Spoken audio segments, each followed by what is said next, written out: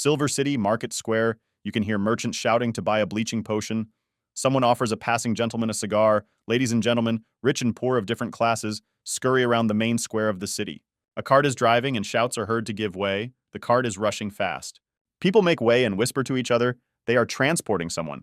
Apparently a new prisoner. There are so many guards accompanying him. In the cage of the cart, pointed ears and golden pupils are visible. So it must be a werewolf, someone in the crowd suggests, wanting the creature to die. Apparently it killed a lot of people.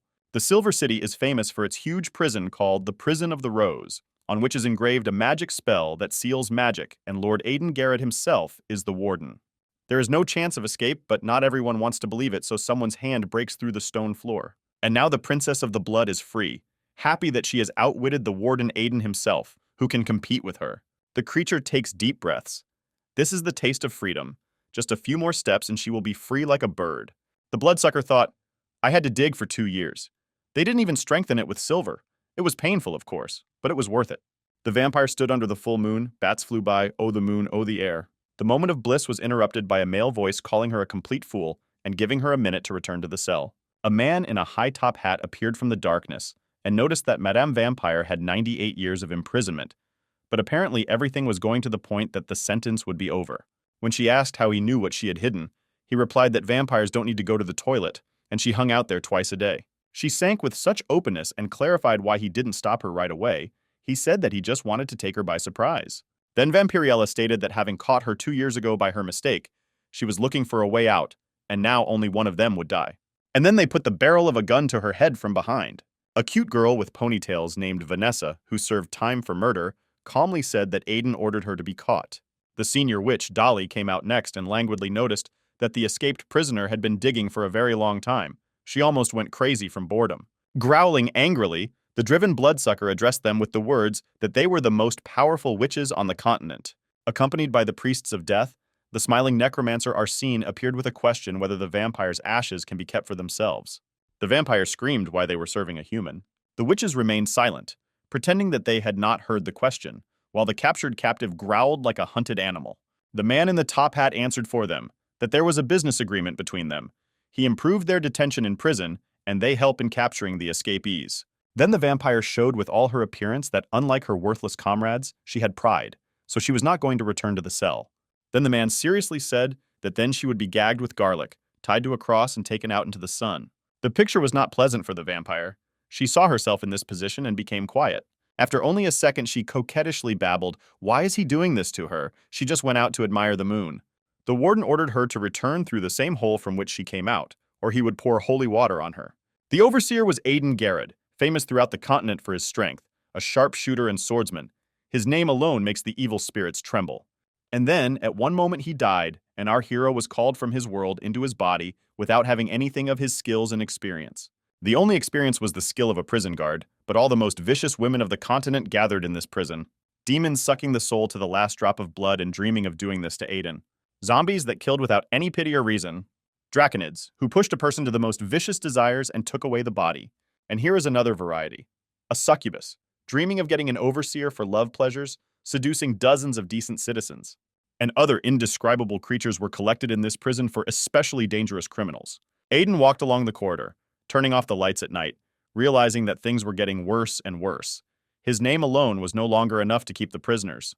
Passing by another cell where a creature with many snakeheads sat, hissed to the warden that the mountains would no longer shake on his behalf, and then added that now he was a piece of shit, especially after her poison got into him 3 years ago. The creature dreamed of tearing Aiden into pieces and savoring each of them, and so each of those sitting dreamed of the same. The man walked with 2 guards, hearing ridicule. From all sides one could hear how weak and pitiful he had become. The half-man, half-animal grabbed onto the bars and growled that he would kill him at the first opportunity. He had no strength left. Then Aiden summoned bright sunlight with a trick, and the half-man, half-animal screamed. It became indignant that prisoners also have rights. The man, meanwhile, was reflecting that in 2 months of sleepless nights, he had managed to learn only the most basic spells, like this flash. He understood that any of the prisoners could tear him to pieces. He walked further and thought about not sending such prisoners to him anymore. Moving to another compartment, he saw chaos and guards lying on the floor. Who hasn't been on the floor yet, screaming at them not to move? In general, it's a familiar picture for Aiden. At this time, a new prisoner was brought in.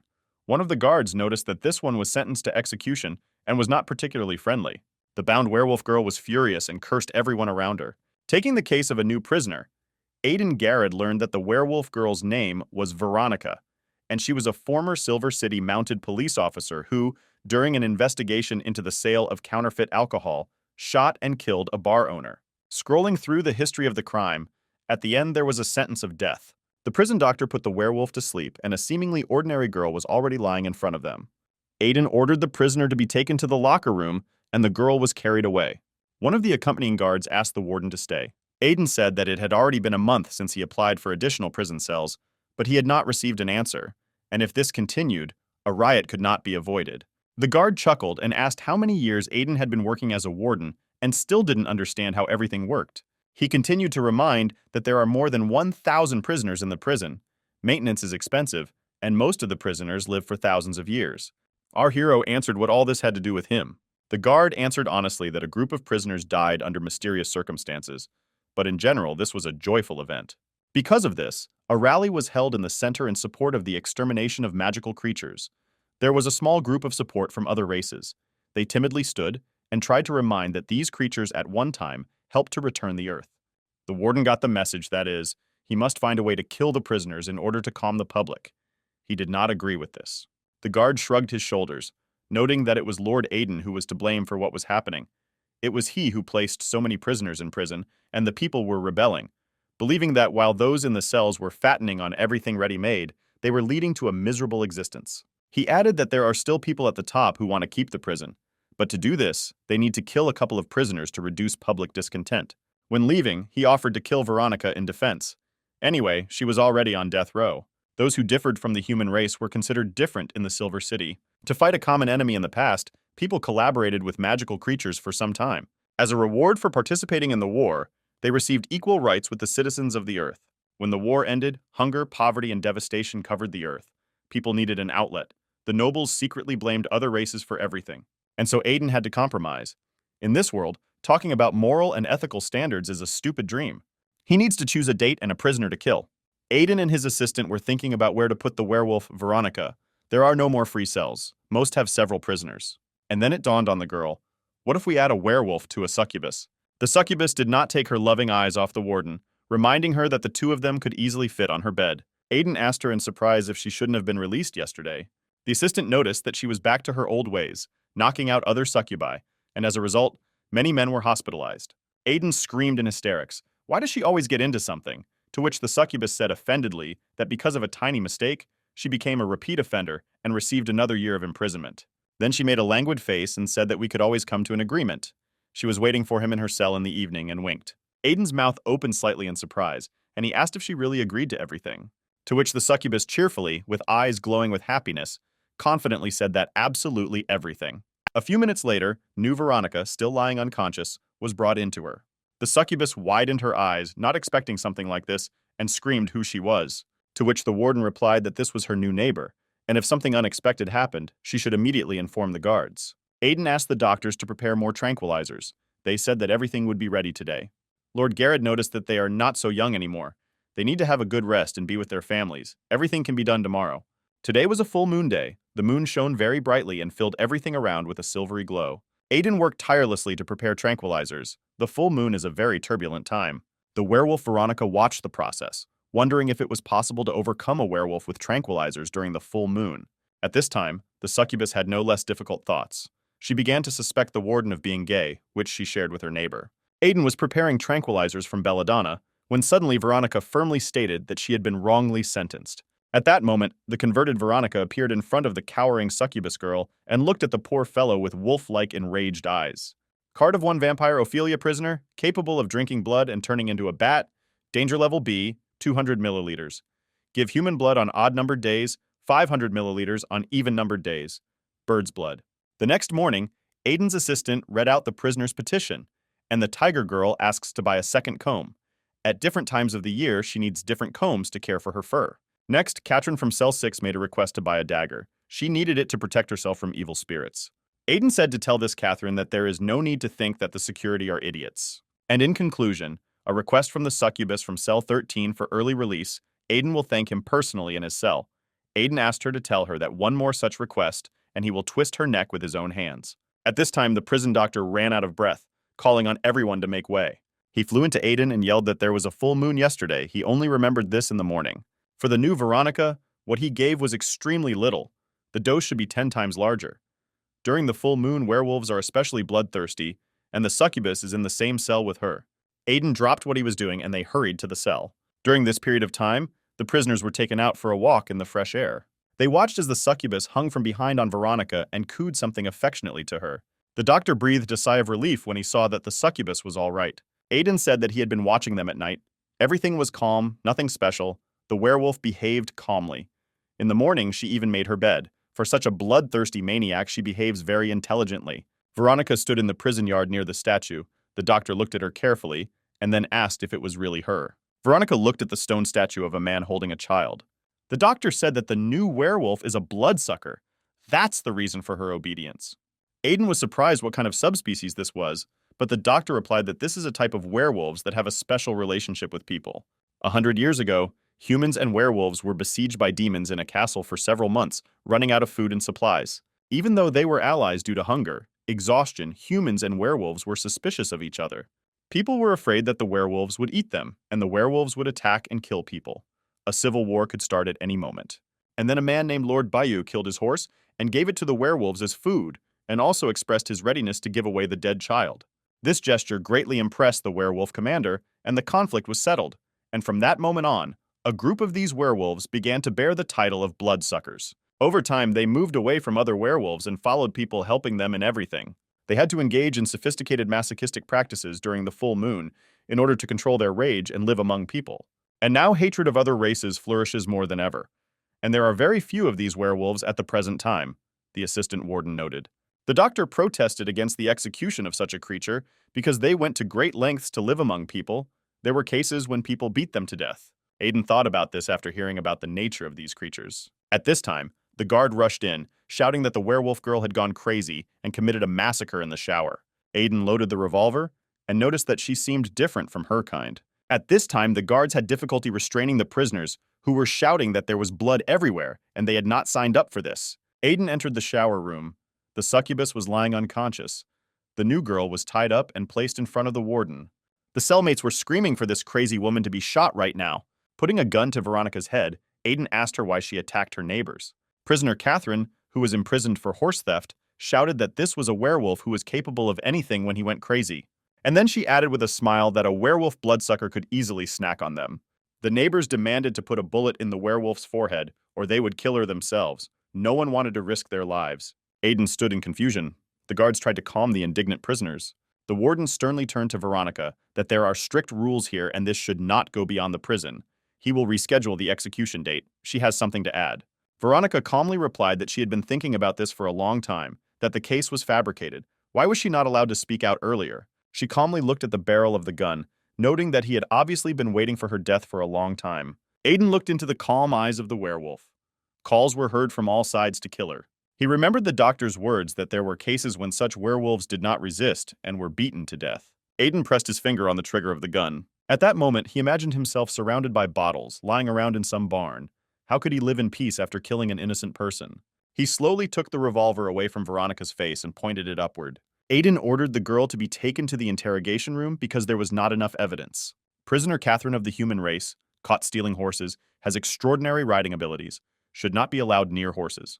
Veronica sat during the interrogation and said that when she entered the shower room, an argument ensued. Two prisoners cornered the succubus and threatened her. The girl simply stood up for her, which the warden recorded and ordered the werewolf to be taken away. She shouted that he was not like that. Let him believe her. She is not a murderer. Aiden said he's read the case and wants to know where she was the day of the murder. Veronica remembered that she had detained a counterfeit liquor dealer. His wife came to the police station to appeal this decision, but Veronica did not pay attention to this. In the evening, she was found shot in the head, to which Aiden asked if she didn't shoot, why they didn't find one cartridge in the weapon. When the victim was killed, Veronica went to visit a friend's grave in an old cemetery. It had been deserted for a long time. There wasn't even a guard. She didn't give her weapons to anyone.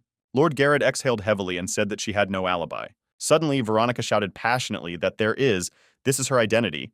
She started with a small militia in a small town and grew to be a member of the mounted police. She was respected in the village, she saved many lives and caught many criminals. I caught a cult leader sacrificing people. thereby saving thousands of lives, but that's not enough. He walked up to the bars where the werewolf was locked and said that this did not prove that she did not kill. The number of people saved will not overcome this murder and the judges will not be convinced, the warden added. The girl was completely depressed. She didn't think that by saving so many people she wouldn't be able to save herself. Having ordered Veronica to be taken to her cell, Aiden sat lost in his thoughts, replaying the defendant's story in his head. At this time, he was informed that the succubus had come to her senses and was being taken to him for interrogation. Megan brought her, although this is not her responsibility. Megan profited from the succubus's money since she was quite rich. The succubus immediately rushed to Veronica's defense, declaring that she was innocent. Then, with a proud look, she began to talk about the incident. She is a famous entrepreneur in the Silver City, and those new ones, Catherine the horse thief and Anna the pirate, lay in wait for her and blackmailed her. Just when she thought she was done for, Veronica intervened and gave them a hard time, telling them in detail how she hit Catherine across the bridge of her nose and knocked her accomplice to the floor. When asked by the warden how she herself ended up on the floor, the succubus embarrassedly said that she simply stepped on a bar of soap on the floor and passed out in such an annoying way. She added that she believes Veronica was falsely accused of murder. Aiden conducted the interrogation in detail, reconstructing the picture of the incident from the words of the succubus. The picture with a bar of soap on the floor and an absurd fall looked especially interesting. The succubus said in a low voice that her race can penetrate people's dreams while they are sleeping, and she penetrated. Veronica's world is collapsing because no one believes her. She said that she saw in a dream that she was framed. Aiden noted how he could be sure she wasn't interfering with her sleep. And then the succubus screamed that he was going to condemn an innocent man. The warden's heart began to beat wildly. He again saw a picture of painful death, and the succubus added that her conscience was clear. She told the truth. He again saw a picture of a painful death, and the succubus added that her conscience was clear. She told the truth. This picture and the fear of torment due to a mistake drove him crazy. It was not easy for Megan to take away the resisting succubus girl, who was screaming that Aiden was the man of her dreams, and she had paid a lot of money to go to jail to meet him. The warden was in despair. This whole picture haunted him. What if the werewolf was innocent and she was executed? How would he live with this? He and his assistant studied Veronica's file, which said that the defendant lost control of her emotions and shot the victim in a rage. But usually when werewolves attack, they rarely use weapons, the assistant noted. She is still a mounted police rider. It was difficult for the girl to reach a verdict, but she was more inclined towards innocence. Aiden noticed that she came to this conclusion after reading a few lines. Lord Garrett added that the more he delved into this matter, the more questions he had. Then the assistant asked what it was about this new girl that they were spending so much time studying her case. As he left, he replied that killing an innocent person was worse than eating a tub of shit. The moon was shining brightly, the succubus was leafing through a magazine with very masochistic pictures. Making rumbling sounds, she prevented others from falling asleep. When they shouted to shut up, she yelled irritably that she needed it for her health. She was still young, and they were 1,000-year-old women. At some point, she felt someone's finger pressing into her back, turning around and seeing the face of the warden. The succubus didn't understand whether she was sleeping or whether this was reality. A mad passion overtook her, and she rushed at the man. The warden had to throw the excited poor fellow down and close his mouth. He pressed the succubus's lips and said that she wants to help Veronica. That's why he's here. Veronica was sleeping, and it was the right time to crawl into her subconscious. The warden noticed that it's not often that you get help from her, to which she answered offendedly that she knows how to be grateful because Veronica saved her. The succubus took the sleeping Veronica's hand and asked the Lord if he was ready to plunge into the girl's sleep. He nodded as a sign of readiness, ordering him not to add anything of his own. He felt her finger at his temple and reality began to blur, and the words of the succubus that she was not able to change anything only show. And now he sees a lot of dead werewolves, blood, and the words of the killer that the rumors are true. These werewolves do not fight back. Veronica screams in tears that they shouldn't die like this. They didn't hurt people. They leave and say that they keep their promises. It is their nature. She remains alone. The girl screams for help, tries to find someone, but there is no one. A wooden puppet man in a judge's outfit appears, takes her hands and clarifies that it is true that they have begun a hunt for her subspecies. They will find the killer. Before she has time to thank her, she finds herself in shackles, and he, scary and tall, towers over her with burning eyes, accusing her of murdering a man. She tries to justify herself that she did not kill, but the terrible voices of puppets are heard from everywhere calling her a murderer. Next, you can see the blow of the judge's gavel and the sentence of death. Veronica covers her ears and screams why no one believes her. She didn't kill. And so he and the succubus returned to reality again. Veronica began to toss and turn and could wake up at any minute. The succubus asked why Garrett simply couldn't vouch for the prisoner, to which Garrett replied that she didn't understand everything. The judge would insist on execution because the dead couldn't speak. But then he remembered about Arsena the necromancer. That's right. That's who can help. And then they heard voices welcoming the arrival of the senator to the Rosa prison. Aiden entered the office where Senator Anthony was waiting for him. He did not turn around when he heard that the warden was in the room. Aiden was the first to turn to him, noting that coming to Rosa in the middle of the night was not the best idea. Wrong assumptions might arise. The senator, without looking at Garrett, asked him to think about himself and not involve others in his problems. In response to a silent question, Senator Anthony continued to scold the warden. He had heard rumors that Aiden was intensively investigating the case of a criminal sentenced to death, instead of killing the prisoner so that the prison would not cease to exist. Aiden noted that the senator had an excellent informant, to which he replied that he owned the local newspaper. He threw a newspaper on the table in which on the first page there was an article about a bloodthirsty werewolf and an unfortunate victim who was torn to pieces. He continued, "What if in the next issue there will be an article about Aiden as a legend of the Silver City dispensing justice?" They both presented a photo of the warden as a hero savior on the front page. The senator tried to convey to the warden that he was trying with all his might to present it, but Garrett did not understand what he was doing. Having killed one maniac, Lord Aiden will become the hero of the city. He will be admired, loved, and they will be able to save the prison. Then he asked Aiden why he was conducting an investigation if there was a court decision, to which our hero replied that there were a lot of inconsistencies in the case. At this statement, the senator lost his temper and yelled, "Did he understand that this was tantamount to a slap in the face of justice? The court? The committee members would feel hostility towards both the warden and Rosa." He looked into Aiden's eyes and asked him to come to his senses. Now is not the time for self-will. Then let him investigate what he wants. But now he needs to get on the pedestal so as not to lose what he has. He agreed that there were many unjust sentences in the Silver City, but now he had to endure it. Outside the window, it was pouring rain and thunder roared, lightning flashed.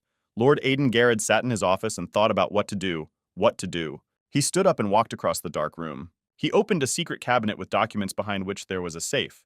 Pressing the desired combination, the opening in the wall opened. The door to a secret underground passage opened.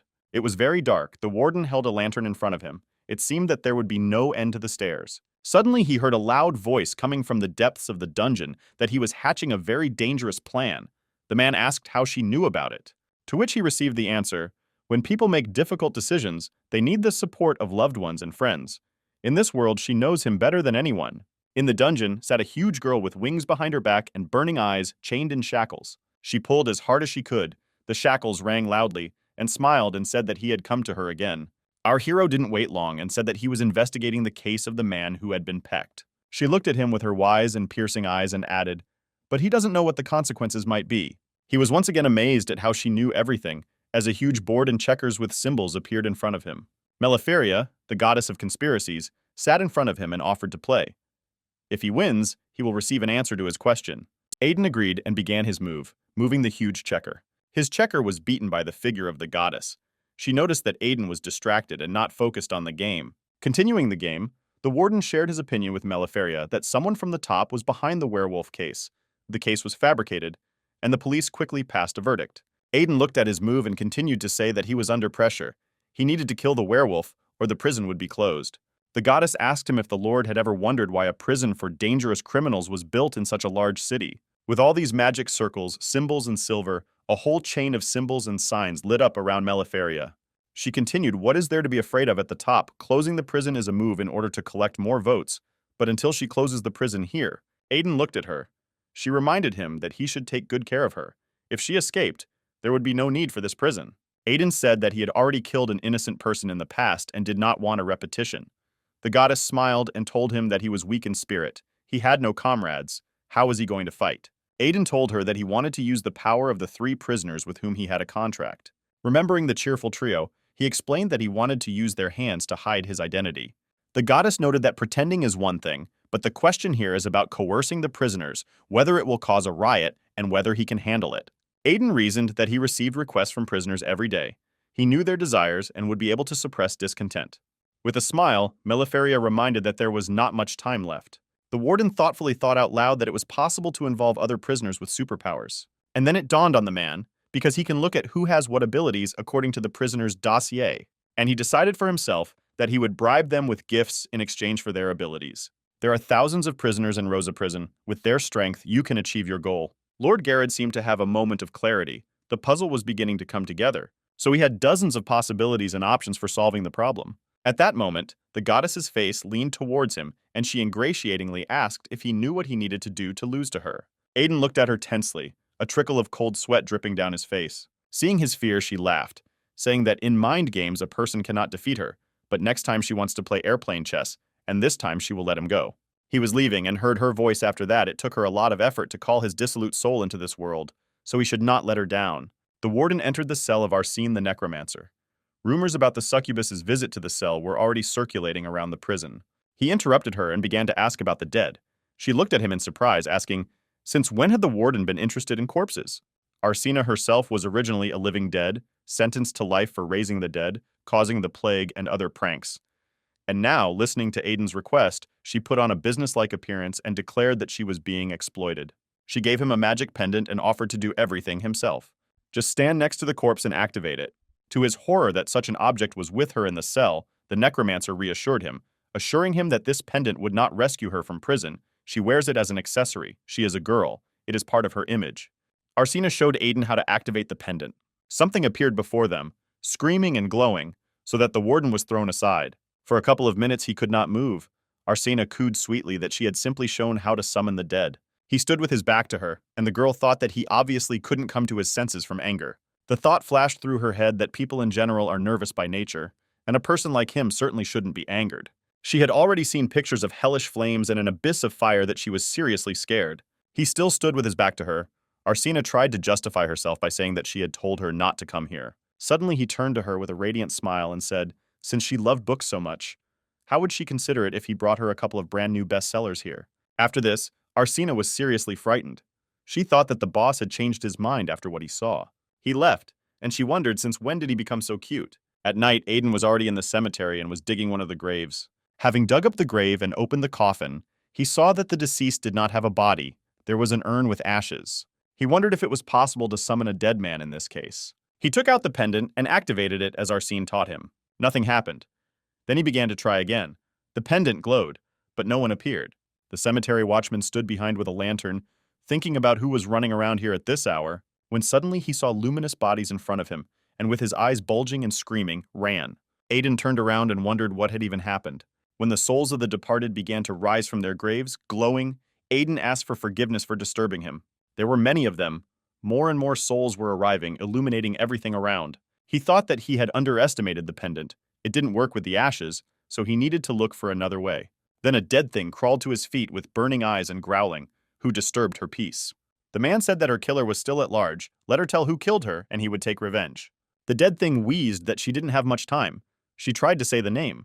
Then a flash of emerald light appeared, blinding, so that the warden closed his eyes. He saw a picture of her being thrown to the ground, and a male voice asking if she wanted everyone to know that her husband had been caught selling counterfeit goods. The woman screamed for him to let her go. She paid him. And after that, he shoots the woman, she dies. She disappeared and asked to avenge her, but Aiden shouted for her to name the killer. He was overcome with impotent anger. What to do now, how to figure out who it was. Although if you think about it, you can find some clues in this, you just need to think carefully. Our hero began to remember fragments of what he had seen. The man who shot the costume was typical of a mounted police officer. Probably after the murder, this man missed work in order to fabricate evidence against Veronica. The mounted police officer has access to weapons and could well have pulled out the cartridge. The next morning, Aiden came to meet with the keeper of the armory. The custodian, whose name was Bruce, opened the door to his office. Aiden noticed his uncertainty and thinness. Bruce was very surprised that he could see Lord Aiden himself with his own eyes. Putting on a casual appearance, Aiden said that he had a problem with his revolver, so he thought of stopping by here while passing the police station. The guy asked with a smile what was wrong with the Lord's weapon. Still smiling radiantly, the supervisor said that the drum was not spinning. Suddenly the guy trembled, began to sweat, and said that he needed a few days to do this, since he was very busy with work. Aiden agreed, thinking to himself that this was clearly not a killer. He remembered the physique of the killer from the vision, and looking at this frail physique of the boy, he realized that it was not him. As Garrett walked out, he thought that he couldn't be scared off in order to go after a bigger fish. Bruce was standing in thought when his friend called out to him, remembering how much fun they had with the girls yesterday, but he was not in the mood for a conversation. Aiden couldn't get out of Bruce's head. Maybe it was a coincidence and his weapon really broke. And then he heard a group of men gathered and animatedly discussing something. The cemetery watchman said that a man stood in front of the grave of the innkeeper, and all the ghosts bowed before him.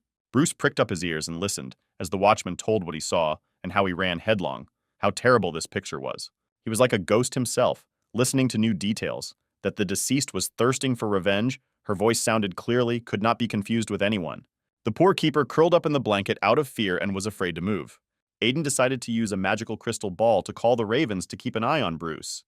The warden thought it very suspicious that he had hidden. Using the ball, he summoned Dolly, one of the most powerful witches. She sat as if in rows, seeing the warden with a smile and asked how she could be useful. He reminded her of the benefits of cooperation with him. After she subdued and led away the wild animals from the zoos, Lord Aiden subdued her.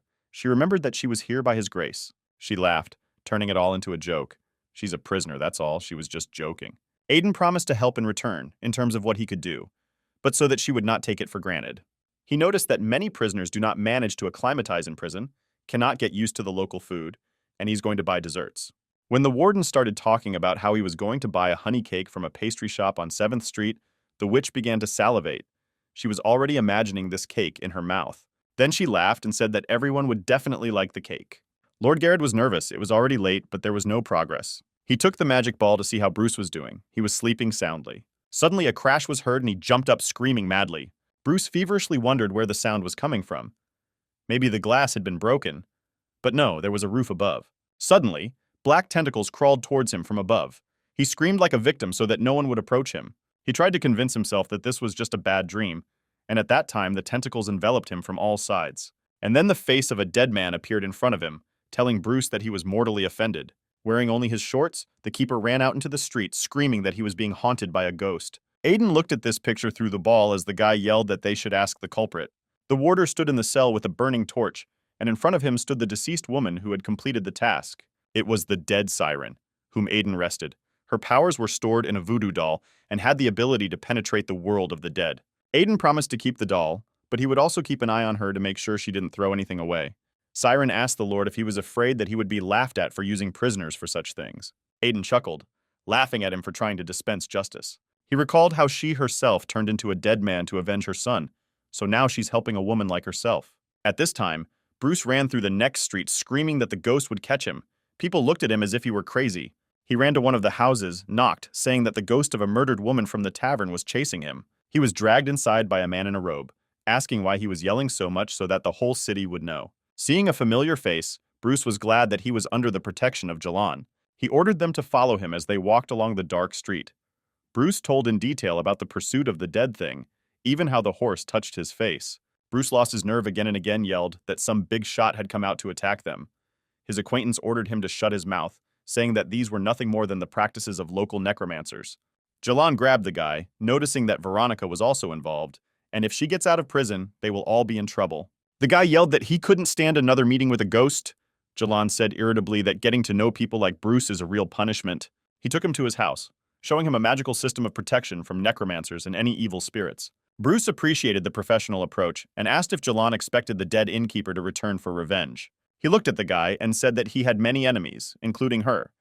If Bruce wants to stay with him, he must understand that the road to power is paved with corpses. Aiden at this time asked Veronica about Jalan, whether she knew him and what the relationship was between them. Veronica remembered how she was preparing her horse, getting ready to patrol, when Jalan approached her, asking if she had thought about his proposal. He offered her to spend a couple of nights with him in exchange for a promotion. Her response that she was not interested in him angered Jalan. He raised his hand to hit her, but Veronica intercepted the blow. He insulted her, calling her a dirty and shameless creature. After this, Veronica was sentenced to death in this prison. Aiden was not surprised. Rich people like Jalan, if they don't get what they want, they simply trample underfoot, and he asked to tell more about this man. Approaching one of the prisoners, he asked her how she was doing. He showed a stack of letters, saying that they were not sent, and it is not surprising because whoever reads them ends badly. He reminded her that she had unique abilities that others could not achieve. Aiden offered a deal. She helps him get one coward out of the house, proving that she can be trusted. The creature that the fisherman caught did not belong to any race. When she wrote letters to them, they all fell into madness. Having broken the window into the room where Bruce was sleeping, a bird flew in with a letter. The guy stood up wondering what just happened. Having opened the letter, his face began to change. It was not entirely clear what was written, but horror and panic began to overwhelm him. I began to feel very dizzy. Pictures of fire, chaos, the room swam before my eyes. Bruce went to the window where the bird had made a hole and looked out into the street. Jalan heard his screams and went up to him to find out what happened. Bruce, with wild screams, again in his shorts, rushed past Jalan, who was calling him. Bruce, with his face twisted in horror, shouted that the end of the world had already come, Chaos had come. Jalan called the butler and ordered him to catch this madman. Bruce saw a surreal picture in which huge tentacles surrounded him on all sides. There was no one else in this world except him. He felt like he was in a terrible vacuum. And then he sees in front of him the angry ghost of the tavern owner who came to kill him. He shouted for her to leave him and not touch him. Bruce lay in the courtyard of Jalan's house, seeing the butler who was trying to calm him down from the late innkeeper. As a result, he yelled at her not to touch him. It was Jalan who shot. Jalan angrily took the gun, intending to finish off this idiot. And Bruce fell at the feet of the ghost he saw and begged for forgiveness. The keeper sobbed and muttered that let the one who is guilty pay. At that moment, a bullet touched him. It hit his glasses and earlobe, and the guy began another attack of madness. At first, he imagined a crow attacking him, but then the real picture was revealed, and he realized that it was Jalan who was shooting. He was on his knees, not knowing what to do. The frightened butler ran away. Jalan again aimed at Bruce's face, saying that he himself had called for his own death. Before he could shoot, a flock of crows flew at Jalan, knocking him down, which gave Bruce the opportunity to get to his feet. He ran as fast as he could, screaming and begging for salvation without looking back. He then slipped and fell into a hole that looked suspiciously like a grave. Lying down, he saw a sign with a tombstone. It was Veronica's grave. And then dark shadows approached Bruce from all sides. He screamed so that they would not approach him. These were shadow ghosts rising from the graves and trying to surround the guy. And now he is already running along the city street, demolishing everything in his path. People calling him an idiot and shouting after him. In his clouded mind, he saw not a city square but a cemetery and ghosts chasing him. And so he approached another glowing tombstone and saw his date of birth, name, and signature that a notorious scumbag rested here. He gasped in horror, realizing that this was his grave. Jalan appeared before his eyes and told him that if he wants to stay with him, he must remember that the road to power is paved with corpses. Bruce realized that it was the souls of the people killed by Jalan that were haunting him. Looking at them, Bruce asked either them or himself whether the same fate awaited him. The ghosts began to disappear, dissolving into a greenish fog. And so Bruce sees around him a city square on which he stands half naked and people passing by him. He heard that the townspeople were calling him a sick psycho who was talking to himself. And so he sits repentantly in Aiden's office and gives his testimony with tears in his eyes. He is ready to act as a witness in the case of an innocent person in this prison. He admitted to Aiden that he changed the bullets in Veronica's weapon, for which Jalan gave him money. He tearfully asked only to protect him. Aiden decided that he would be safer in prison. Jalan was on horseback looking for Bruce. He ordered the butler to find him wherever he was. A servant ran towards him shouting that Lord Aiden knew about the crime committed. The warden had been tracking the suspect through the witch's magic ball and decided it was time to capture Jalan. Having mounted his horse, Aiden went to catch the criminal, ordering him to cancel all meetings. The little rat jumped off the back of the running horse and went into the cell. She ran to the one she served. Arsena the necromancer looked at the little stranger in surprise. A hand appeared from the cell, and the rat jumped on the hand. The voice said that Dolly was very brave, how many times she helped out the warden, but at this critical moment, she ran away. It was the witch Dolly who lost faith in the power of Lord Garrod.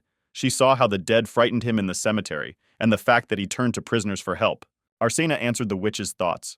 She doesn't care what the warden really is, as long as it doesn't affect her comfort in this prison, and again buried herself in reading the book. Dolly noted that she does not plan to stay in this prison for the rest of her life. If Aiden is really not real, then there is nothing to worry about at all. She saw that Aiden was in for a trap, so let's see how he gets out of this situation, she thought. Someone stood on a tree and watched the jumping warden, saying that it was time to test what she was capable of. Veronica, sensing something was wrong, began screaming to be let out. The warden was in danger. Dolly waved her hand indifferently and told her to stop yelling.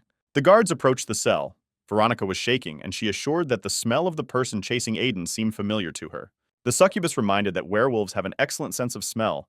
They need to release her to save Lord Aiden. The werewolf, in desperation, asked to be released, but they just looked at her silently. They decided that the prisoner was simply taking them for idiots and wanted to play a prank in order to escape. At that moment, Aiden Friend's assistant appeared and ordered Veronica to be released under her responsibility. Besides, all the facts about her innocence were in hand, and she would be released soon anyway. The guards looked at Frenda in surprise. But after a couple of seconds, they turned to the cell where Veronica was sitting and began to open the lock. The witch muttered offendedly that she would complain about such injustice. Not only werewolves have a good sense of smell. The little funny elf screamed that she was curious to know what was happening. Let them tell her. The succubus declared victoriously, since she is the official girlfriend of Lord Aiden, she was personally brought up to date. Jared was rushing away from the warden when something began to attack him. He waved his hand away, screaming to get away from him. Aiden knocked him down as he walked, causing him to fall off his horse. A minute later, Jalan was lying on the ground, and the warden was suspecting him of committing a crime. At that moment, the warden's horse reared up and he grabbed the reins so as not to fly off. A sharp saber slashed the animal, cutting its belly. Aiden felt that he was losing his balance. The dead horse lay on the ground. Jared and the stranger stood nearby. The stranger told Jared to run. He would teach the warden a lesson himself. As Jared ran away, he turned to Lord Garrett and introduced himself as a bounty hunter. Hunter White was hired by Jared. He took on the most difficult assignments, and the poet was very happy to end the life of the warden. He stated that if he kills the legendary warden Aiden, he will get rich. The next second, he rushed at Aiden with lightning speed. He was truly a professional in his field, not allowing the warden to dodge. Another minute, and Lord Aiden would have been dead, but suddenly they heard some noise. Veronica, who was beginning to transform, rushed at the hunter from above. She broke through the magical protection that White surrounded himself with for invulnerability. Aiden was amazed to see her here, how she could get out of prison, but the girl shouted at him to catch up with the criminal. She takes it upon herself. He wanted to help her, but he understood that by this time Jared would have time to run far away. He saw the headhunter's sharp saber, which easily cut his horse. Telling Veronica to be careful, he rushed to catch up with Jared. White was pissed off at this girl who thought she could beat a pro like him. He rushed with a saber at Veronica, who was able to dodge in a matter of seconds. Seeing the clouds of smoke in front of her, she couldn't figure out where White was. He jumped out to cut her, remembering how many years ago he trained his skills on werewolves, and then one girl ran away. The girl was gasping for breath. Her eyes were watering. She was making her way through the smoky veil. She saw a figure similar to White and rushed at her. Veronica, gathering all her reserves of strength, hit the standing figure, but it turned out to be a hunter's cloak on a tree branch. He jumped out with a crazy grin, deciding at that moment to finish off Veronica. Having thrown the magic vessel, he laughed and said that she was finished. She would no longer be able to dodge. A vessel with a magic potion revived the tree, which turned into a monster. Its roots were emerging from the ground, and one had already wrapped itself around Veronica's leg. At this time, the bounty hunter, sitting on a tree, pulled a crossbow and shot at the girl. She ran screaming. The arrows pierced and tore her skin until she bled. At that moment, her eyes lit up with yellow fire and she began to turn, since she was much stronger in the body of a werewolf. Jared was in the city. He made his way past other people, looking around to see if anyone was tracking him, when he suddenly saw Aiden running towards him, cursing that even the bounty hunter could not stop him. The enraged criminal decided to hide between the narrow streets to get lost in the crowd. But at that moment, a cart with logs was driving away and crashed into him, breaking his nose until it bled, and he fell to the ground. Opening his eyes, he saw Aiden standing, who reported that now Jared was not only a participant in the murder, but also the organizer of the attempt on his life, and there was no justification for this. People began to pay attention to them. Aiden, leaning on his cane with one hand, held the revolver with the other and pointed it at Jared, who was twisted with rage, and was rummaging through the inside pocket of his coat, taking out a weapon. Aiden fired a shot, but nothing happened. Not a single bullet, but he was loading the weapon. The criminal chuckled. How can the warden kill him now, meanwhile taking out his weapon? Our hero cast a light spell, and Jared closed his eyes from the sudden flash. Lord Garrett raised his sword to his throat. The criminal croaked that he had nothing to do with the murder. Why drag him into it? The townspeople were talking about what was happening, and one, hiding behind the cart, asked what their master should do in the hands of Aiden. The crowd murmured indignantly, "This is the same warden from Rosa Prison and he attacked this man." Jared decided to take advantage of the situation and began yelling that they wanted to kill him and ask for help. He never ceased to attract attention by shouting that they wanted to kill him in broad daylight. Aiden ordered to close his mouth, otherwise he promised him something more than just bloodshed. Driven into impotent anger, the criminal decided to use the last opportunity to escape by taking out a knife from his sleeve. He intended to sharply thrust it into Aiden, thinking that he himself would be saved and he would go to another world. But suddenly his eyes rolled back and he began to fall backwards. Jared was killed. Everyone looked at the gloomy man who shot him so coldly. Dead Jared lay at the feet of the warden. People shouted that they had killed a man. And then Lord Garrett remembered what Veronica told him about Jared, that he was supposedly the illegitimate son of a member of parliament. The man declared for everyone to hear, declaring Veronica innocent, the real culprit being the one he just killed. The man said that the criminal was his son. Because of his incompetence, he allowed his son to act like this, but now he could not allow him to escape responsibility. Bowing to the warden, he asked Aiden to talk to him alone. The man lamented that it was his fault as a father if he had been harsher to his son. People tried to calm him down, amazed at the nobility of Mr. Anthony. Suddenly, everyone turned around to hear a roar like an earthquake. Aiden ran, remembering that Veronica was there, if she was okay. Anthony looked unkindly after the fleeing warden, thinking to himself that he was not finished yet. The clearing looked like a battlefield. A burnt tree lay on the ground itself was scorched. At some point, someone grabbed the guard by the trousers. It was Hunter White lying on the ground. He babbled for help, expecting salvation from the one he had recently tried to kill. This is exactly what Aiden answered him. Why on earth would he save his killer? He, bulging his eyes, remarked that all noble heroes should do this. Lord Garrett looked at him as he called for the law. to which Garrett replied that White's employer was clearly not familiar with it.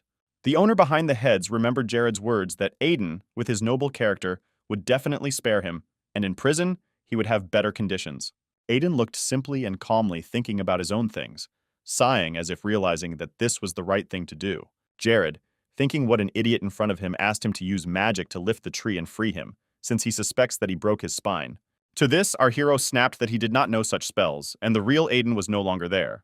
Then he slowly took out his sword and raised it above the hunter. He realized that death was close and thought, that's why he is so weak in fights. This is not a real warden. Garrett's last words were to say hi to Jade. So Aiden was the last thing that bounty hunter White saw before his death. The warden did not know where Veronica was and began to call her, when behind a tree he saw that she had curled up into a ball. She asked him not to approach, but it seemed suspicious to him. Turning behind a tree, he saw Veronica, who was in the process of transformation, and without clothes, she screamed in shame. Aiden closed his eyes and exhaled apologetically, because he thought that everything was bad with her.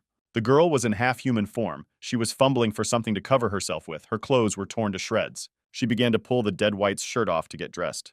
But then the warden took off his cloak and handed it to the girl. They walked along a city street. Aiden asked Veronica if she had completed her transformation. She replied that as soon as her pulse decreased, she would be fine. Our hero noticed that she did not become a werewolf until the end, to which the girl laughed and said that this was her problem. In her home village and in her family, she was the only one like that, and they constantly laughed and made fun of her. Once, Grandma scattered her relatives with a broom because they were fooling around teasing her. At that time, her mother was alive, who was pregnant at that time. Then the girl sadly added that it would be better if they had never come to the Silver City. Aiden agreed with her, noting that with a character like hers, surviving in this vicious city is really difficult. He invited her to return to the village after her release, but Veronica sadly shook her head. She's ashamed to return, because she boasted so much that she would become popular with people. How will she now look them in the eyes? Suddenly they saw a crowd of poorly dressed people. Aiden wondered why there were so many poor people here. There were old people and young people there who asked the police where the Rosa prison was located. Veronica looked at them and couldn't believe it. These were her fellow villagers, relatives. They were looking for her. Local residents passed by and waved them aside as if they were annoying flies. She suddenly remembered how they all came out to see her off and asked her not to forget them, because the village would always be her home. When Veronica left, she promised to save enough money and treat them to the most luxurious restaurant in the Silver City. The girl ran away shouting that she was here. Within a couple of seconds, she was hugged by a crowd of people who loved her, the granny holding her close and not wanting to let go. She cried, looking at how grown-up Veronica had become, to which she, beaming with happiness, asked how they ended up here. They said that as soon as they found out that she had gone to prison, they decided to go to the city. There was no post office in their village. It took them half a month to get here. Then Veronica looked at their feet, worn-out shoes, some with toes sticking out of their shoes. They jabbered that they were looking for her all over the city. No one thought that she had been arrested. Seeing Aiden approaching, Veronica burst into tears and asked him not to laugh at her. The crowd began to shout at him why he was holding the girl, to which he hastened to reassure them that this was a misunderstanding, and Veronica would soon be acquitted. A couple of gentlemen in expensive outfits looked at the residents. The man angrily barked, calling the crowd poverty, which is not allowed to walk around the city, but must sit within the confines of their slums. The girl and the baby offered to go back, since everything was resolved so well, but one guy said that Veronica had promised to feed them dinner in a restaurant. Then someone pulled him painfully by the ear and hissed that it was impossible for their Veronica to be seen with a crowd of villagers. She was now a city dweller. The girl was very uncomfortable because she had no money and she felt ashamed. Then Aiden intervened and said that they had come such a long way and should stay here for a couple of days, and Veronica had a bonus in her pocket. The girl widened her eyes in surprise. What kind of bonus? The villagers were no less amazed. Having rummaged in the pocket of the cloak that the warden gave her, she saw a bunch of coins. They were gold pounds. People opened their mouths. For the first time, they saw this empire's money with their own eyes. The girl held the money in her hands, not knowing what to do. Then Aiden said, "How about feeding everyone in the restaurant?" At this time, the out-of-breath Frenda ran up with 2 guards. She breathed out a sigh of relief when she saw the Lord alive. He cheerfully turned to his assistant and invited her to go and have dinner with him, Veronica and her friends at the restaurant. And then, glancing at the taken-aback couple of gentlemen who froze like statues, that there will always be those loafers wandering around the city who will blurt out indecent things towards decent people. Frenda took the hint, took out a weapon, her partners did the same, and menacingly headed towards the gentlemen. They ran away screaming and cursing. Left alone with Veronica, Aiden asked her to accept this money as moral compensation for this whole misunderstanding. A noisy crowd walked down the street. Frenda offered to accompany them, and Veronica could not believe her luck.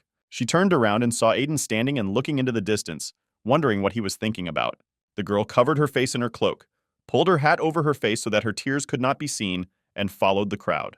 Veronica's case went well. Everything was resolved successfully. Anthony did not take a lawyer. During the interrogation, everything became clear. Everything fell into place. It was pouring rain. Anthony did not notice it as he walked past the crowd. He willingly shot his son in the back, so unlike his usual behavior. Aiden and Frenda, looking at him, thought he did this so that the incident would not become public knowledge, so as not to lose his status as a member of the government. Or there were worse things lurking here and they could come to light. After the case was over, Veronica and her fellow villagers returned home to the village. And so he plays with the goddess Malferia in the dungeon, who was interested in whether the prisoners received the promised benefits, to which Aiden noted that it was strange that the goddess was interested in such things. She laughed and replied that it was not about her, but about him. She perfectly understands what people are thinking. Suffering or admitting defeat are two different things, and for Edward, the story is not over yet. She told him that his only means of defense was to effectively use the prisoner's abilities. The game Edward began to play became more and more interesting. There was lunch in the prison. The prisoners approached the cook and received their portion. When Dolly's witch's turn came, she heard behind her being called the warden's little dog. Approaching the distribution, she smiled charmingly and said loudly that there was no other food, since her stomach was bothering her.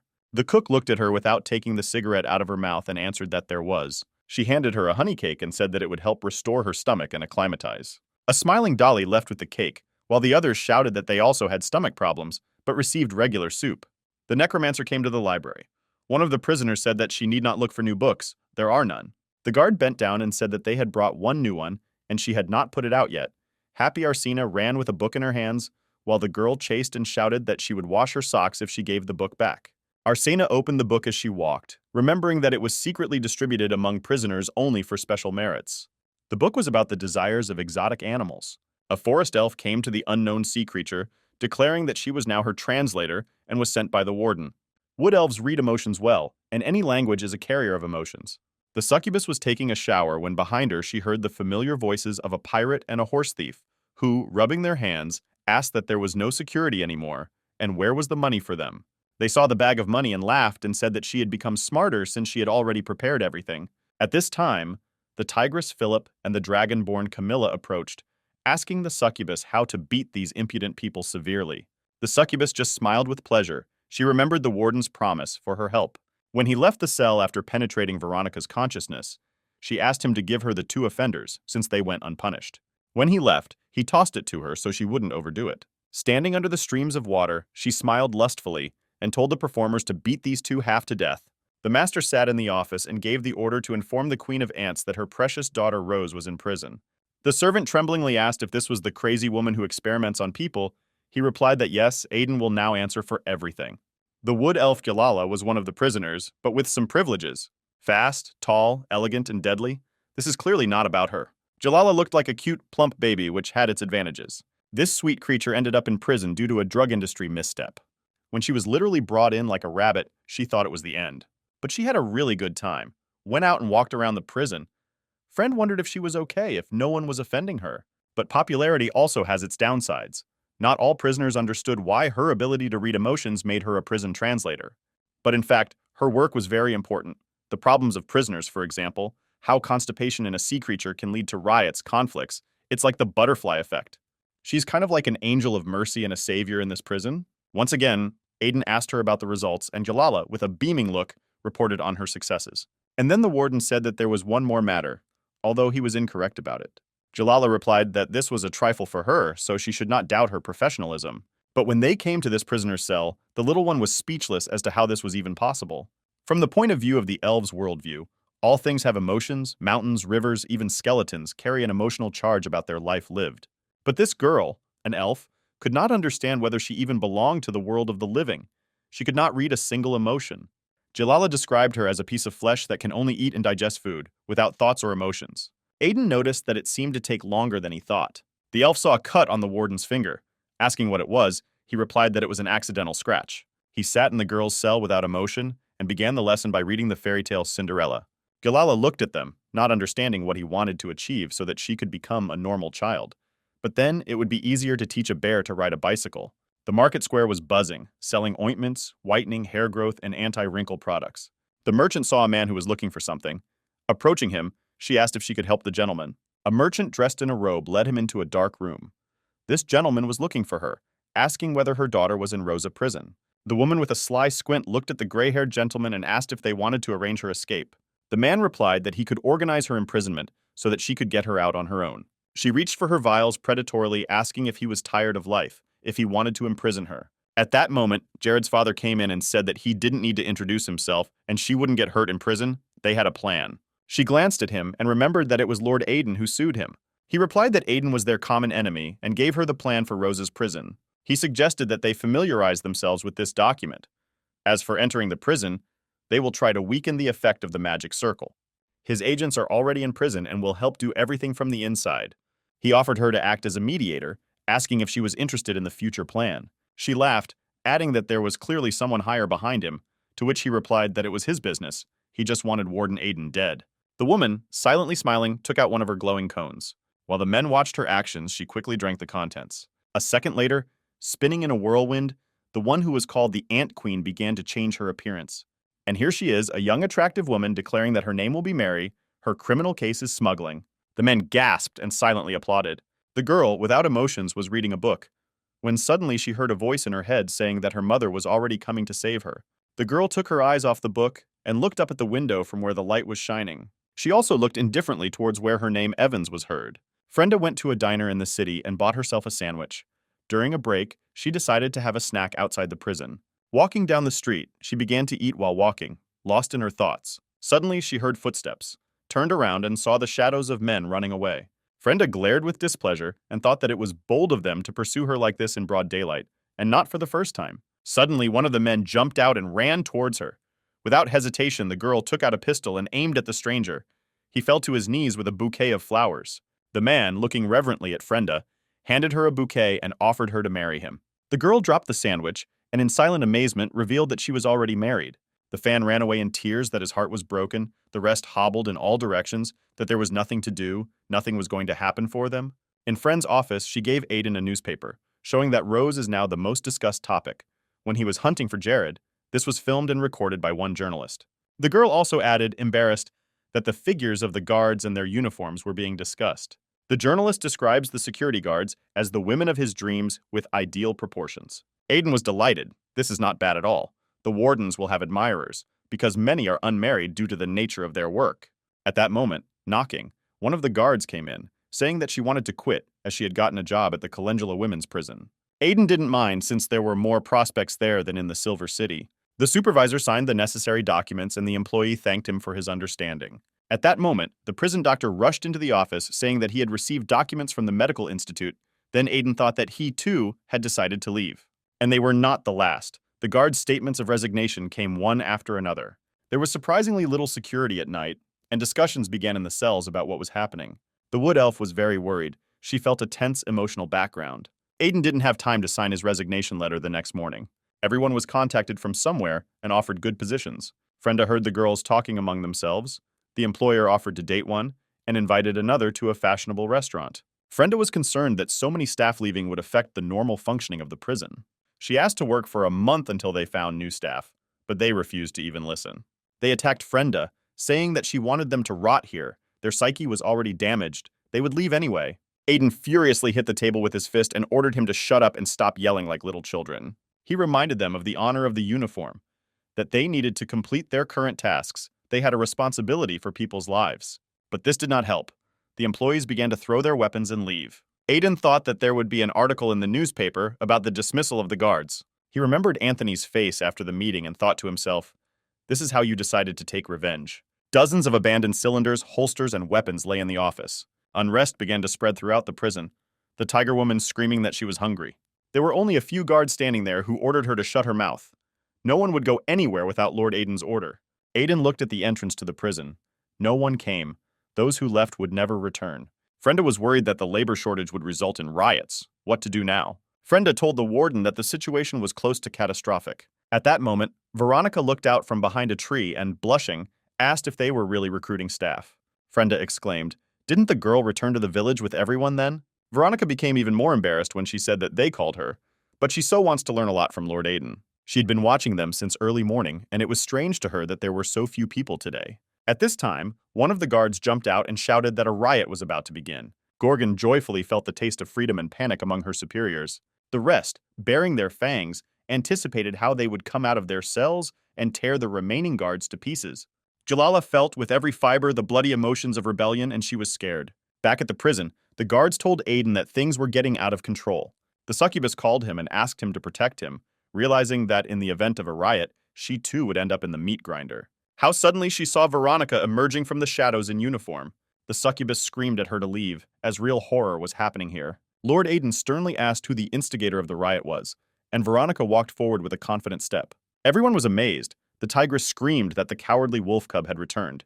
Apparently things were very bad in prison. Friend, seeing Veronica's confused face, told her that if she didn't manage to gain authority right away, then in the future it would be difficult to communicate with criminals. Veronica pointed her finger at the bandit trio and ordered them to be taken out.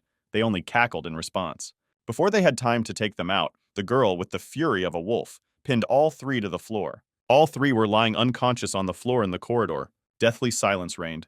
Veronica asked if anyone wanted to try her fist again. One of the guards admired how such a fragile girl had so much strength.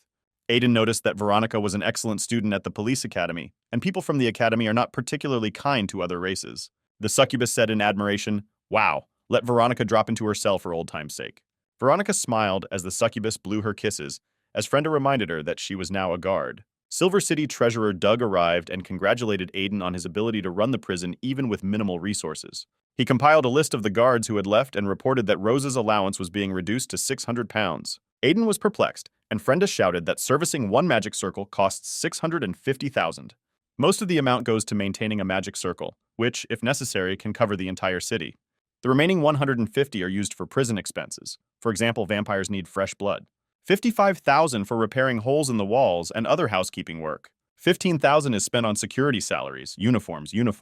Frenda summed up that even if all the security quit, there won't be enough money. Is it really possible to cut the maintenance by 200,000? The treasurer said that he was misunderstood. With Overseer Aiden's abilities and strength, the magic circle no longer needed to work at full strength. The girl screamed that the city would be doomed, and Doug remarked that she doubted the strength of her boss. The treasurer left with the words that everyone believed in the power of Lord Garrett, and Frenda sadly asked what they should do now. Aiden was overcome by the darkest thoughts. Chaos must not be allowed to happen. Then he told the stunned Frenda that she was now his deputy until he was in prison. He tiredly rubbed his eyes and said that he needed to think about how to survive this time. The girl put on her deputy chief's uniform with a determined look. The first to start giggling was the beaten couple that Lord Aiden was not capable of fulfilling his duties and transferred them to others. The words were heard from the cameras, "Why are you here? They threw it at you and you are sitting here for pennies." The girl remembered the words of the warden. The changes that took place in the prison did not look like a mere coincidence. The lack of prison Orana, the weakening of the magic circle, is a conspiracy from above. Ferenda coldly ordered to flog these two, who do not know how to behave. The pirate and the horse thief laughed that they would receive those 20 blows and threatened to take revenge on her as soon as they were driven out of here. Frenda ordered the baton to be handed over to Veronica so that she could deal the blows. Those two screamed in horror. They were in their right mind to let the werewolf beat. Aiden was not so cruel. Frenda told them that no one cares whether they die or live, because first let them think before doing anything. As the two of them were dragged out of the cell, Frenda added that there was no prison doctor, so whether they would survive the punishment or not depended on them. Afterwards, the girl appointed her assistants to be in charge of the sectors, giving them distribution. One of the prisoners wondered, hearing terrible screams, whether Frenda was really that evil. Her neighbor, a powerful lady with muscles who looked like a thug, said that her ears were already hurting.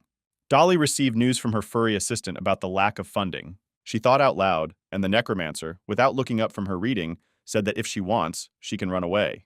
When the witch said that she would report her in this case, Arsena replied that if Aiden loses power, she will run away before Dolly, but for now a contract is a contract. The prisoners were taken out for a walk. One of them kept looking sideways at the exit. Frenda yelled at her not to dare to glare and walked forward. The girl commanded that from now on all prisoners would walk in groups of 10. This is power, Veronica thought. How she can control, and Lord Aiden trusts her with everything. Isabella, who had gone from a supervisor to a superintendent, jumped up to her and said that she would patrol with Veronica. Veronica happily exclaimed that in the future, she also wants to grow to such a position to help Lord Aiden. Isabella said that now they need to monitor the food intake of the captives, and later they will be replaced. At that moment, carts with new prisoners arrived.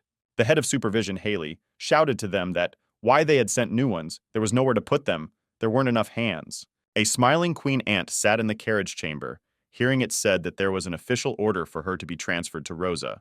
She was given a prison uniform and brought to her cell. It was dark and her neighbor was lying under a blanket. Having asked if she was new, the succubus jumped up and said that this was her 8th trip to Rose because of her love for Lord Aiden, and the guards were like older sisters to her. They had played with her since she was young.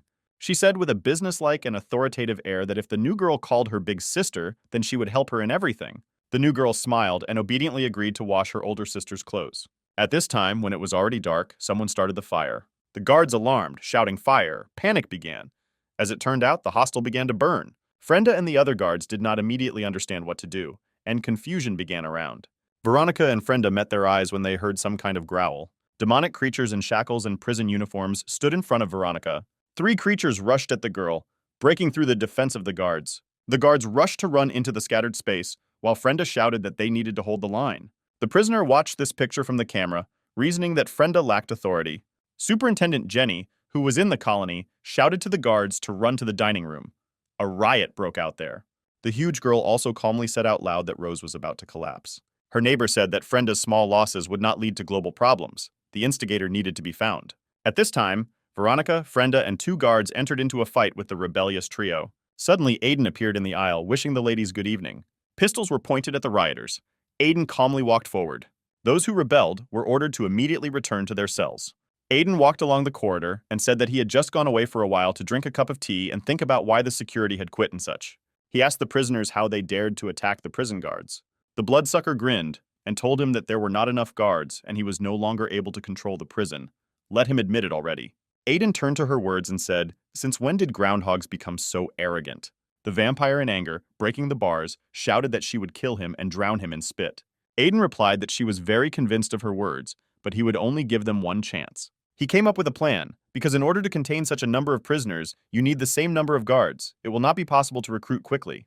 And if some of the prisoners are made voluntary guards, he will kill 2 birds with 1 stone. He understood how risky it was, but there was no choice. He ordered Frenda and Veronica to follow him. The cells would be open. The queen ant looked and thought what this guy was up to by opening the cameras, because chaos would begin. The succubus watched what was happening with curiosity when Mary asked permission to ask her. She said that she should ask. Then the cellmate, smiling radiantly, asked if she knew a prisoner named Evans, who is also called the Reaper of Dirty Blood. The succubus looked at her suspiciously, asking why she decided to be interested in prisoners. To which Mary, still smiling sweetly, justified that she was simply the #1 killer, and there were legends about her. Just curious. The succubus said that she already thought that she had decided to choose another mentor, although she would not have succeeded. The succubus said that Evans is a privileged prisoner. For the warden, she is like his own daughter. He teaches her to read and write, visiting her every day. Then she added that she is not jealous at all, given that she and Aiden are an unofficial couple. While the succubus chirped, Mary turned purple with anger. Her Evans was like Aiden's own daughter. She remembered how she showed her daughter people, calling them bad and those who wanted to kill them. She needed to get rid of them. Her baby then destroyed everyone as they ran to kill the Ant Queen, screaming that she was a heretic. This girl is her ideal creation, the best of all. The girl used magical power to create such a powerful wave that all these little people burned. People were burning alive, and she was proud of her daughter. The girl asked if those people were dead. Everything around was strewn with charred skeletons. Remembering this, she squeezed the succubus so much that she screamed that she wanted to break her or something. Aiden informed Friend of his plan. She understood his intentions to release the prisoners in order to discover the instigator. Aiden told her that tomorrow during the prisoners' lunch, they would meet in a secret place. Friend, walking along the corridor with Veronica, whispered to her that Lord Aiden wanted to tell her something, but he was embarrassed. Veronica said that she could handle everything, but Frenda whispered in her ear that after the transformation, she tore her pants and needed to take another set. Veronica, with her cheeks burning with shame, saw that she was walking around with a hole in her pants, exposing her butt. The Gorgon stood in complete embarrassment and could not believe her eyes that the cameras had actually been opened. Standing in the prison yard, the prisoners whispered about what Aiden was up to. The prison gates were also open. Who would risk it? Laughing Isabella with a camera asked who dares, they just need to go out and they are free. The prisoners offered to try the Gorgon, saying she was fearless. Everyone looked, but was afraid to be the first. The Gorgon seemed to want to, but remembered Aiden's hellish punishments and refused. The fear was stronger. She remembered how he held her over the fiery crater and said that he would leave her until the morning, and if she survived in the morning, he would take her. At this time, a chicken jumped out clucking. The cook screamed to catch her as it was their dinner. Isabella tried to catch the bird, but it jumped out and clucked outside the prison gates. Everyone pointed their fingers, and lo and behold, the chicken calmly walked to freedom. The Gorgon joyfully pointed at the chicken and said that since it was nothing, then they definitely shouldn't be afraid. At that moment, a bright fiery pillar of a magic circle rose up, causing everyone to recoil. A second later, the carcass of a charred fried chicken fluttered out just in time for dinner. Isabella yelled that she didn't set up the magic circle for so long just to have a chicken step on it. At this time, a rioting prisoner grabbed the forest elf, saying that since there was a lot of garbage here, it could be thrown like a gnat of sand to break all the circles of protection. The prisoners watched in horror as the baby asked for help, dangling his little legs. The tiger woman said that there are not many circles here. You just need to rush everyone at once and you don't need to kill anyone. The one holding the elf growled that they were prisoners. Let everyone see what would happen to Aiden's minions. She picked it up and was ready to throw Jalala when she was shot. The warden noted that prisoners who did not want to escape should not be involved in this. The second added that they are still prisoners, so let them watch their words and think what they do. One of the guards announced that those who do not want to escape will return to their cells and the rest will be treated like cannon fodder. Tigress noticed that it had become much cleaner and suggested discussing what to do with Aiden. When suddenly she looked in horror at the person who came in, it was her Mrs. Austen. This was the princess of the House of Malbus, ruler of the Beastmen. She ordered the prisoner to stand up, since she still disgraced their family by submitting to weaklings. She stated that when the magic circle was no longer needed, she and the others came to have fun. The rest of the rulers noticed that they were leaving, but there was no need to run away. This would lead to war. Let them continue in the same spirit. Mary looked at their seals all over their bodies, thinking about what ancient demon they served. The beast people had their own deity named Malbus. The magic that came from this deity was incredibly strong. She remembered being told that families who received the power of an ancient demon could destroy entire cities. During this time, the cook called for volunteers to help in the kitchen. She stated that some of the staff left because they did not like her food, which really hurt her pride as a cook. Assistants will be allowed to try desserts. While the prisoners began to argue which of them would go, Dolly was ahead of them.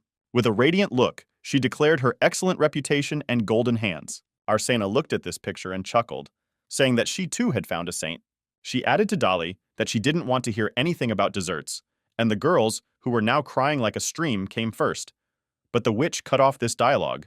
Frenda approached Arsena and suggested that she temporarily replace the librarian who had quit.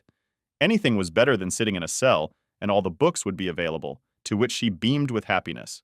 She ran so that Dolly managed to see her back and also threw it to her. Look how she changed her shoes.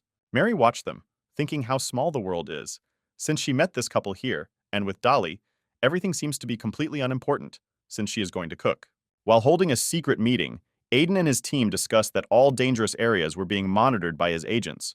Prisoners would consider the prison gates a potentially dangerous place. Mary also played her part, studying the map that Anthony gave her. All the prison passages where there are the least guards, calculating the actions of the warden. She figured that the magic circle and the guards were still not able to control everyone.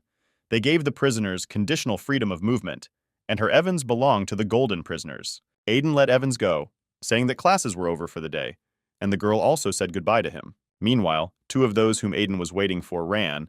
He knew that they would smell barrels of alcohol wherever they were. The thug inhaled the smell emanating from the barrels and asked who they were for, to which the supervisor replied that it was payment for overtime work. Having caught them in a trap, he casually pointed to the prison land, saying that it needed to be cultivated. We need to gather people to plant and grow vegetables for the prison canteen. But he's afraid the prisoners will make a mess, so the guards will have to work overtime. The brute with burning eyes offered her help, because she used to be the leader of the mercenaries. She asked me to leave this work to her. She didn't need the money, but she hadn't drunk good wine for so many years. Aiden deliberately thought about it, and then said that he would give her a chance, and besides, he would save money. At the same time, with a charming smile, he drew her attention to the area. She couldn't do it alone, and time was running out. The astonished girlfriend of the thug stood with the look of someone who had been struck by insight and awareness. Aiden nodded in her direction, saying, "Ask her." She understood what needed to be done. The thug, whose name was Lucille, approached her stunned friend Aya and asked what kind of charades she was playing here. While Aya explained that Aiden wants them to attract other prisoners, but then they will be like white crows and considered servants of the warden, Mary listened to their dialogue. Lucille was called the Butcher. She led a dozen mercenaries who destroyed 1,000 vampire knights. The Ant Queen stroked her daughter's head, admiring Aiden's ingenuity to get out of a difficult situation by bribing prisoners. Then she turned to her daughter, saying that it was not time to wake her up. Let's wait for the right moment. A shadow of sadness seemed to run across the girl's face. She remembered how they killed. Her mother wants to repeat the past again. When dusk came, Mary took the stone to attract the attention of the guard. Having opened the scar from the stomach, from where purple tentacles could be seen spreading in all directions. The warden told her to leave. There was no one else in this area except them. Mary closed the hole in her stomach and followed the guard. She asked the guard if she had anyone else in mind, to which she replied that she could attract the vampire from cell 56. Meanwhile, the bloody princess angrily threw out her dinner of pig's blood. She was told that this was a punishment for escaping. Let her be glad that she got off with only pig's blood. She screamed and conveyed a message to Aiden so that he would not fall asleep at night. Squeezing the bottle of blood, she felt her hand burning and threw the bottle away, the blood spreading. The vampire was burning and smoking from the anger that gripped her at the warden. At that moment, Mary entered the cell and, stepping on the vampire's failed dinner, said that she had come to her on business. In a rage, the Princess of the Blood rushed at the impudent man, declaring how dare a commoner touch her dinner, or she herself wants to become one. The vampire, boiling with rage, looked at this scoundrel, who was not afraid of her at all, and also smiled. Mary replied, "Let him try to bite her, but he will die from his own curse." The bloody princess asked how she knew, then Mary lifted her t-shirt and tentacles appeared from there. She took the vampire by the face, and out of surprise, she bit Mary's hand, to which she calmly added that everything was fine. She was looking forward to this dinner. After that, she felt her strength begin to recover and the curse did not work. The Ant Queen offered to join her with a smile, noting that she knew how to remove seals from prisoners. Frenda went up to the secret place where Aiden made an appointment for her. She entered the room that the warden had described to her and saw in front of her traps and a warning from Aiden. From the window, it was convenient to watch the prisoners having lunch, and they had no idea that they were being watched. Aiden said that the prisoners had lost their vigilance, and they could move on to the next step of the plan. He divided the prisoners into 3 types. This division will help to correctly distribute resources and control prisoners for your benefit and benefit. The first type is the bloodthirsty. Because of their instincts to kill, they cannot be re-educated. These are the main rebels. The second category is those who, for various reasons, had to end up in prison. A striking example of Gilal, they are neutral in type. The third category is those who came here because of the external environment. Here they feel more comfortable than in freedom. These are ideal prisoners. The main task is to create a faction and find the boss by pitting prisoners against each other. This will be the opportunity to save Rosa and neutralize the instigators of the riot. The ants crawled to the walls of the prison, sensing their mistress. At this time, the vampire whose seal was removed, tearing out a piece from her chest, splashed her blood. Her bloodthirsty cellmates saw that the seal had been removed and realized that vampires could use blood to make weapons. They too could free themselves from the seals and restore their full strength. The Bloody Princess gathered a team by entering into a deal with Mary, promising to prepare a potion that would remove the seals. Mary, leaving to collect materials for the potion, gave her the order to gather as many people as possible. Tigress and her partner were wary when they learned that this was a new girl. Who she was, they seemed to say that she was a smuggler. Then she decided to show her power of black transformation. The prisoners recoiled in fear. She made a kind of seal to each of them with her tentacles, promising that when they are free, they will buy an anti-parasitic potion. But for now, this is her safety net. She also threatened that if anyone revealed her identity or did not comply, he would be killed. The Gorgon watched the worms crawl into her hand and muttered that everything was clear to her. After that, she didn't want to argue. After the meal, the prisoners left the canteen satisfied with the food. They wanted such delicacies to be available every day. The warden stopped the prisoners who were going to their cells, declaring that they were being moved to new ones. This applied to everyone staying in Rosa. Everyone was sent to their own floor in a new cell. Prisoner 2323, a tall girl with a cross-shaped scar on her face, was released early, to which she was surprised to say that her sentence ends next month. The warden said that this was the boss's order, and therefore all questions should be addressed to him. Frenda carried out the order by housing the obedient prisoners. At this time, walking in the prison yard, particularly aggressive prisoners were talking and making an escape plan. Veronica ordered to return to the cells. They began to be indignant that they were given 3 days of free movement. Tigress suggested not to anger the guards and calmly returned to the cells. Veronica brought her squad, asking Frenda where to accommodate them, surprised at how smoothly everything went. Frenda noted that when the rebels behave resignedly, you need to be especially vigilant. The huge pig woman screamed why her cell was occupied, and security immediately headed towards her. They issued an order to change cameras due to bad behavior. The aggressive group immediately flared up. Why should these orders happen? But then the Gorgon stopped them, saying, "Is this bad? Now all like-minded people are nearby and will be able to talk." Mary watched this without taking her eyes off, trying to reveal her superior's plan. Suddenly it dawned on her. She remembered that the cells marked in black from Anthony's plan were used to house the noisiest prisoners, since they were well soundproofed. The Tigress was yelling at someone who wanted to join, but they didn't hear her or heard her only in words. Someone even yelled that they weren't allowing her to sleep properly. The roar of the rioters was loud, so loud that many simply covered their ears as their heads were buzzing. Mary concluded that they decided to make fun of the rebels this way. But in this way, Aiden was simply stalling for time. Then she heard someone say that if they continue to feed her like this, then she is ready to live here forever. Others supported her by saying that outside there is only suffering, but here it's like in a sanatorium. The Queen of the Ants shuddered. It means that not everything is so simple. There are a lot of like-minded people here, those who like it here. So Aiden's model was carried out. The prisoners were seated according to classification, where they were happy with the prison. Those who asked others that you really want to stay here are happy with everything, and the red zone with someone who was ready to explode at any minute. And the central chamber stood out in the middle. This chamber was for the prisoners chosen by the Lord. They became Lissel and her friend and advisor Aya, those on whom Aiden bet.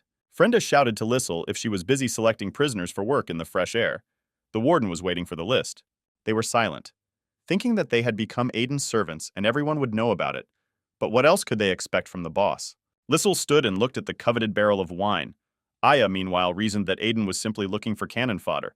And the rebels are strong. It's better not to oppose it. The thug asked her friend whether to refuse the warden, but standing in the cell and thinking, her partner replied that the situation had changed. She drew Lissel's attention to the fact that they were in the very center. And around them, the prisoners were gathered in a special way, in sectors. These were guys with minor sentences like the giant killer Julie, who, licking her lips, asked to tell where the thug got the alcohol, she smelled it. Or like a werewolf fox Mendy, who's being looked for on the loose. She is a master at seducing men. Having learned about work in the fresh air, the first thing she wondered was whether there would be handsome men there. These prisoners call prison their home. They do not want to be released. Aya thought about how many of them there were. 200 or even more. It turns out that the warden doesn't need cannon fodder. Aiden selected candidates based on mutually beneficial cooperation. The girl saw the whole picture and realized that the warden needed strength to resist the rebels. She blurted out that they were chosen for the role of bosses. Aiden must have studied the matter well, and who would be better suited for this role than the captain of the mercenaries? Lissel seriously replied that the bosses sounded good, but they would still remain the overseer's lackeys, and she recalled how their team was destroyed. They were abandoned by their own people. She sadly said that the owner gets rid of the dog when he doesn't need it. Aya noticed that now everything is different. The boss is on their side and they can attack. The goal of the rebels is to escape, and not to fight with them. She noticed that there is a benefit if they can convince the others. Besides, it's nice to call Lucille the boss, isn't it great? Before Lucille had time to mutter that there was work for drinking, the voices of those wishing to do so were heard, and the succubus lit up with happiness, asking not to forget her. Mary was dissatisfied with how a small indulgence could overcome the desire to escape. She was thinking about how to win over these new bosses, and she needed the support of Dolly, who at that moment, watching the thug and her friend, grinned that they would be turned into trash. She remembered how Dolly kicked her out of the coven, hit her and said that she would no longer be her mentor. Expulsion from the coven, a community of witches, meant loneliness, and she was charged with violating the rules. Mary had already begun testing experiments on people. She made excuses that these were a couple of beggars. No one would even know. Dolly then menacingly told her with contempt that she had not even repented of her sins. Master Lamia was chasing her, and she had to cross the border and get into the forbidden area. But the anger of the chief master of Lamia was so strong that it seemed that she would tear her apart on the spot. The Forbidden Zone is the most dangerous place where almost no one survives, even with superpowers. She thought how Dolly's teacher would be surprised that she not only survived the Forbidden Zone, but also mastered the secret technique and created Evans. Even the Great Four Witches will kneel before her. Aiden gave the released prisoner her personal belongings and congratulated her on her release. He asked her name and what she did. The girl replied that her name was Carol, and she was a bounty hunter. He wished her good luck in her freedom and to control herself, to which Carol asked in surprise if it was true that she was being released. She beat up a security guard who called her a punt after making fun of her bust. The girl said that during her year of stay, she only saw how prisoners were executed, but did not see how anyone was released early. Aiden needed something from her. He put money in front of her and asked her to tell her more about her profession. Mary came to the dining room, hearing the lists of Lissel's names being passed around. The girls said that if they could still drink, then this was not a prison, but a paradise. Mary went to Dolly, who was having lunch alone, and said that she and her mistress had not seen each other for a long time. Dolly looked at her distantly and silently without reacting. Then she smiled and said that she didn't recognize it right away, but she heard that she had become a mother and was all about worries. Mary was irritated by such a mockery, she said. Since she knows about her daughter, then the goal should be clear. At her offer to help, Dolly grinned, saying why she decided that she wanted to run away. She was generally having a good time. Mary told her that the position of a lapdog was not something a witch like her could dream of, and he didn't give her the best job. Dolly did not deny it and noticed that her former student was quite observant. Mary, realizing that the witch trusted few people, decided to prove her sincerity to her by releasing her tentacles. At this moment, a satisfied Aiden received a list of people willing to work. 202 prisoners were found, which is quite enough. He voiced a plan to grow potatoes. They will go to the canteen for food, and you can also learn to distill alcohol from them. Lucille was very inspired by the idea of distilling alcohol. She asked and said that she would control everything. But what they subsequently heard from Aiden left them speechless. He decided to send them to the market for potatoes, since everyone was busy and there was no one to buy them. He gathered a team from Jalala to help them. As a forest elf, she was well versed in varieties. The werewolf fox Mendy and the giantess Julie, they with signs and some in shackles, did not believe their eyes that they were just going to the market like that. The guard Isabel warned them that they needed to return early so that the magic circle would not cripple them. Meanwhile, Mary demonstrated to her teacher what she had learned in the Forbidden Zone, namely, the art of prosperity. Everything she touches will grow at an extraordinary rate. She gave the example of a chicken that became a chicken in a few seconds. She said that if you try this on a magic circle, it will begin to expand and collapse. Mary said that she knows about the contract with Aiden. If it is broken, death occurs, but thanks to the ritual of prosperity, the problem can be solved. With the help of enhanced growth, the object reaches a critical point and separates. This way, Dolly will have a new body and be able to resist the curse. Having completed the demonstration of the experiment with the split chicken, she triumphantly asked whether the lady would be satisfied with such a result. Dolly grimaced with a grin and ordered to leave the dining room immediately. Then she would pretend that nothing had happened. At first, Mary was taken aback, but then she laughed evilly, saying that it was her big mistake. She wants Mary and Aiden to fight with each other and interrupt. Why, isn't it easier to cooperate? At this, Dolly laughed, saying that before her former student was not so smart. An aggressive group of people entered the dining room where the prisoners were having lunch and decided to start a riot. Before those who were dining had time to ask them anything, they attacked those sitting. They attacked Aiden's servants, tearing them to blood. Mary once again invited the teacher to think about her proposal, or not to interfere. Passers-by turned around at the group of prisoners walking through the market. The girls felt squeezed, except for Mendy, who made eyes at all the passing men. Carol and her group spied on this bunch, fulfilling Aiden's task. Aiden paid her bail and asked her to follow this group at the market. During an attempt to escape, the warden gave the order to kill on the spot. The girls looked doubtfully at the slums that they passed, asking Jalala if they were going the right way. There were no potatoes to be seen here, to which the elf assured them that her instincts would not let them down. The further they walked, the more they felt the seal on their neck begin to weaken. Mendy was the first to speak out loud. Aya became very worried, especially when Mendy blithely clarified that they were going to leave the magic circle. Jalala threw the sign off her chest and asked the others if they were really idiots or pretending. It was better to go further away and plan an escape. Friend and Aiden were discussing whether Jalala should decide to escape. The warden noticed that she had not visited Evans for several days. He noted that if Jalala was a child, then nothing strange, but given that she is 170 years old and more experienced than everyone else, it seems that she decided to run away. Meanwhile, when the others looked at the elf disapprovingly, she reminded them that she lives in constant fear. Because of her appearance, she is the first to be dealt with, and she is tired of humiliation. She remembered the last time she was almost killed by rioting prisoners. She stated that they were healthy people who knew how to defend themselves and had no right to judge her. The elf suggested using the 10 escape coins that Aiden gave to buy potatoes. Mendy was the first to respond, saying that the seal had weakened significantly, and the time was really right. Besides, she had a lot of lovers who could shelter them. But as she noted, you need to make your way through the forest carefully. Since she has cuckolded many witches, so she has many enemies, Aya and Lucille decided to stay away from this couple. After Mendy, Lucille started making eyes at her with an offer to have dinner, when Aya interrupted the skirmish and said that all this was strange. Why would Aiden send them alone? Really, there weren't a couple of workers, and besides, he allowed them to get to the edge of the magic circle. At that moment, Jalala felt vibrations of tension, surveillance. Dozens of eyes were watching them. She burst into tears that she had chosen the wrong path and they needed to go get potatoes. Aya also felt an extraordinary tension. From the very beginning, it was a trap. He gave them the illusion of freedom. They were watched by dozens of Carol's mercenaries, ready to shoot at any minute. Carol ordered her people to be quiet. It seemed their presence had begun to be suspected. Feeling that the tension was heating up to the limit, Jalala, all in tears from fear, shouted that she needed to go and not make Mr. Aiden wait. Meanwhile, Aiden taught a lesson with Evans, telling him that if you want to tame wolves, make them tame dogs. In order to teach someone fidelity, you need to let them know affection. Evans thoughtfully noted that this means Little Red Riding Hood can tame the wolf and make him her dog, and then he won't eat her grandmother. To which Aiden noted that there is nothing absolute in this world.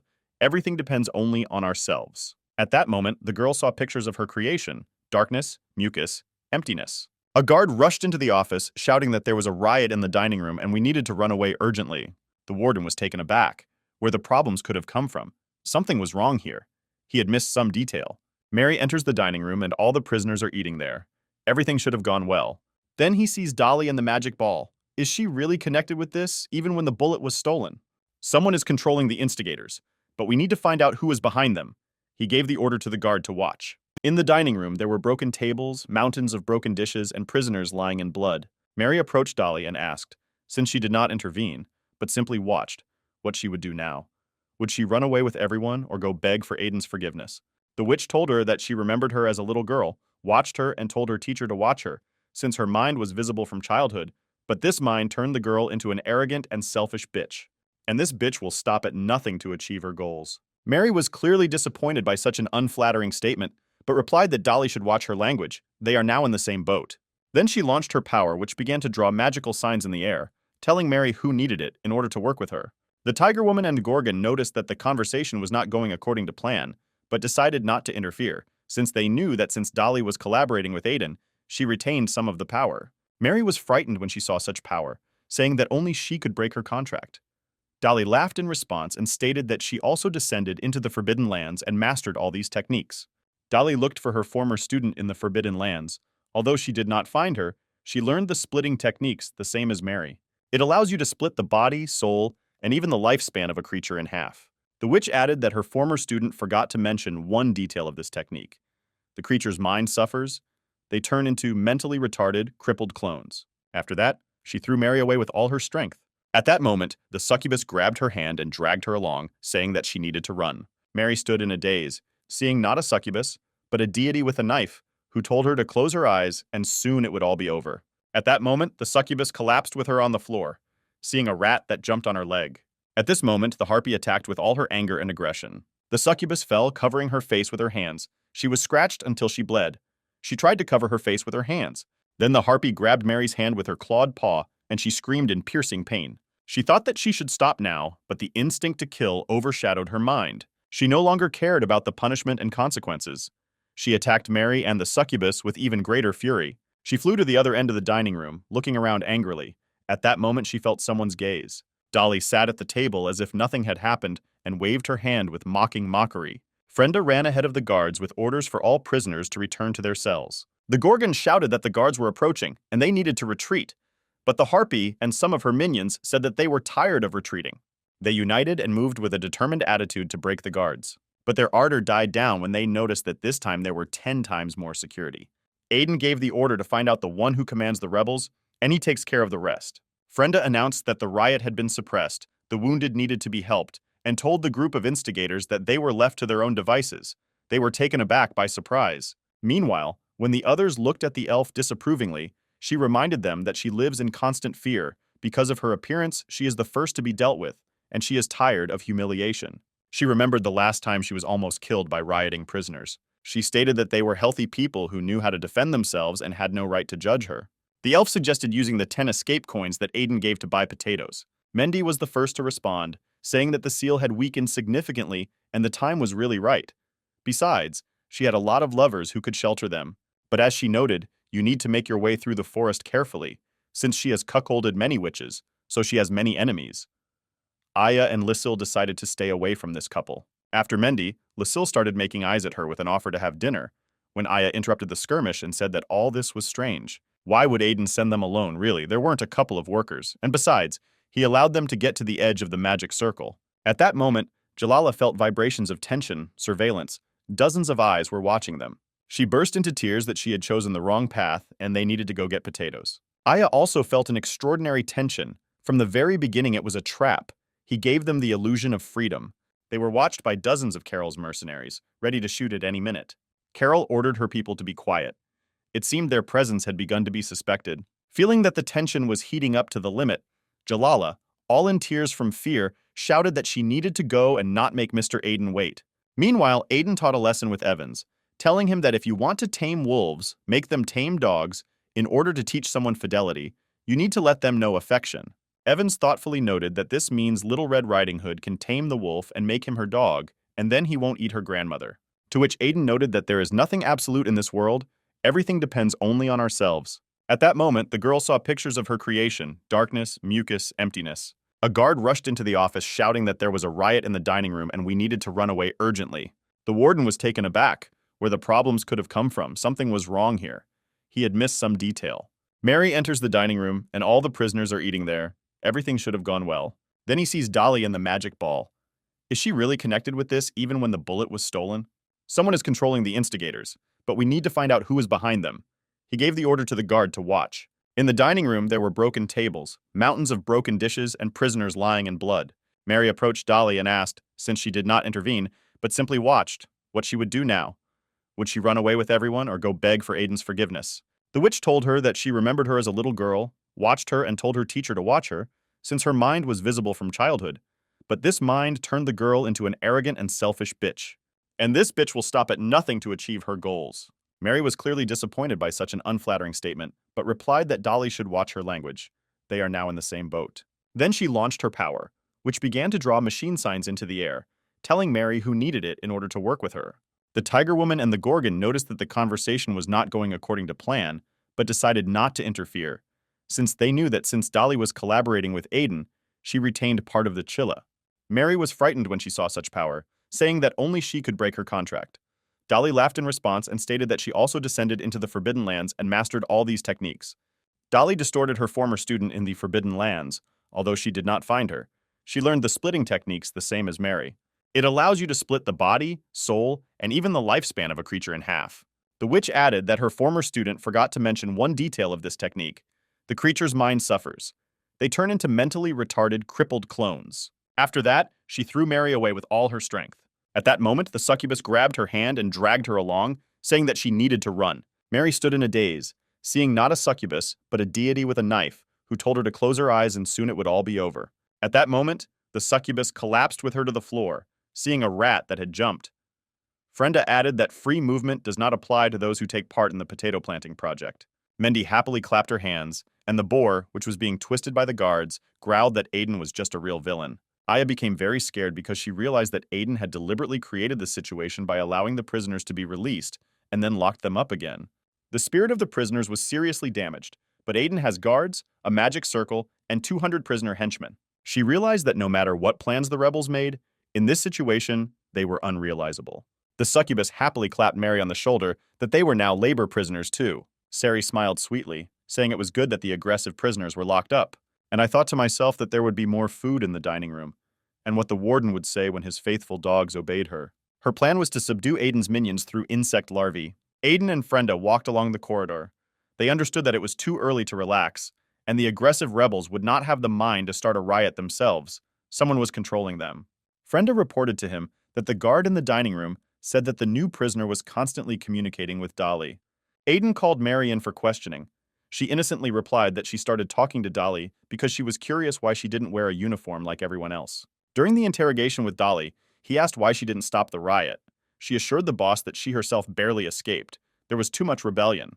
Frenda interrogated about the attack on the new girl, Dolly, with an air of innocent simplicity, assured that she used only a drop of magic to intimidate the new girl and have influence over her. Aiden checked the lists of new workers who joined them: former smugglers, robbers, scammers. Frenda was horrified by the reality that due to mass layoffs, new staff were hired indiscriminately. This means that many of them can cooperate with prisoners. Aiden thought it was possible that someone was taking advantage of the prison's labor shortage to cause a commotion. He did not trust Dolly, knowing that she was still a pretender. If not for the contract spell, which she was afraid of, she would have revealed herself long ago. The warden gave the order to send guards to look after the prisoners, one person for each, and for Veronica to use her scent to find and destroy all the witch's creations. The next day, planting work began. Mur was outraged that the convoy couldn't take his eyes off her. It was annoying. She replied that she was watching her in the dining room, and if it weren't for the cast spell, the new girl would have been hanging on the gallows. Mary snapped irritably that if Aiden understood, it would all be over for both of them. She replied that if there were no progress in the coming days, then the documents would lie on Aiden's desk, to which Mary said that if she had been delivered the necessary ingredients, she would have arranged everything long ago. Jalala actively commanded the working prisoners and stopped any conversation. She herself was about to drink a cup when she heard a familiar voice asking her to sit down next to her. In surprise, when she saw Evans emerging from the shadows, she choked on her tea. Evans asked permission to read books to her on the advice of Mr. Aiden, so she could make friends. And since Jalala is a child, she would like to start with her. Jalala noted that the 170-year-old child, Evans, still calmly and distantly began to read Snow White aloud. Seeing a book with strange pictures, the elf was surprised, because she had never seen anything like this in the library before. While crushing another mouse, Veronica looked at Evans with resentment and asked the chief guard why it was so unfair. For what merit she got all the benefits.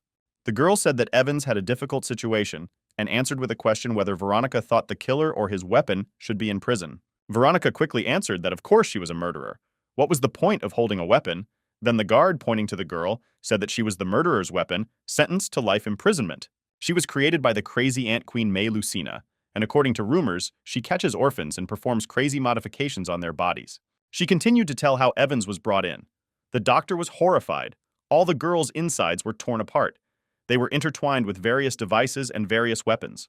Instead of blood, a strange caustic substance flows in the girl. It melts the scalpel, and it is impossible to cure her in these conditions. God only knows how much pain she endured before getting here. She is 13 years old. She should be under the care of a loving family. But now she looks more like a mechanism than a living person. Veronica looked at the girl with sympathy. Is it really impossible to help her? The warden said that there is an Imperial Dragon Hospital, but it is very expensive, and the city is not ready to pay such bills. At this time, the superintendent was called out that a new batch of prisoners had arrived. More children of the Ant Queen arrived. Their condition was even worse than Evans's. They were like walking zombies. The children looked indifferently in front of them. Their face, neck, and body were protected, with traces of terrible experiments. The prisoners working outside were invited to lunch. Everyone attacked the food except Mendy, who was busy putting on makeup. Jalala stood in the sun, and Lissel said that her food was booze. They joked and laughed merrily at the elf eating the sun's rays. Aya remembered how she and Lissel, going to battle and dreaming of creating their own guild, found an abandoned village with children. They wanted to adopt abandoned children, give them family and care. The plans were to train children in professions and teach them how to earn money. After the battle, the guild was defeated. Only 2 of them remained. There was a knock on the door of a room in an upper-class interracial guest house, and the maid brought food. The girl who opened the door said that she was late and kicked her out the door. She returned to her friends and playing cards, saying that the dish was unusual and the loser would eat it. The parasites controlled by the queen ant began their action in the body by subduing consciousness. The girls who had eaten lunch began to moan in pain, the pain intensifying with each passing minute. Everyone in the dining room became ill. The food was poisoned. Frenda ran into Aiden, shouting that the food was poisoned, and the order was given to send them to the medical room. There was an urgent need to call a doctor in the city. The prison doctor had been lured away long ago. Lissel was very worried about her friend and did not move away from her. She had to be taken to the infirmary. She held her friend's hand when she told Lucille, calling her boss, that she must move on with her life, no matter what happens.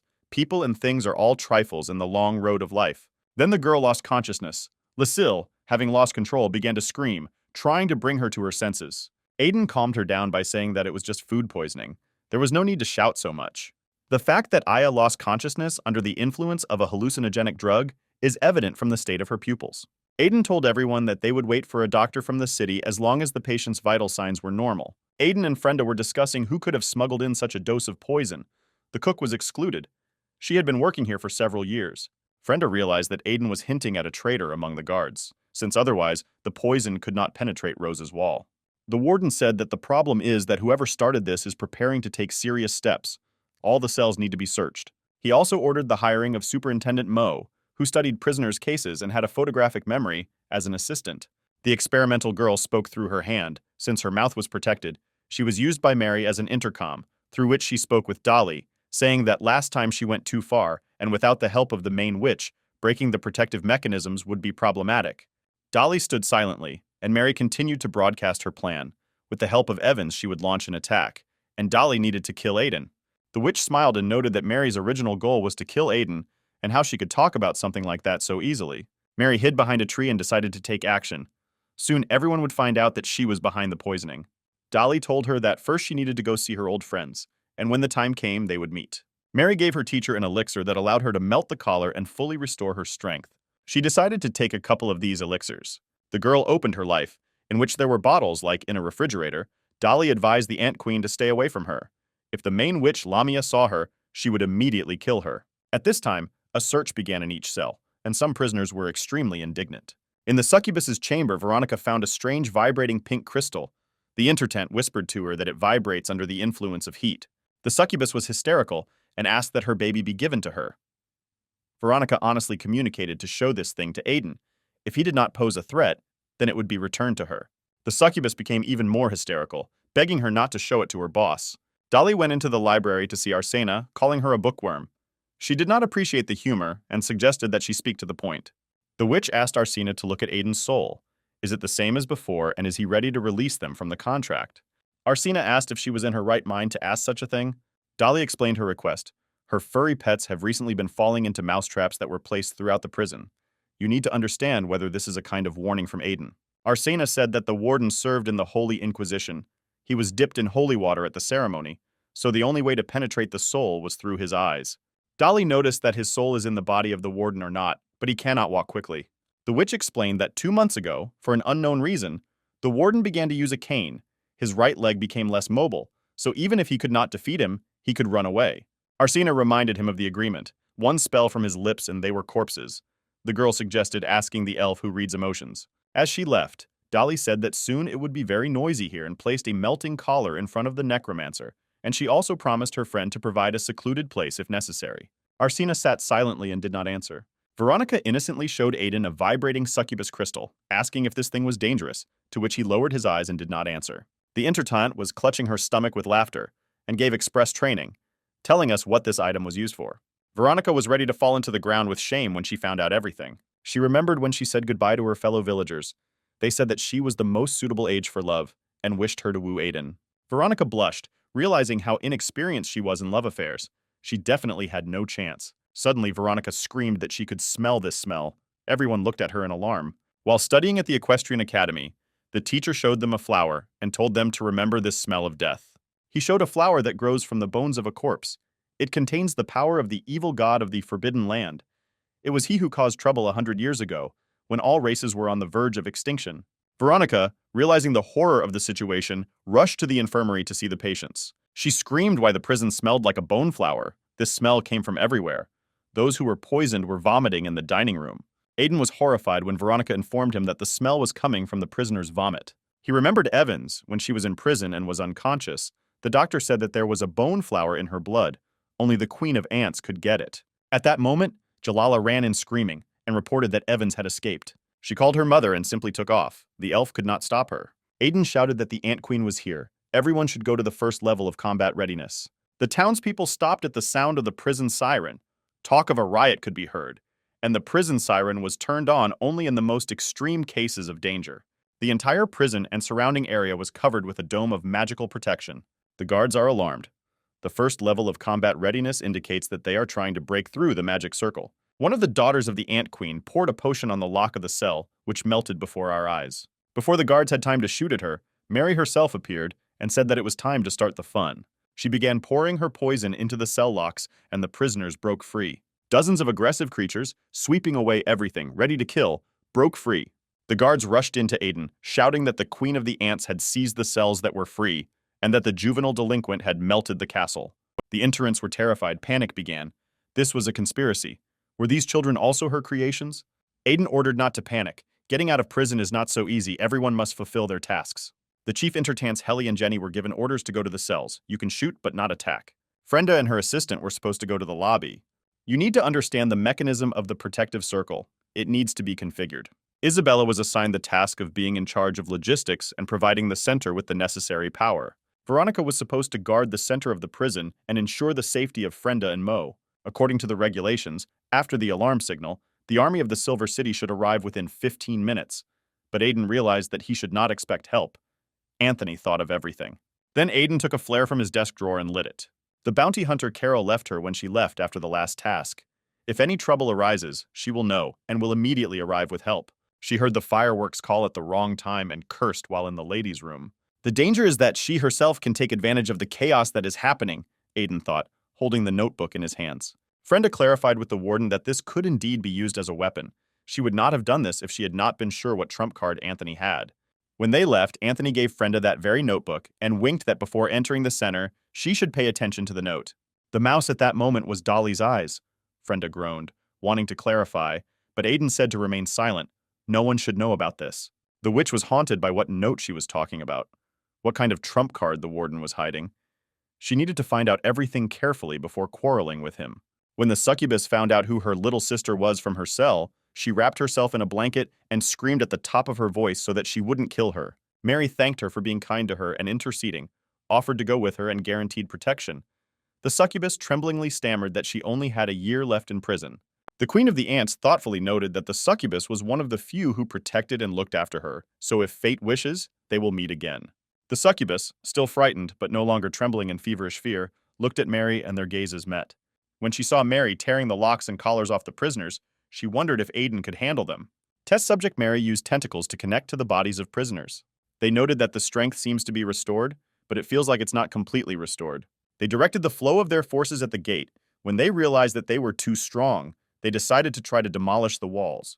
The Ant Queen ordered them to move out of the way and began to attack the obstacles herself. She almost managed to break through the gate. Everyone was screaming with impatience. One of the main interns showed the keys and said that in every prison there are rules. Preventing riots is equated to a feat. In Rosa, the same rule also applies. The term will be reduced.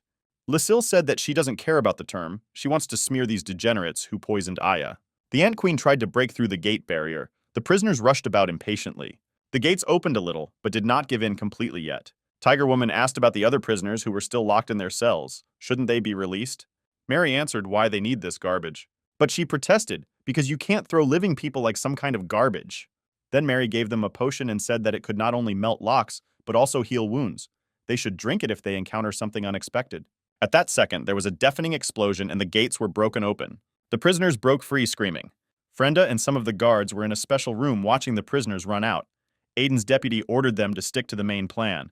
Special sirens lit up on the walls and combat robots began to line up.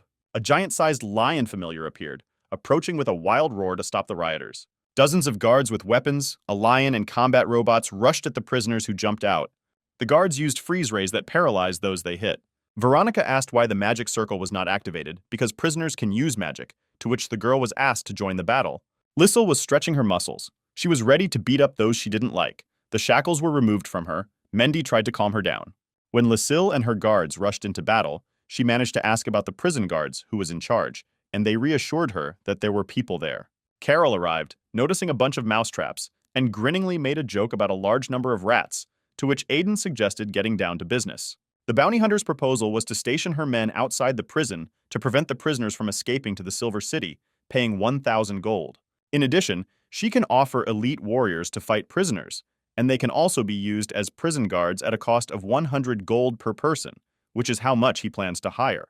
Aiden, writing a check, stated that he was hiring everyone. Carol smiled contentedly and said that she didn't doubt him, but she knew that funding for the prison had been severely cut. Aiden interrupted her and said that it was none of her business, handed her a check and told her that he had a special task for her personally. The girl was excited about the opportunity to earn money. Having taken a break from the first round of the battle, Lucille was surprised why the escaped prisoners did not have a leader. She realized that she was surrounded. She used the art of fire. A huge pillar of fire burst out from her back. The enemies needed to grab her because she was strong, and her strength was developing every minute. A volcano of the ancient power of the gods began to rise from the depths, which, as it absorbed, erased the mind. The last thing Lucille thought was that it was good to be alone. Her body began to emit discharges of powerful energy. She began to lose control of her consciousness, but was glad that none of her friends were nearby, and she didn't have to worry about hurting anyone. Seeing the power flaring up from her, the prisoners were amazed where the magical power came from in her. She was simply a master of martial arts. The Queen of Ants said that Lissel personally destroyed 1,000 vampire knights. They could not cope with her. Liesel, sparkling with the power of ancient magic, approached the Queen of the Ants and said that she knew who she was. She smiled and nodded affirmatively, saying that of course she had heard about her heroic feat. The sky was cut by lightning. Vampires rushed forward one after another, but no one returned alive. But even with all this, she is no match for her daughter Aiden, whose powers have not yet been fully developed. They heard a hiss, and a huge snake burst out of the circle and grabbed Lissel. Dolly controlled the form of the serpent, and Liesel shouted that she was also one of the rebels. The brute fell into a circle from which she could not free herself. A huge magical force held her back. Lissel screamed at the top of her lungs, activating the power of her powers, which Dolly, looking at the amazed rebels, said that on Lisel's body there is a magical sign indicating that she belongs to the descendant of an ancient god. The more wounded she is, the more her strength increases. Now she is captured by the spell. So there is no need to be afraid and move on. At that moment, Gilal flew out of the circle of spells, shouting that she did not see Aiden's emotions. One of the prisoners still behind bars called her a liar. The prisoners, looking warily at Liesel screaming in the circle, began to move on. At that moment, the thug clearly saw the children from that abandoned village. They were so happy when they learned that they would all be taken away when the vampires were destroyed. Liesel said that she always keeps her word, and she will definitely come back for them. When she and Aya went to find out about the children, they were told that they were all adopted by some woman. And now, seeing the exhausted girl who looked like a zombie, whom the Queen of the Ants called her daughter, I realized that this was the same girl who had been waiting for so long. Liesel screamed, so she adopted these children and used them as an experiment. To which Mary just grinned. Prisoners in the Central Zone fought against robotic fighting machines. There were guards at the door, and many of the rioters were torn to pieces by the lion familiar. One of the prisoners approached the Queen Ant, asking her to do something. Dolly began to cast a spell by summoning her falcon familiar. The huge bird rushed to smash the combat vehicles like they were toy soldiers. The lion also began to disappear. Dolly explained that this was dispelling magic. It's not for nothing that she is the main witch and her main direction is summoning creatures. The guards noticed that if the witch had been on their side, they would definitely have been able to win. Behind them, Mendy timidly remarked what they should do now. Frenda, watching from a special room, ordered to retreat according to the instructions, and hurried to find out why the prisoners could use magic. The internant responsible for setting up the magic circle said that the circle's indicators are normal. The prisoner's magic comes from outside. Their opponent is the Ant Queen. This is her work. She increased the mechanical strength of the rebels. It was decided to reboot the magic circle and bring energy stones. The prisoners, seeing that the guards had retreated, began to run towards the exit. Only the Princess of the Blood was not feeling well, complaining of lack of sleep and headaches in the last few days. Dolly asked Mary why she didn't remove the collars from the others, to which she replied that her potion alone was not enough. She injected stimulants into their brains to activate magical powers, but if the stimulants were not removed from such stress, their brains would collapse. Dolly grinned and noticed that her former student was using all the same methods. The guards, meanwhile, hid in the bunker and fired from holes in the walls. Mary replied that she knew what to do. There were 3 passages in this one, and there were now less than 100 guards. She suggested using their numerical advantage to split into 3 groups to destroy the guards, and then everyone meet at the main entrance. Dolly agreed with this, but she noticed that she would not be able to help all 3 groups if something happened, since special mechanisms were installed here. Mary reassured her by assuring her that her employer needed Aiden alive and not the prisoners. Then she ordered Evans to clear the way, and the girl obediently began to act. The girl walked forward. Arrows, bullets, spears stuck into her. She was burning. The prisoner standing next to Mer screamed that the girl was wounded. Mary calmly ordered to just watch what happens next. Killer number 1 is capable of much more. The girl covered in bullets simply absorbed them. The dress tore and 2 revolvers came out of her shoulder blades, which she took in her hands and, like an experienced machine, began to shoot. Having absorbed the bullets, Evans began firing at the guards with them. Mary looked at her creation with pride.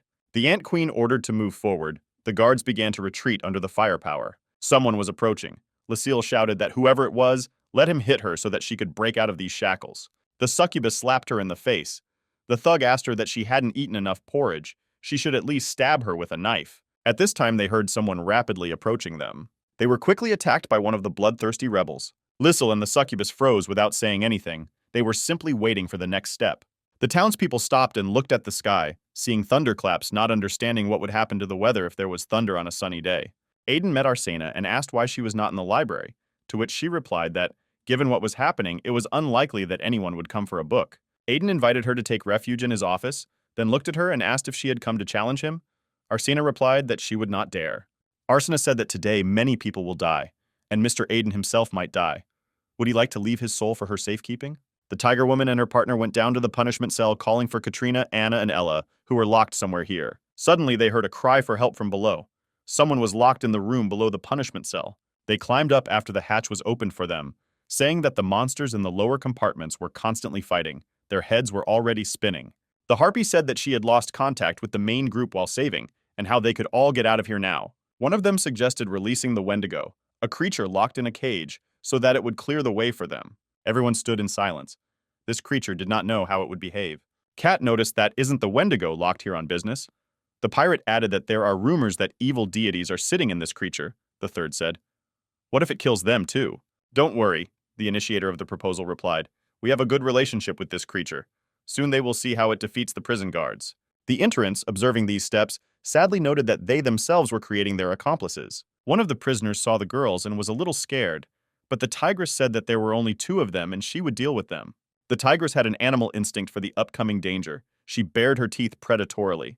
Having started to attack the guards, she saw the rays emanating from them. Her ardor cooled down and she offered to surrender.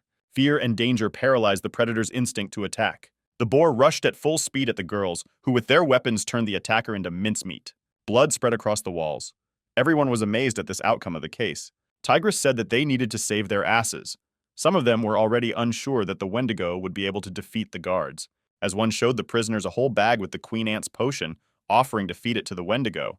After arguing a little about how much should be fed to this creature for it to have an effect, we decided to give everything we had. The creature began to increase in size incredibly quickly. The prisoners looked in horror as the monster began to transform. An incredible roar and explosion began. The Wendigo changed shape and turned into a monster that moved chaotically towards the group. Lissel remembers her battle, images flashing in fragments in her head. She stands on the field. There are dead opponents all around. She managed to defeat them all. A comrade in arms shouts to her that more enemies are coming. There are a huge number of them, but there will be no reinforcements. They were abandoned. They were just bait. The blood-sucking queen and her army rushed to attack her alone. There was a strong battle. So many bodies. She and the queen were opposite each other. There was an army behind the queen. This gave Lissel anger and fury. She lit up with magical seals, and the explosion sent the succubus flying to the side. The descendant of the ancient god screamed. The chains of the circle in which she was imprisoned began to break. The succubus flew away and landed painfully on the hard floor. But what she saw next was an immensely sized monster with a multi-ton mass moving towards them. Lissel screamed for it to die. The succubus, rolling her eyes, did not understand where she was and what was happening. She was picked up by the strong arms of Camilla, who said that she needed to leave. It was very dangerous here. She pulled the succubus, who screamed that her shorts were caught, to which she replied, "It's good that at least they are there." The succubus began to become hysterical. She screamed for Camilla to help Aiden. Camilla exhaled and tried to calm her down, saying that she just saw a nightmare, but she insisted on her own. Sobbing, she told of a vision where Aiden lay defeated by the prisoners and died, and all 80 prisoners decided to rape him. "This is an atrocity," Camilla stated, whether she wanted to say that she herself was not among the prisoners, to which the succubus replied that if she had been, it would not have been an atrocity. Camilla noticed that they themselves now need help. When the descendant of the ancient god is going crazy, he does not distinguish friends from enemies. Lissel had already turned into a deity. Having lost her human face, she called on the converted Wendigo to attack. Waves of fire flew by. Those prisoners who were still in their cells asked for help. Their things caught fire. Those who were able to move fled. Camilla carried the succubus under her arm. At this time, Evans fought with combat robots as a machine herself. The fugitives, saying that everything was going swimmingly here, jumped out to freedom, running through obstacles. Mary asked Dolly. She had always wondered why witches couldn't modify others. Looking at Evans, she added that it was possible to create an entire army like her and take over the continent. Dolly replied that other witches are no more stupid than her. She wanted to add something else, but changed her mind. Then Mary seriously said that since she had taken this path, she should not consider herself part of the coven and forbade mentioning her name and the name of the teacher. Mary replied that those who do not know how to adapt will sooner or later be eliminated. If she did not know about the strength of their teacher, she would not stand on ceremony with her. The guards, along with Mendy, ran into the room, checking if everything was in place and if there were any wounded. Veronica, dumbfounded, asked Mendy why she was here. Had the rebels made their way into this part? Mendy answered breathlessly that Evans and Dolly had joined the rebels, and they could not be defeated. The girls asked what to do next. One of the guards said that they needed to join a support group since the entrance to the prison cells had been lost. Veronica asked about the army, why they haven't arrived yet. At this time, the army was sitting in the restaurant. Anthony was feeding and drinking them, paying for everyone. One of the soldiers said that it was wrong that they had been here for so long, but Anthony assured that Lord Aiden would handle everything himself. It's just a show with all the sirens going off to quell a non-existent riot and teach the prisoners a lesson why ruin the warden's plan. Then Anthony saw that a cart with energy stones was leaving, ordered from Rosa Prison. He tried to dissuade us from going because there was a riot in the prison, but the delivery man said that the order definitely needed to be delivered. This was the third phase. Anthony was shocked. He didn't know anything about this. Funding for the prison had been cut? Where did the warden get the money from? Carol heard all this in tension, posing as an ordinary visitor. Aiden was still sitting with Arsena, who saw that the gate had been broken through and asked why he wasn't doing anything. The warden said thoughtfully that rebellion is not an easy thing. It is necessary to check whether the exercises were of any use. But inside, he was panicking. The gates had been broken through. Everything was going faster than they expected.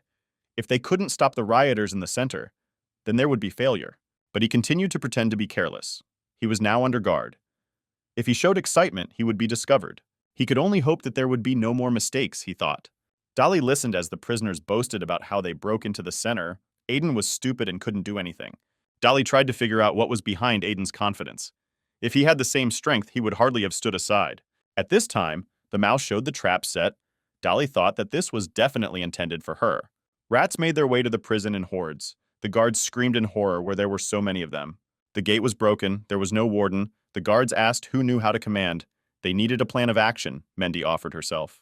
She stated that she had previously commanded an army and began giving instructions. Under Mendy's command, fire began, and some of the prisoners rushing forward were thrown back. The Gorgon said that the concentration in the security center is 90%, but she doesn't smell Aiden. The Ant Queen smiled at the fact that Aiden was now helpless. She added that it was time for her ants to hunt and activated the patients in the infirmary, whom she controlled through insects. The patients began to rise and, like zombies, go to the call of the mistress. Now no one would consider the dying patient a threat. Aya, who no longer belonged to herself, stood up with everyone. Mary, grinning, said that the infirmary was their biggest mistake. They didn't take it into account at all. Veronica smelled a corpse. She immediately realized that something was happening in the infirmary. The zombies controlled by Mary almost took out the door. Veronica shouted that they were approaching. The guards did not understand who she meant. When they were alone with Frenda, she entrusted the girl with a special mission. If the unexpected happened, Veronica needed to come to Aiden's aid. Frenda shared with her that 2 months ago he lost his memory and turned into an ordinary person. Frenda also added that this was kept secret, since few people can be trusted in prison. Frenda also wasn't entirely sure whether the Intertants would be able to carry out their duties during the chaos. She reminded Veronica of the original reason for going to prison. Veronica remembered the day when Aiden saved her from her enemy. He stood and looked into the distance. Veronica then walked in his cloak and sobbed. She was so grateful to this man. Taking off from her seat, the girl ran with all her available strength. She understood that the door of the infirmary was next to Aiden's office. Frenda saw this through the control in the bunker and ordered the side door to be opened and Veronica to be let into the infirmary. The door was broken down. The patients were about to escape from the infirmary. Veronica, transforming, rushed at the rushing crowd. The zombies rushed at her in a crowd, ready to tear her apart. They were no longer human. Veronica sealed the first one that rushed at her, realizing that only she could hold them back now. Mary's controlled puppets were also unusually strong. One hit Veronica with all her might. The guard shouted to Mendy that this was certain death. Mendy made excuses that she was in command in the fight against bandits, and not against prisoners. Mendy actually watched the men commanding the detachment. Her main task was flirting and seduction. The guard yelled at her that prisoners and bandits were not the same thing, shaking her and demanding that she do something before it was too late. And then it dawned on Mendy that she could use her charms and see how they would fall on women. The guards began to run away. The prisoners shouted after them. What good were they if they ran away like rats? Mary ordered the immediate destruction of the opponents before they gathered their thoughts. Mehendi, reincarnated, used a fox spell causing passion and charm. A flow of fluids in huge quantities enveloped the room. Everyone found themselves in a fog. When the prisoners realized that the fog was not poisonous, they thought it was just a trick. But within a minute, the women began to vomit. The unbearable smell made them vomit. Mendy said that this is her ability and her kind. She releases pheromones in huge quantities, making puppets out of men with the help of sexual desire. Well, for those who are not interested in women, the smell is simply unbearable. But her strength will not be enough. There are too many opponents. The guards noticed that no wonder there was no one here who might like women, but some women did not feel sick. It began to dawn on everyone that they sympathized with their sex. The Gorgon lit up with the fire of love. Everyone screamed that she liked women. Mendy was delighted. Now she can use this puppet for her own purposes. The Gorgon tried to resist the aroma, but it became more and more intense. And now she is already dancing with Mendy, who announces that this is their wedding dance. The Gorgon blushed with embarrassment. She didn't understand whether it was a dream or reality, but she was so enveloping, this aroma of love. Then she spat on everything, even the dream. But it was so beautiful. She looked at her beloved with all her might. Mendy enveloped her puppet more and more, creating a further illusion. She controlled her experimental subject, and she released her power on her former comrades. The explosion killed the former comrades. The guards stared at this picture in surprise. Dolly and Mary looked at the incomprehensible picture and could not understand what was happening there. Mary said that there is no need to waste energy on her. She will activate the insects that are in the Gorgon, and Dolly should kill Aiden. At this time, Carol was rushing with a succubus under her arm and 13. An unknown creature, which was given the name 13, lit up with magical symbols. Mary was blinded. The creature, wrapping its tentacles tightly around her, grabbed Mary, and she felt like she was drowning. The horror of childhood, chaos, fear, The depths of the cursed earth surfaced in her head. They sat her down, trembling with fear, and asked her to stay and wait. The creature said that he brought her here from the depths of the forbidden lands, and her strength was running out. He promised to return tomorrow. A magical barrier would protect the baby. She found herself in some cave, trembling with fear and horror and screaming to her savior not to leave her. She burst into tears and heard those terrible creatures from the forbidden land calling her little pig. In front of her was a handful of ants and a voice that she was hungry. She ran away, little with the rope still dangling around her neck. She couldn't get back there again. She made her way through the thorns, tearing her legs until they bled, but she could not stay here. She fell on sharp thorns like sharp teeth. This horror came to life in her again. Then she sees a woman in front of her with her face covered, only her huge, beautiful eyes. The stranger asked her if she was ready to see the world outside the forbidden zone. Dolly talked to a stranger, saying that this child had come such a long way. She found her on a mountain road. The witch wanted to take her as her student, but the stranger said that this child's skills were very far from magic, and besides, they didn't know her. At that moment, Mary stretched out her bloody hand on the floor and called for her mother. The stranger said that even after hitting her head in this state, she continues to call her mother. Mary babbled that no, her mother taught her this when they were kept in a barn with pigs. The girl said that if there is a chance to leave the forbidden zone, she said to call any man she meets dad, and any woman mom. This is the only way to survive. It was so painful for the stranger to hear the word mom. She stood with flowers and her heart was breaking with grief. In front of her lay the coffin of the one she loved so much, her dear daughter. On the table with flowers, there was a photograph of a little smiling girl. The woman changed little Mary's clothes and bandaged her wounds, noting that being her student was very difficult. Then she remembered how her mentor scolded her for conducting genetic experiments on a living person, how angry she was, saying that she should do it on herself if she was so brave. The sobbing girl admitted that she was afraid of pain. The woman grabbed her by the collar of her dress. She shamed her adopted daughter for doing such things at her age in front of living people. Mary, sobbing, asked to forgive her. She just wanted to win the competition. She remembered how her mentor ordered to take care of the body of the man whom Mary had killed and to do everything possible to prevent rumors from leaking about this incident. Next was the awarding of the best student. The mentor warmly hugs the girl who won the competition. The other students were happy, and Mary looked and wanted her to be in that girl's place so that her adoptive mother would be proud of her. Wooden arms wrapped around her, the girl asked to hug her, how she yearned for affection and warmth. Hugging the wooden doll and sobbing, Mary asked not to look down on her. She knows that she is just a replacement for her own daughter. She wants to become the best for her. Holding the wooden body tighter, she talked to him, saying that she was an ordinary person. Magic was beyond her. All that was left was body modification. Clinging to the doll to cry and talk it out, the girl said that she wanted to modify hers, then her mother would not know anything. And then as an adult, she flies into the depths of forbidden lands. Driven away by her adoptive mother, she screamed at her mother, asking herself why her mother cared about others more than her. She accepted that only the apostle saved her from the abyss into which she fell. She flies back to where she once ran. A huge stake pierces her body, and a familiar voice calls her the little pig who has returned. She saw that very creature, a living dead creature similar to a mummy. That nightmare from childhood. She was abandoned again. Abandoned, now she has nothing to lose. She still sat near the wall. Evans managed to intercept a spear flying at her adoptive mother, asking what her mother was thinking about. Mary wiped away her tears and said that she simply fell into an illusion. But looking at Evans, her daughter, and her best friend, all illusions dissipated. Dolly told her to stop treating herself like that. If not for her technique, they would never have been able to get out of here, and the whole prison would have been filled with snot. And she went forward, dragging the bound Jalala behind her. One of the mercenaries, pouring liquid on her sword, ordered her squad not to kill the prisoners if they wanted to get money. The attack with crossbows began. The Gorgon fought in the front ranks with the detachment. Behind the Gorgon, Camilla and the succubus were breaking through the enemy, who was still running in her shorts. Suddenly, a bright emerald light appeared from the Gorgon. Her magma power was at its peak. Dolly paused. Mary was next to her. Evans was in front. Jalala was lying tied up on the floor. Dolly cast a transformation spell and used a strike against the Gorgon's magic. The succubus screamed for her to get out of the way. They were running away from the monster and not fighting.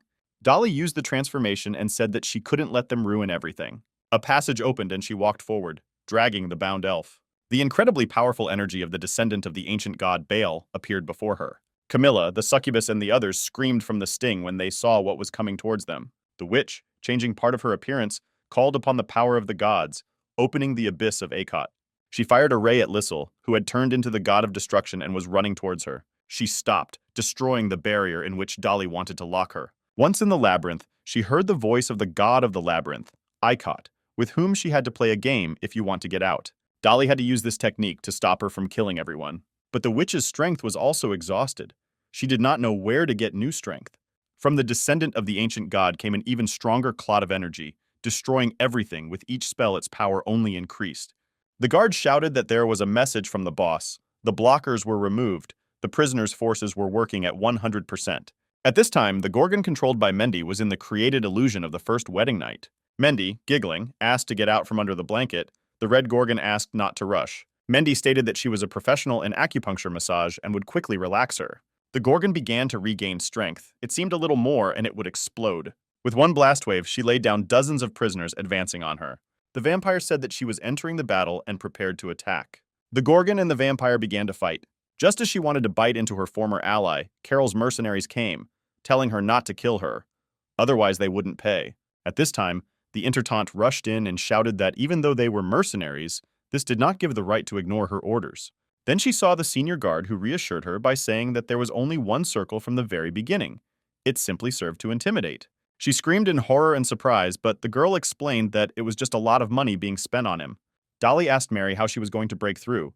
There were a lot of guards. She suggested using Evans, but the witch said that the girl was needed to kill Aiden, and she couldn't spend the rest of her power anymore. Suddenly, the Reaper of Death appeared in front of them from the magic circle. Mary asked who he was, and Dolly realized that Arsena had begun to act. The Reaper of Death said that at first she did not believe that she could gather many souls here, but at the moment, many people had died and clarified whether they would continue the battle. Dolly replied that she had used up most of her power. In this state, it was dangerous to challenge Aiden, to which the Reaper replied that she didn't care, but when they were at Aiden's office, she would help them. Mary wondered if the prisoners had reached Aiden's office, and Dolly, talking through the Reaper with Arsena, said that her help would not hurt. Starting to release the tentacles from her hand, the Ant Queen thought that if he was at least crippled, it would be good. But she saw a different picture. Veronica destroyed all the zombies created by Mary. The girl from the rest home pulled insects out of her body, swearing that the food was poisoned. Over a card game, they and their friends discussed what would happen if they ate every last crumb. The girl, tightening her corset, wondered if she was really so naive that she wanted to control her with the help of parasites. In front of her sat a werewolf, whom she ordered to return or die. She thought it was really rare to see something like this in a prison run by Aiden. She saw Veronica sitting there, having killed so many crazed prisoners, thinking that she was very concentrated on animal instincts. She would need time to get back to normal. She appeared in front of Veronica, wondering how she retained her sanity. Usually werewolves lose their minds with so many murders. Opening the passage portal, Dolly asked Mary where her daughters were. To kill Aiden, they needed to save their strength. The Ant Queen pointed to the corpses of the girls, saying that there was no one to call, and they were already dead. She used them as reservoirs for the potion. Mary, followed by Evans and Daly, went through the passage. The vampire screamed where they were going, throwing everyone away. She was turned into a bat. The prisoners were alarmed that their boss was abandoning them to their fate. They saw the mercenaries advancing, realizing that their strength was too small to defeat them. The screaming woman was hit by her friend, shouting that she had woken up, they had been abandoned. No one would come back for them. For this, the prisoner killed her comrade. The other growled why she killed her so cold-bloodedly for such a trifle. She objected, she could not. Her strength would not be enough for such a thing. The collar prevents the release of strength. When arguments began, they didn't believe her. Everyone lost their friends and were angry. Meanwhile, Frenda coordinated the actions of the prisoners, giving orders which prisoner should attack which. They were looking through the imprisoned Kikimora. Her danger level was Class C. Imprisoned mummy named Gibble Class B. The girls, based on the analysis, decided to reduce the suppression of the collar so that in a fit of anger, the prisoners would destroy each other. They lowered the mummy's collar and she moved towards the others. Another second and a beam came from her and hit the person standing next to her. She saw it fly away and realized that something was wrong with the collar. Narparnitsa asked Frenda why she had not used this technique earlier. She replied that the stones to recharge the collars had only been brought in now. She remembered the recording of Aiden, who said that it would not be possible to suppress such a riot without bloodshed. Aiden gave Frenda a list of those splinters that need to be gotten rid of, as if by chance they are bloodthirsty. It will not be possible to re-educate them. And Dolly was also on the list. Since she took the side of the rebels, she must be killed too. Dolly wondered if Aiden had ever used a deadly weapon. The guards simply had paralyzing bullets. She began to remember the conversations of the prisoners. The guards simply had paralyzing bullets, and there were no casualties yet. Why did he decide to use this particular method to kill prisoners? A portal opened in the prison lobby, where the Ant Queen and her minions were supposed to emerge. Aiden pretended to be reading a book when Arsena said that they had arrived. The moment has come, Aiden thought, when he will have to use all his skills. Mary entered first, and smilingly noted that she was flattered that Aiden decided to greet her first. Aiden remained calm, addressing her as prisoner number 3340. She, on her modified limbs, told him to call him whatever he wanted and moved forward. Then, towering over him, she stated that although there were problems, she allowed him to act as a first-class commander. Meanwhile, Veronica recalled her training, where she was taught to control her essence and release it when necessary. The boss explained that this training is not so much physical as psychological. Once werewolves activate their instincts, they can easily lose their minds due to the smell of blood.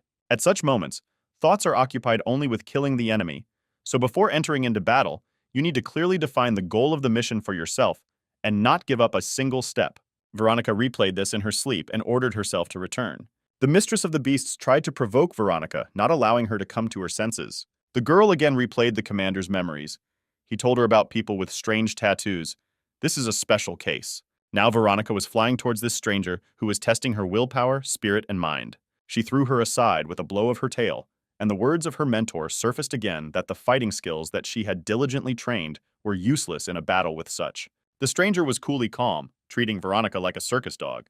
The girl growled and landed at her feet. She tried to catch her breath. People like this Beastmaster can leave a dent with just one step. They have incredible strength. They are representatives of the ancient god, the apostle, who carries the will of God. Veronica recoiled when she left a huge hole in the ground. The teacher explained to her that with people like her, you need to forget about all the rules. It is in such situations that you need to free your animal nature. Standing in front of the werewolf, she grinned. Is there really no partner to warm up with? At this time, the Queen of Ants and her followers stood opposite each other, opposite Aiden and between them as a sentry necromancer are seen. Aiden started first, saying that they had probably already decided who would die first. Dolly and Mary looked at him. The witch foresaw anxiety and danger. She remembered their plan. Mary will send Evans first. With the help of poison, she will paralyze Aiden's vocal cords and he will not be able to use the contract spell. And then Dolly finds the right moment and kills him. When suddenly the Ant Queen screamed in a voice that was not her own, Evans stepped on her limbs. She flew through the modified appendages like a war machine. The girl, looking into her eyes, said that she had long ago found her own will, and she thinks that her mother's goal is not to escape from prison. Then, half turning to Aiden, she said that she would protect him, and that this was a conspiracy against him along with Anthony. He saw Evans begin to release the weapon. He called her name. Then he asked if she had done her homework. She stopped as if she remembered something very important. Mary began to influence her to paralyze Aiden, not understanding why she resisted and did not obey. The warden, in the calm voice of a teacher, continued to address the girl, reminding him what he had asked her. Evans grabbed her head and howled. During his communication with her, he realized that even though it was not possible to completely rid her of someone else's control, he managed to do amazing things with her brain. Her brain is like the computer from his past life, which is only capable of performing actions that can be answered with yes or no. Every day, Aiden set her logical problems. If Snow White had not eaten the apple, who would the witch harm next time? Or if not for the control of her stepmother, how would Cinderella live on her own? Thus, she had to constantly expand her thinking, be able to find pros and cons, build associative series that would force the need to obey the queen out of her head. The queen grabbed Evans with her tentacles, telling Dolly that something was wrong with her, and she needed time to fix everything.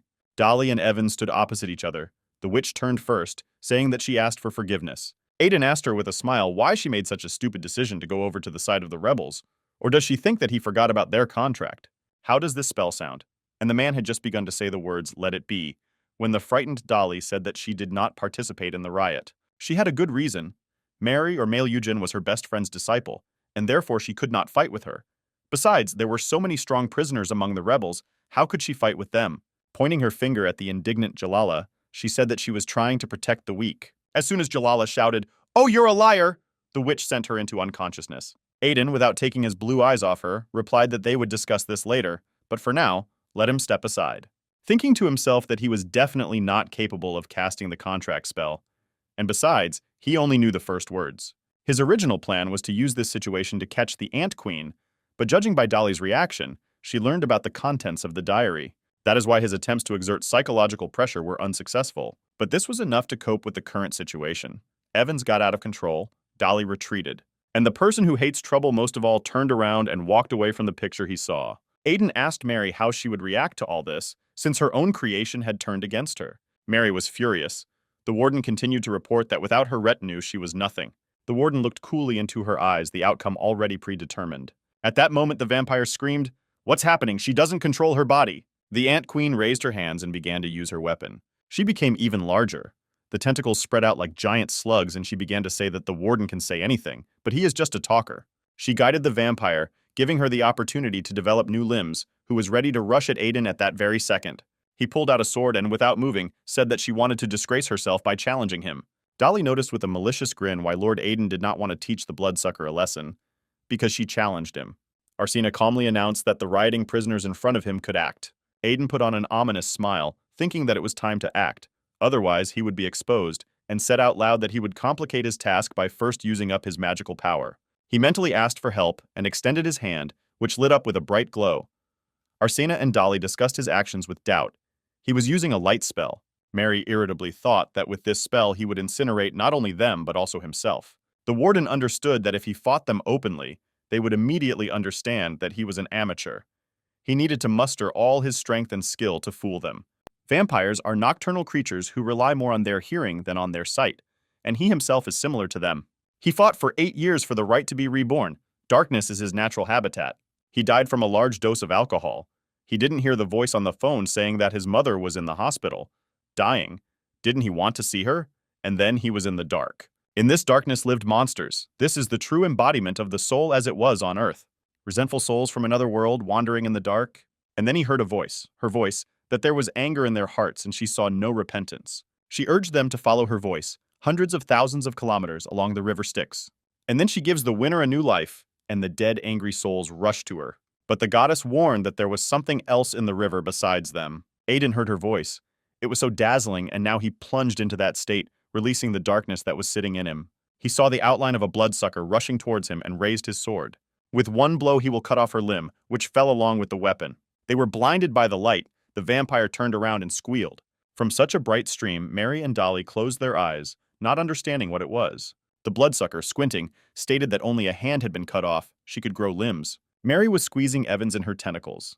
She just needed to be brought to her senses.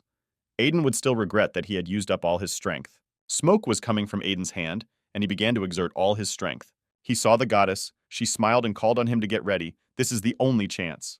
The memory of the soul surfaced of how he raced with others imprisoned in the darkness and ran towards her voice. Only one would emerge victorious. He flew up and pierced the bloodsucker with the blade of his sword. Blood sprayed out. The tentacles invented by the Ant Queen developed from her back. He cut her again and again. She smiled and said what he could do to her. His sword was not made of silver. And when she hit him so that blood sprayed from her mouth, Mare laughed, "And this is Lord Aiden." But the vampire looked at her hand, which was burning with fire. She could not understand why the blood was so hot. Arsena, calling her an idiot, explained that she was trying to fight an inquisitor who was soaked in holy water. Had she really still not understood? Apparently, that's why he allowed himself to be hit. His blood is like a red-hot brand for a vampire. She muttered holy water in bewilderment, while Aiden wiped away the blood with his hand. The next minute, he hit the bloodsucker in the face with all his might so that she screamed in pain. Dolly stood behind and used spells to wake up Jalala. Before she had time to recover from a deep sleep, a transformation spell was cast on her. Dolly turned the elf into her familiar so that she could read Aiden's emotions through her eyes. The witch muttered that the overseer's emotions were closed to her. She saw only the vampire's fear, which means this little thing wasn't lying. Then she connected to the rat familiar, saying that she would find out all of Aiden's secrets. She saw him hand over the diary to Frenda, asking her to hide it safely. The fewer people who knew, the better. And here is the diary. She forced the rat to obey her orders if she found out what was in there. Arsena said monotonously that he could have just as easily fought with his right leg. A couple of months ago, he had just started using a cane because he began to limp on his right leg. Mary ground her teeth. Right leg, why didn't she think of this before? She directed the vampire towards the warden's right leg, and she hit her with all her might. Aiden grimaced, feeling intense pain, but gritted his teeth and stuck the sword into the ground. The vampire, pleased with this development of the situation, snatched the overseer's sword with her tentacles. Impudently declaring that he definitely won't get up after this, he wants her to finish him off. Aiden stood up and extended his hand to her. She at first did not understand what he was doing. The Queen of Ants completely controlled the vampire. She, spewing curses, screamed at Aiden, "Stop hiding. She will take revenge on him for daring to steal her daughter." Again he runs to the goddess and dozens of souls like him, mired in darkness. Her ringing voice said, "Come on, the end is near, come on." And then she extends her hand. The first soul to touch the palm will be the winner. And she will be reborn in the world of the living again. The vampire went berserk and attacked Aiden. Mary could not forgive him for reprogramming Evans. And again he sees her. She is beautiful, her hand is extended forward. They ran pushing each other. Each wanted to get ahead, each wanted to leave the darkness. He sees a laughing monster. He is huge, and they are so small standing in front of him. And just as he ran to be the first to touch his palm, he released the darkness and the desire to live. Now he grabbed with his bare hands the sword that the bloodsucker wanted to plunge into him. His own weapon pointed at him. In rage, he pulled the sharp end away from his stomach. His hand rose above her head and she closed her eyes. The next second, with a sharp blow, he knocked her to the ground, after which he struck again. The crack was reminiscent of a watermelon smashed on the asphalt. Aiden's shell gave way to the darkness that was in his soul. Another blow. Mary closed her eyes from the horror and pain she felt being connected to the vampire. He beat and beat, not noticing anyone around. This is a fight for existence, for the life that he got at such a price.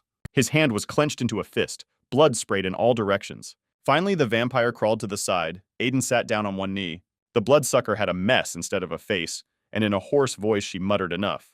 Mary grimaced with anger, how she missed everything, that he beat her to such a state. He stood as before. The vampire moved away, barely moving her legs. He then touched Meliferia's palm. He was the first, she congratulated him, saying that he would be reborn in the body of Aiden Garrett. His soul in the form of a huge monster danced and rejoiced. The goddess said that in order to receive the reward, you need to touch her palm. He was engulfed in a stream of fire, and part of his leg flew off to the side.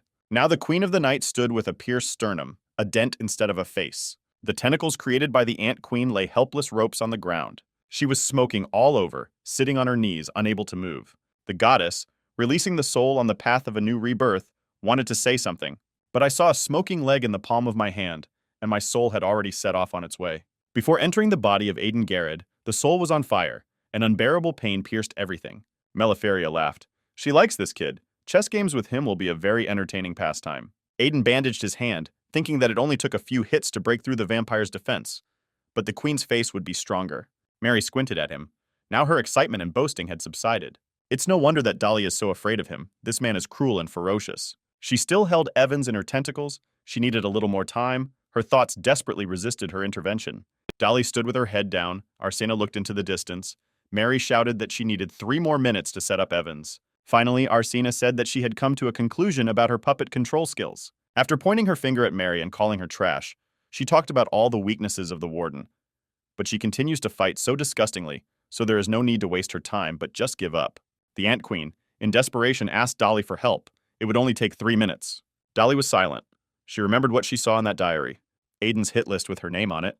Aiden, looking at her, thought that the riot was about to end, and Dolly no longer had that arrogance. It seems she found the list.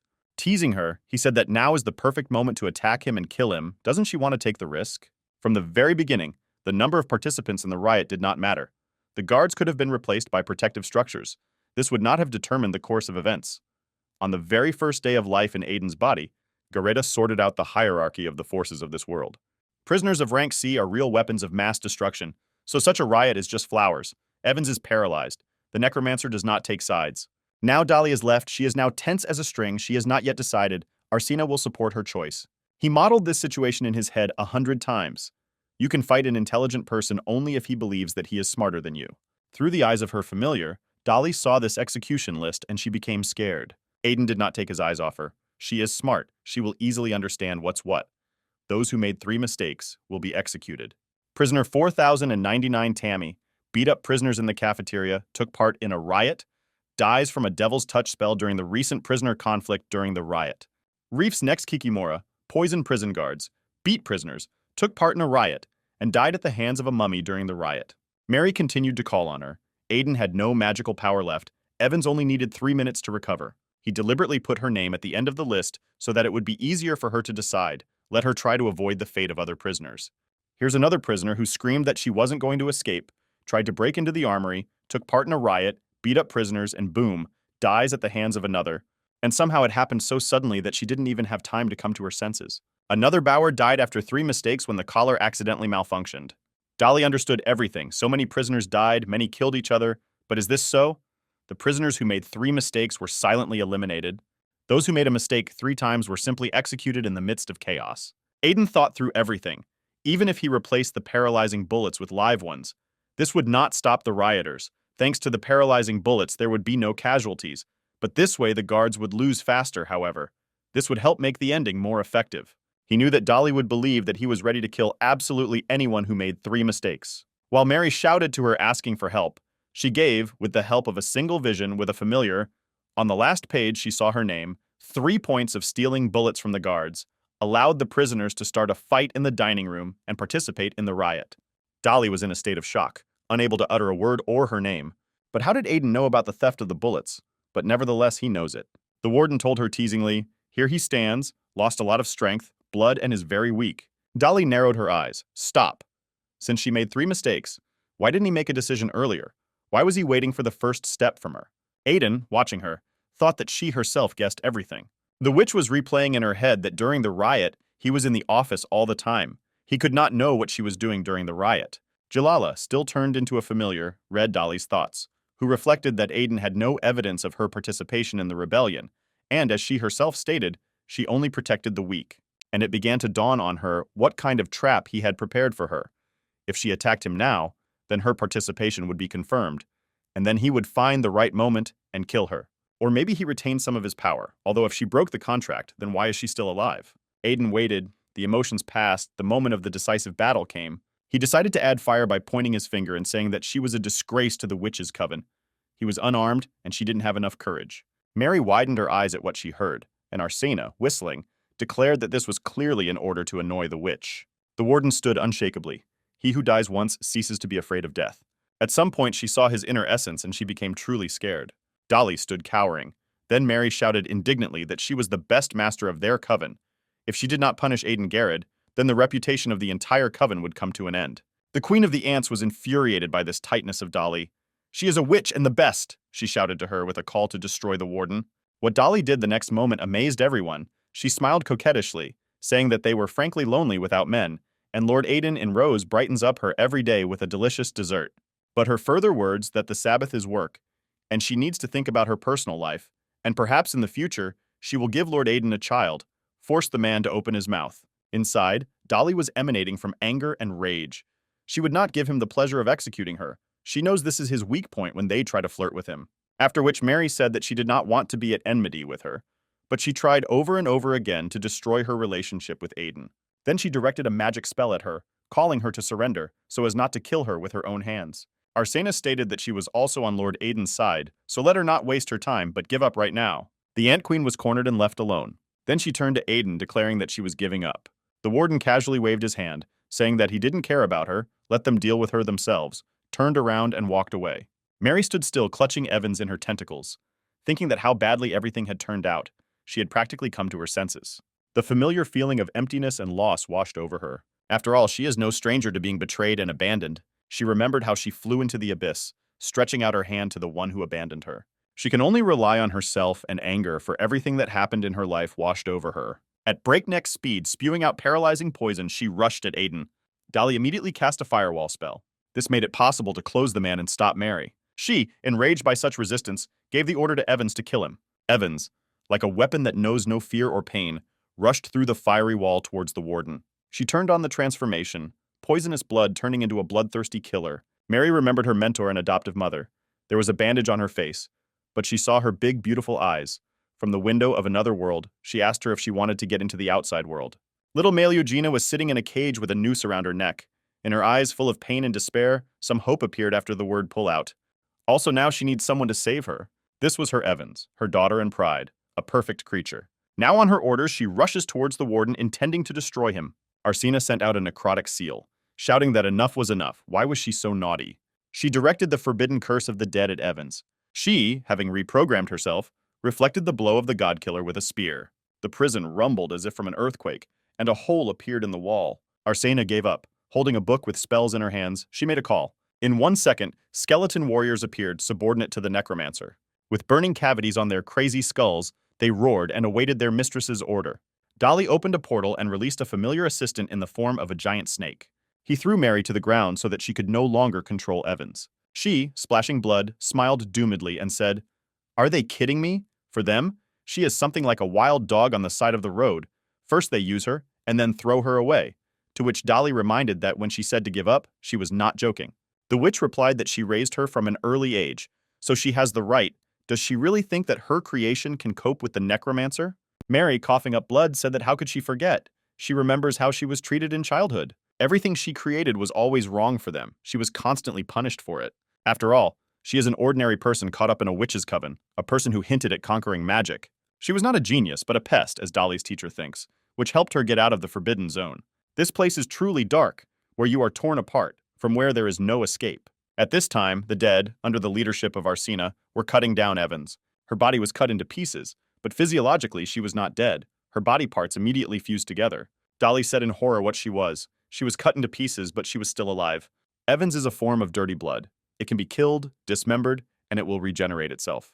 Evans held a weapon in each of her limbs, and instead of legs, she had a huge snake tail. Mary, looking admiringly at her creation, said that this is the beauty of Evans's body. She is capable of restoring her attack at any speed and is also capable of self-recovery. Attacks from opponents only accelerate the distribution of poison throughout the body, which is how she turns into the bloody god of death. The snake created in the distance captured her, but Mary said that they don't have to be so zealous. If they knock it out, Evans will get out of control, and she does not envy those whom she chooses as her victims. The skeletons ran towards Evans, who had already recovered, and began to repel a new attack. She dodged their attacks and killed herself, without feeling fear or pain. Aiden stood motionless under the protection of Arsina's circle, which summoned the bone giant. A huge skeleton archer appeared, aiming an arrow towards Evans. She rushed towards him with an indifferent look without emotions. A little more, and the archer would pierce her with a giant arrow. Aiden yelled that if she didn't stop, there would be no turning back. Mary was jubilant. He really thinks that her daughter will obey him. In this form, she is even easier to control. The dark power of the Ant Queen took over the consciousness of Evans, who weakly followed her orders, when suddenly she released all the weapons from her hands, which fell to the floor with a roar. Mary looked with fear at her daughter, who stopped and did not move. Tears appeared on the girl's face, poisonous streams of spoiled blood flowing down her face. In front of her, among scattered things and scraps of newspapers, lay a wooden doll carved by Aiden. This doll awakened something in her programmed mind that made her stop. Jalala couldn't believe that Evans was actually crying. Do puppets have any feelings? Is this really the merit of Aiden's book therapy? Jalala was in complete amazement. She began to compare the events of the past months. The warden's bandaged hand gave her an idea. She remembered that recently Aiden's hands had been bandaged. She asked him if everything was okay, but he waved it off and said that it was a scratch and nothing more. Then in his office, when he sent them to the city under the pretext that there was no one to buy the seeds, there was a notebook, a camera, and a knife on the table, and sawdust was also lying on the table. That doll in the form of a girl and the rest of the characters are carved out of wood. Is it possible that the creator of the dolls and stories is Lord Aiden? Shortly before the riot, Evans read her a fairy tale, explaining that this was an assignment from Lord Aiden, who said that it would be useful for her to read to other children. It was Aiden who came up with all these fairy tales, and now he stood in front of Evans, giving the order to Arsina's servant not to touch her. Everyone froze in anticipation, the queen of the ants lying on the floor, the prisoners, the dead warriors. Mary couldn't believe it, but how could it be that Evans actually stopped? She could probe her consciousness over which she had established control, giving her orders. But the girl did not move. Now Evans's consciousness was striving somewhere. She was looking for light. Enmeshed in the power of her adoptive mother, she tried with all her might to escape from her control. In anger, Mary screamed, "What did this Aiden give her?" The girl saw a shining circle in the darkness. It was the light towards which she desperately stretched her hands. Aiden gave the order to Frenda to buy children's books for Evans, but what Frenda bought was not what she bought.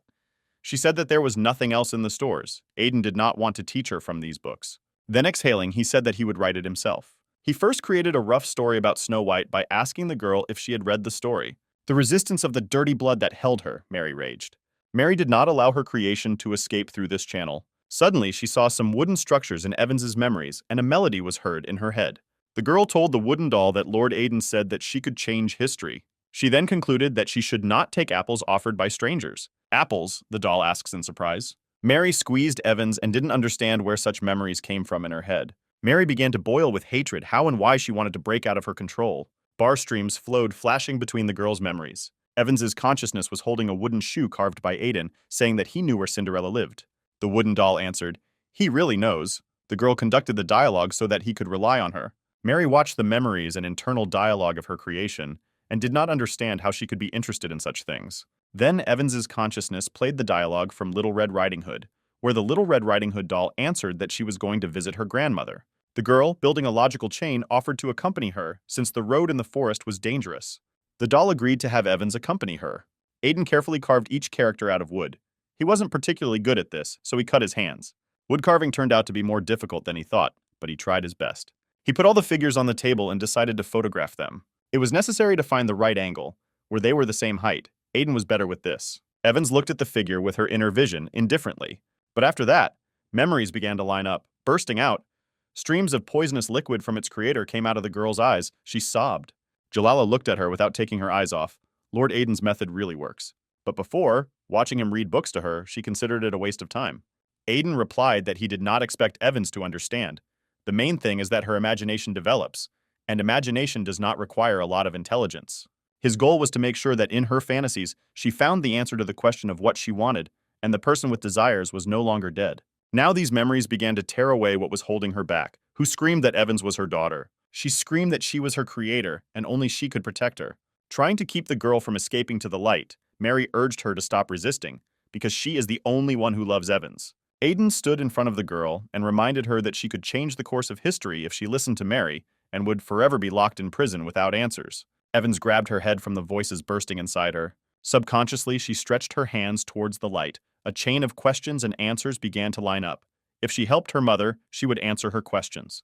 Then I remembered how I asked Aiden if Little Red Riding Hood would answer them. Aiden smiled and confirmed, of course, in the real world people help each other, and what exactly Little Red Riding Hood could answer would be her homework. In Evan's head, the monotonous question of how Little Red Riding Hood would answer was going through. The doll answered that she would remember about the poisoned apple and thanked her. Evans held the shoe and told him that he could rely on it. The phrase, "Let's go to Grandma's together," began to appear. The light became brighter, illuminating the void, and it rose higher and higher towards the light.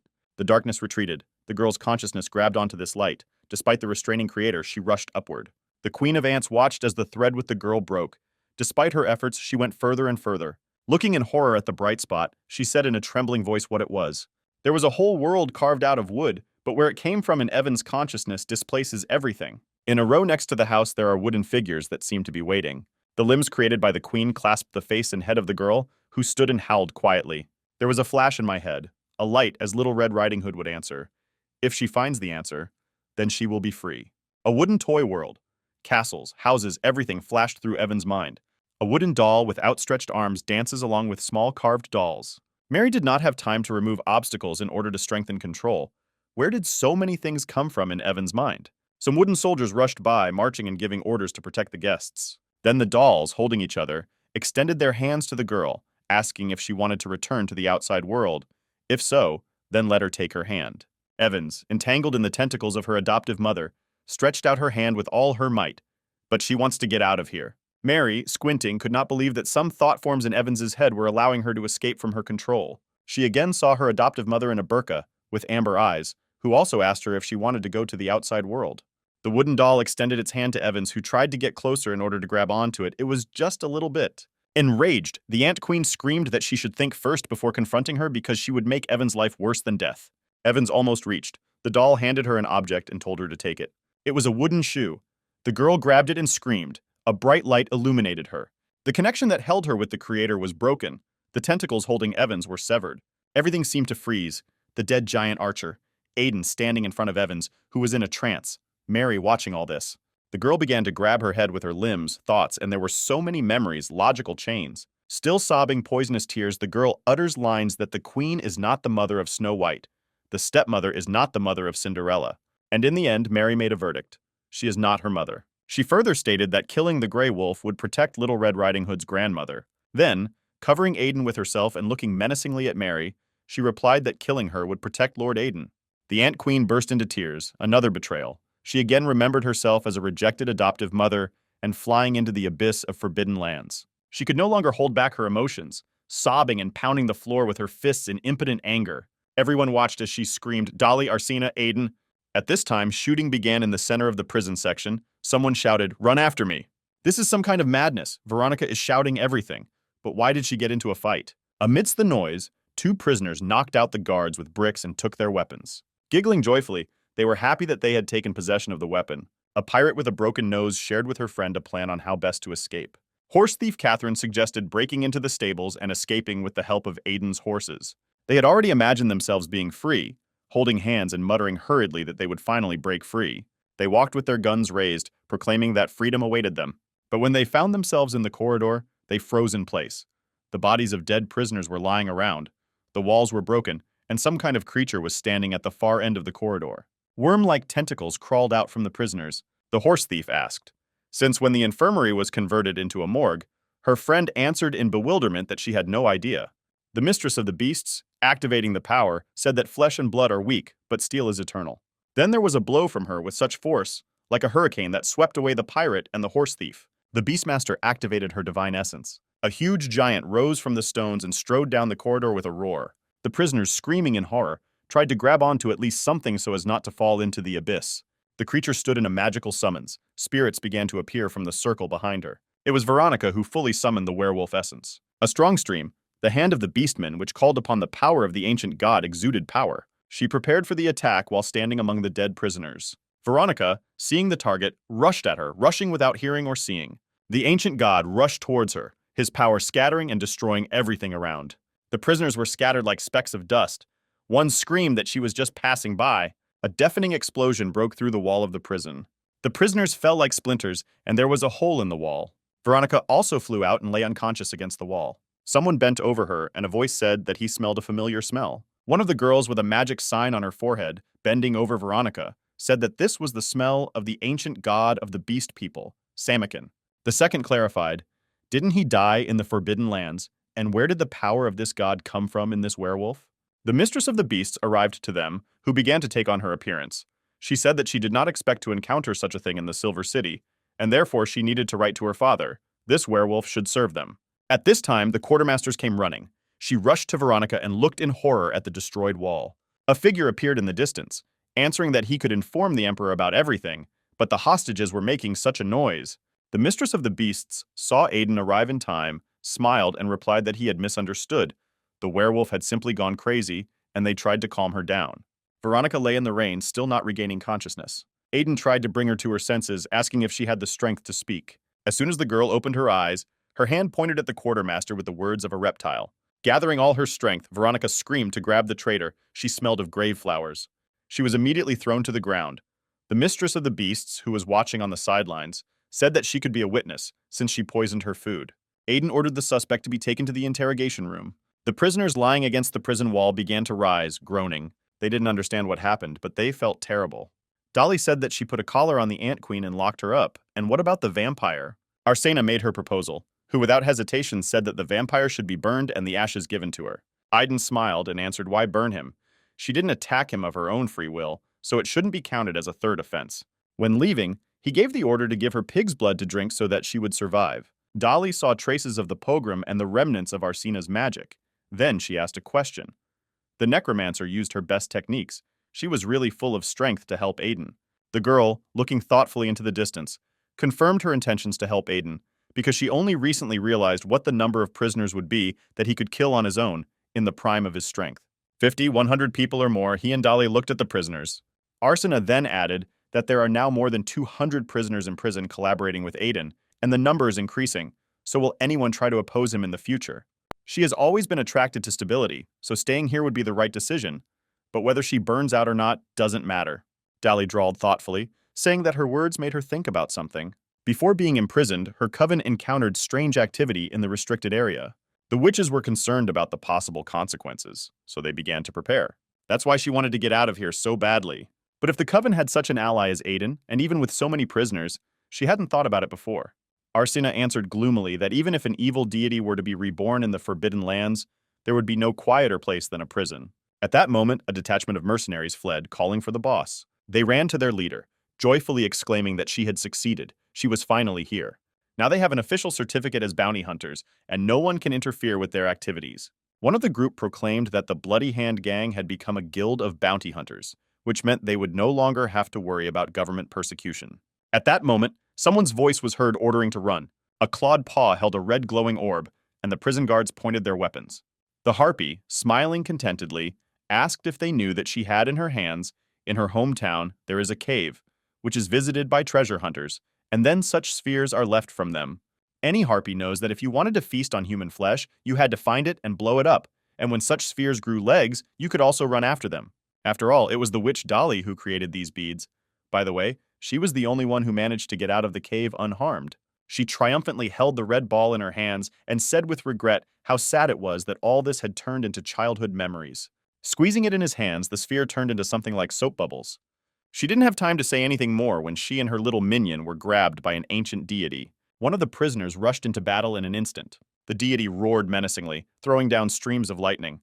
Like a grain of sand, it threw away everyone who was nearby, just like the vampire queen had once done. She saw the past before her when she defeated the army of vampires. She then stood over the fallen dead and was glad that her new life would begin. So they all sat around the fire and dreamed of how they would each take an orphan, create a guild of hunters, and teach their children how to earn a living. "Oh," the deity growled. "Anger and rage did not allow us to return to reality, children. Everyone died at the hands of the queen of the ants." Aya, clutching his hand and calling him boss, tried to get through to Lissel's consciousness that it was all over. Tears rolled from her one intact eye, realizing that her friend would be shot if she did not come to her senses. The eye of the deity, as if in a veil, looked at the one who screamed and grabbed hold of her without letting go, begging her to wake up. The ancient deity stopped and exhaled, contemplating the surrounding space. The friend rushed to hug Lissil, who was still in the form of a deity and did not quite understand what was happening. She then asked what happened to those orphans adopted by the mercenary group. At this time in the prison hall, Aiden was informed that the riot had been completely suppressed. The succubus, having lost control, rushed towards him screaming, "Lord Aiden!" Seeing his bandaged hand, she whispered in horror that he was wounded. While Aiden tried to explain that it was nothing serious, just a scratch, she screamed in tears about how serious it was. Then screaming, "Let me see!" she began to unbutton his pants. The quartermaster's jaws dropped. The succubus was completely distraught and lost control. She was taken away by several people from the guard, but she did not take her eyes off the warden, drooling.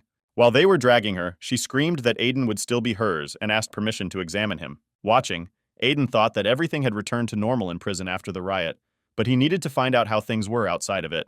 I wonder how far the Ant Queen has come.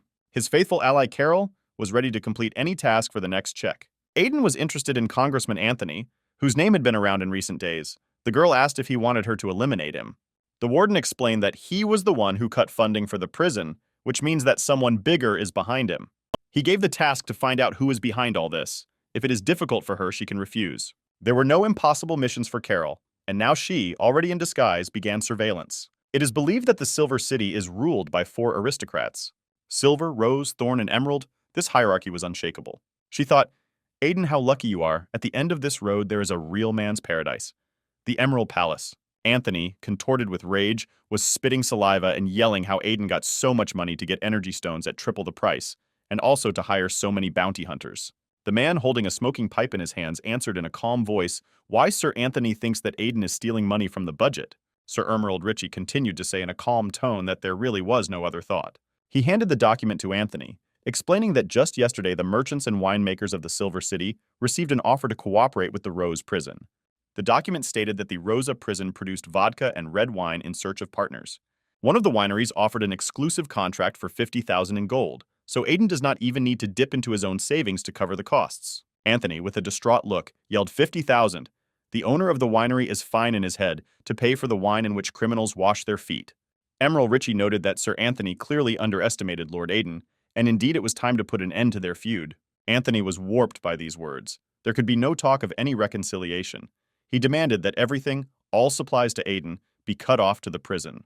He stated that while there was a riot, artillery fire could be allowed to open, but Sir Emerald replied that nothing should happen to the prison, so he was not Anthony's assistant in this matter. He lost control of himself, and like a wounded boar, flew up to Emerald's table and shouted that he sacrificed his son so that he would take this position and no one would know about his plan. The next second, a table lamp flew out of the window and landed on the asphalt along with shards of glass. It was raining outside, and one of the onlookers shouted what was happening there. The girl with the umbrella did not take her eyes off the window where the screams were heard. Anthony fell silent looking out the broken window, and Emerald said that the word plan sounds inappropriate here at all. And Anthony should generally be glad that it is he who is standing in front of him, and not the hot-tempered Trinity. Then he definitely would not have been able to get out alive. He further stated that the issue with Aiden was closed and Anthony could leave. The guard, watching the look Anthony came out with, thought what he had done. He had never seen Mr. Ritchie so angry. At that moment, in the rain, a girl was running barefoot towards him, screaming and shivering. She was wrapped in a robe. He asked in surprise why Emerald 28 was dressed like that. The girl from cold and anger could not utter a word, and he, rounding his eyes, said that she had just stood in this place. He was ready to bet. Well, yes, she was even almost hit by the lamp when they watched the scene with the litter.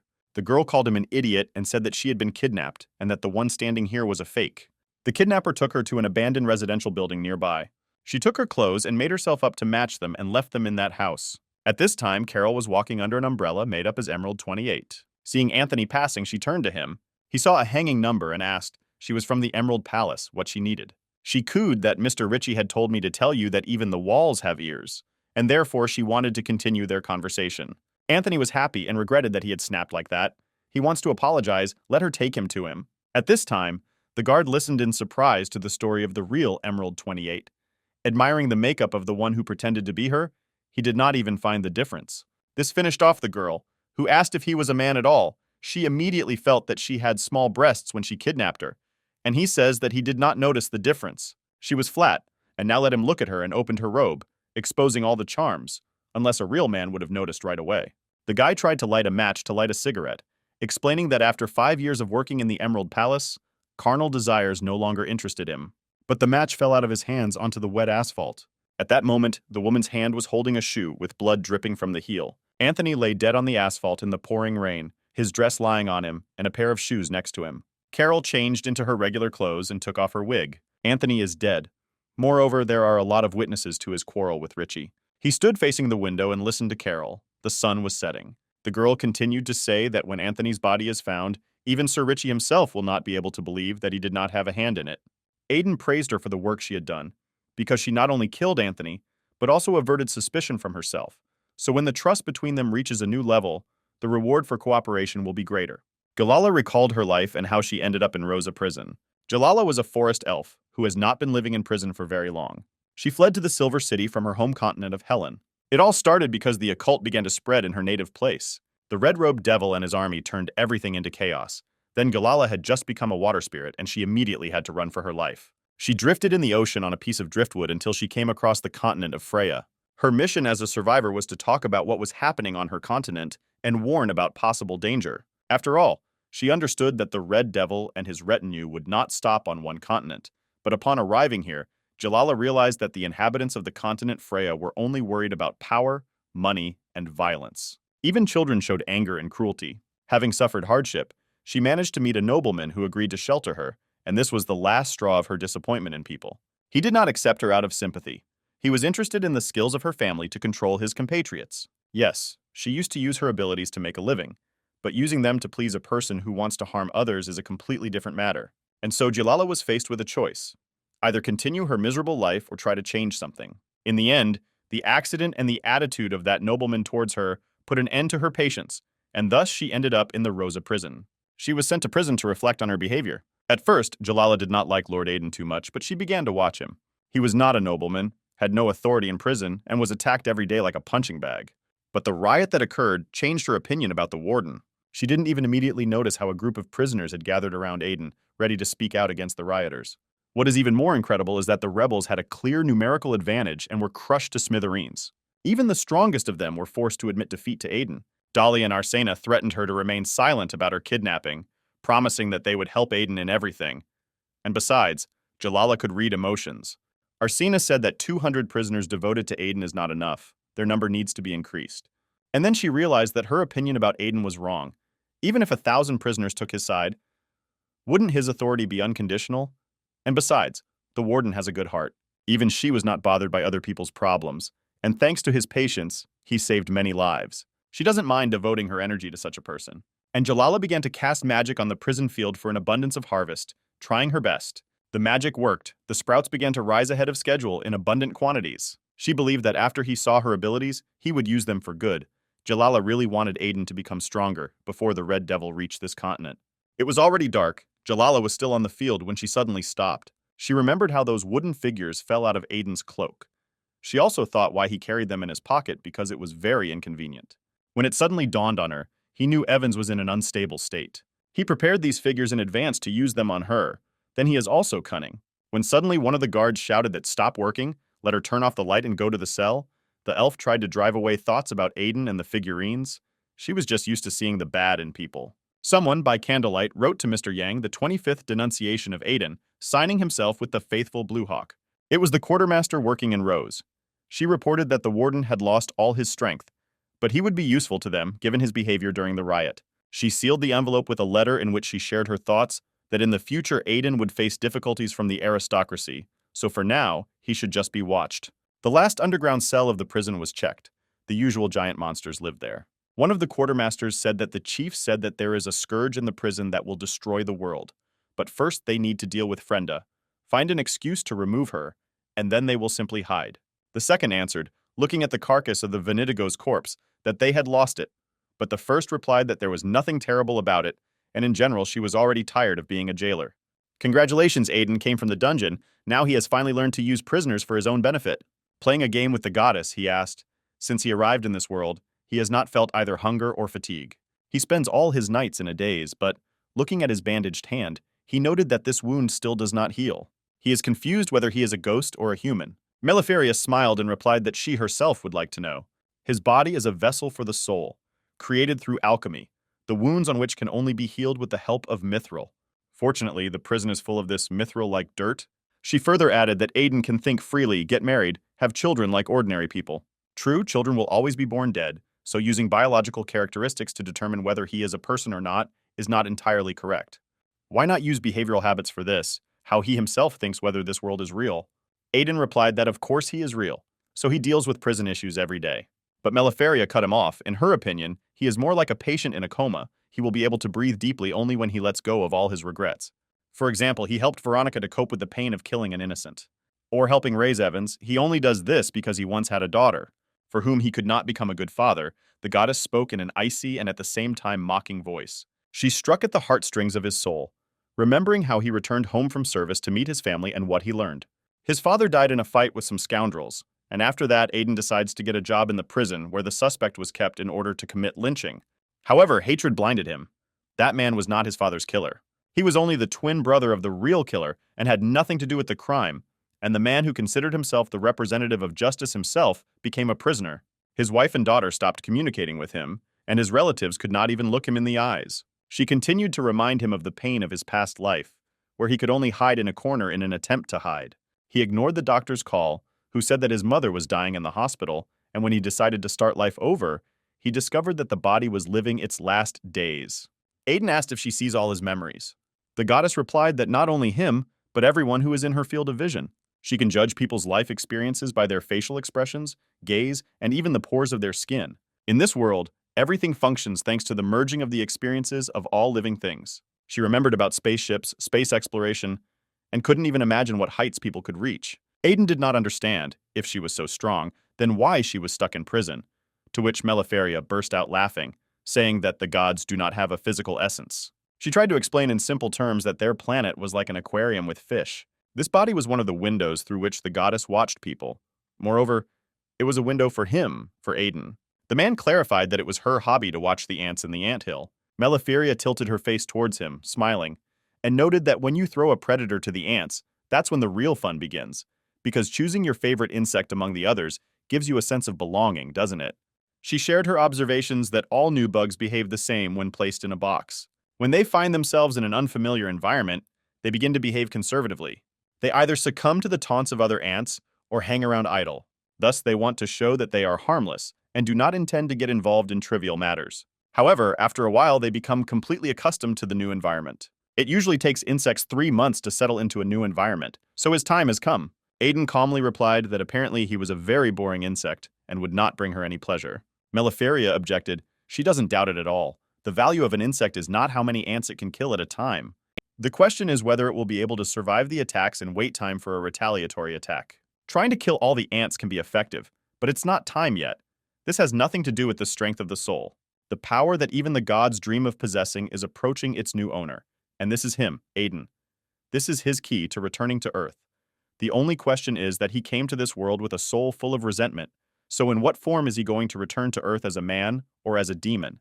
Aiden quietly listened to the conversations of his subordinates. One of the wounded guards continued to work, since her house was at the foot of the mountain. If the prisoners escaped, who would protect her parents? She asked her partner to hide it, because if the boss found out, she would have serious problems, and she would definitely not find a job in the city like this. In one of the cells sat a traitor lamenting her fate. What was the point of being a mole? She had been training like crazy to get here. She thought her conditions would improve with Aiden's arrival. But over these 5 years, her life has only gotten worse. What's the point of wasting her youth on this? He walked further down the corridor. The boarders were ordered to line up to receive £10 each. The treasurer, handing out the payment, clarified that taking into account income tax, police fees, and also listed a bunch of authorities, it turns out to be £5. Then he went out the door, but whether it was real or not, he could not answer. He thought about her words. whether this world is real or these are all his pathetic desires. So in the morning he comes to work again. The prisoners and quartermasters greet him. Frenda meets him and informs him that he has received news. The owner of the Emerald Palace wants to meet with him, but after recognizing him as the instigator of the riots, she believes that he should not go. But Aiden objected.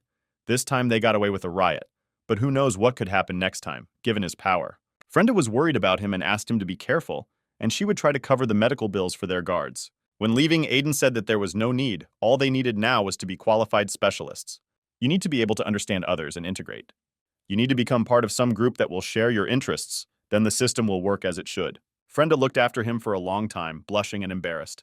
Approaching his horse, he added that only by becoming a knight can one receive a worthy attitude towards oneself. Whether he is a man or a demon, it seems even God is not omniscient, he thought. He plunged into himself. That dark side woke up. But is it worth disturbing the dead? You just need to let them rest peacefully, close your eyes, and walk away from all adversity. He realized for himself that he could be both a human and a demon. The brighter the light, the deeper the shadow. Residents of the Silver City observed a strange cloud with a frightening shape. Meliferia smiled. The chess game was becoming more and more interesting. Aiden rushed through the central square of the Silver City, leaving dust behind him. At this time, the giantess and Aya looked around in surprise in the prison yard. How long they had spent in the hospital. The potatoes had already grown and bloomed. Aya was scratching her head. How could it be? Was it really growing so quickly? But the giantess suggested that they eat first and then think. In the dining room, the prisoners were discussing the cook's new dish, potatoes with beef tenderloin, who came to her senses and decided to surprise everyone with a new delicacy. The girls at lunch asked the succubus why she had been so obsessed with Aiden for so many years. The girl answered sternly because he was handsome, but her friends still thought that there was something else here. Even beauty is not capable of holding back passion so much. They explained that they considered her passion abnormal. She was ready to do anything just to take off the warden's pants, which is why he charmed her so much. Succubus. Phil wiped her mouth with a napkin and prepared to tell her love story for Aiden. This story began 4 years ago. When she was just 14, she helped her mother look after her business, the Lilith International Holiday Center. She was sitting at the reception when people in uniform came in and demanded to call the hostess, that is, her mother. Phil replied that mom went to play mahjong and doesn't accept guests. Why did he come? And then she saw him. Aiden smilingly replied that on matters of combating prostitution, the succubus was then very frightened. People from the committee to investigate the activities of evil spirits stood behind her. They began to walk around the center catching succubi. An unconscious man was discovered from whom they had squeezed every last drop. Aiden said that this was too much and he would have to be punished, and little Phil told him to go with him. She said okay and became hysterical, making such a noise. Aiden was warned that this family of succubi was very influential in the Empire. Defenders of succubi can block the Parliament building. This will also affect them. But Aiden said that how is it possible that the country depends on a bunch of sexual maniacs? Phil put a lollipop into the screaming mouth, then grabbed her in his arms and said that all these matters did not concern her. He took her away to testify. She screamed, burst into tears, and threatened her mother, who would beat him for this. But he calmly carried her over his shoulder, and that's when the turning point occurred. She wondered how to describe the feeling that gripped her. The girls began to suggest that apparently a strong shoulder and courage and perseverance. But she remembered herself at that moment. It was light. Insight. She was enveloped in light for the first time she saw what holiness was. People from the committee stood with swords, coats of arms hung, and Aiden walked straight. He was admired. She doesn't remember how long she was in this state. He put her on the ground. He opened the carriage door and called her sister and told her to get in. She was stunned, as if she herself had been sanctified. While in that state, Phil contemplated everything around in surprise. From a vicious succubus, she turned into a maiden guarded by a knight. He rode a horse in uniform like a true knight of light, so handsome. The friends vying with each other oohed and awed. Well, then it's clear that they themselves would not be able to sleep after this. And the succubus continued. She then thought that such an untouchable and bright person like him. A succubus like her must be desecrated, and this became her obsession. Ever since that day, her mind has consumed her with these thoughts. Her inner self painted a picture of how she would throw him to the ground and tear his tight clothes. She will watch him helpless, burning with shame, looking for his clothes to cover himself. And she would kick him and tear off the remaining rags, then slowly move closer to his face. She will take him by the chin and whisper in his ear that for whom he dresses so decently. Whom does he want to seduce in this way? Does he know that it is dangerous for lambs like him to walk in wild places? Breaking out into hellish laughter, she will declare that she wants to saturate his entire body with the vicious power of a succubus. Then she will tell him to give up hope and not resist. No one will help him. Imagining all this, Phil put her foot on the chair and burst into demonic laughter. But her ecstasy was interrupted by someone's mocking snort. It was Mendy, to which Phil, pointing his finger at her and calling her a stinking fox, asked why the hell she was laughing. Mendy replied that she was laughing because only a virgin could fantasize such perversions and not realize them. The succubus became red as a tomato, covered in sweat, and screamed what she was talking about. Mendy burst into laughter, clutching her stomach, tears flowing from her eyes. She and her friends at the table fought in hysterical laughter, and Mendy was sentenced by a succubus girl, 14 years old, met the man of her dreams, but never achieved him by the age of 18. I doubt that nothing will come of it before menopause. Angry Phil couldn't say anything at first, but then she said, "Well, how many men has she had, since she talks about something like this so loudly? Come on, share your experience." But the friend fearfully put her hand on the succubus's shoulder, whispering that she knew nothing about the fox's past. Mendy is a very famous person in the Saini Empire. She managed to captivate the hearts of many military leaders and take large taxes from them. This led to the disunity of the imperial family, and the princes began to fight with each other. Thanks to her abilities, she plunged the empire into chaos, and the life of the people became unbearable. Thanks to this, she received the nickname of the Great Homewrecker and the enemy of all women. She is the craziest of all the prisoners, the uncrowned queen of seducing rich men. Mendy reached the ears of the succubus, queen of seduction. The very next second, Phil was lying at the feet of the fox, begging him to teach her the skill. Through tears and snot, she screamed to teach her to be just as successful. Mendy said with a businesslike air that the cost of 998 pounds of gold included training, accommodation, and a guarantee. At this time, Aiden arrived at the Emerald Palace, where women walked in expensive outfits. They walked leisurely and looked for something. Suddenly, an employee trying to help the ladies came across Aiden standing. He apologized for his inattention and invited him to see Mr. Ritchie, who was waiting for him. He brought him to the entrance and said that he could not take him further, since he needed to remain at his post, but an employee would meet him there. Phil has already brought the required amount and put it in front of Mendy, who explained that before starting training, Phil must definitely understand her position, so she knows who her main rival is. The succubus thought, many people stare at Aiden's body, but as for the unity of souls, Lord Aiden most often comes into her cell, so she has no rivals. Mendy objected, and Veronica doesn't Phil understand why she returned to prison and became a guard. But she triumphantly declared that Veronica is a piece of wood in love affairs, and even though she herself has no practical experience, but with theoretical knowledge, she beats her. Mendy exhaled in defeat and stated bluntly that no matter how deep her relationship with Aiden is, she will definitely lose if it comes to marriage. The succubus closed in horror why this was so, to which Mendy reminded her of Veronica's situation. Although her social status is not the best, she is hardworking, purposeful, and clean as a piece of paper. All the attention of others will be focused on her. And more importantly, she has absolute strength that attracts men to her, devotion, sensitivity, and strength. She sees at first sight why her partner is upset and can warmly support her.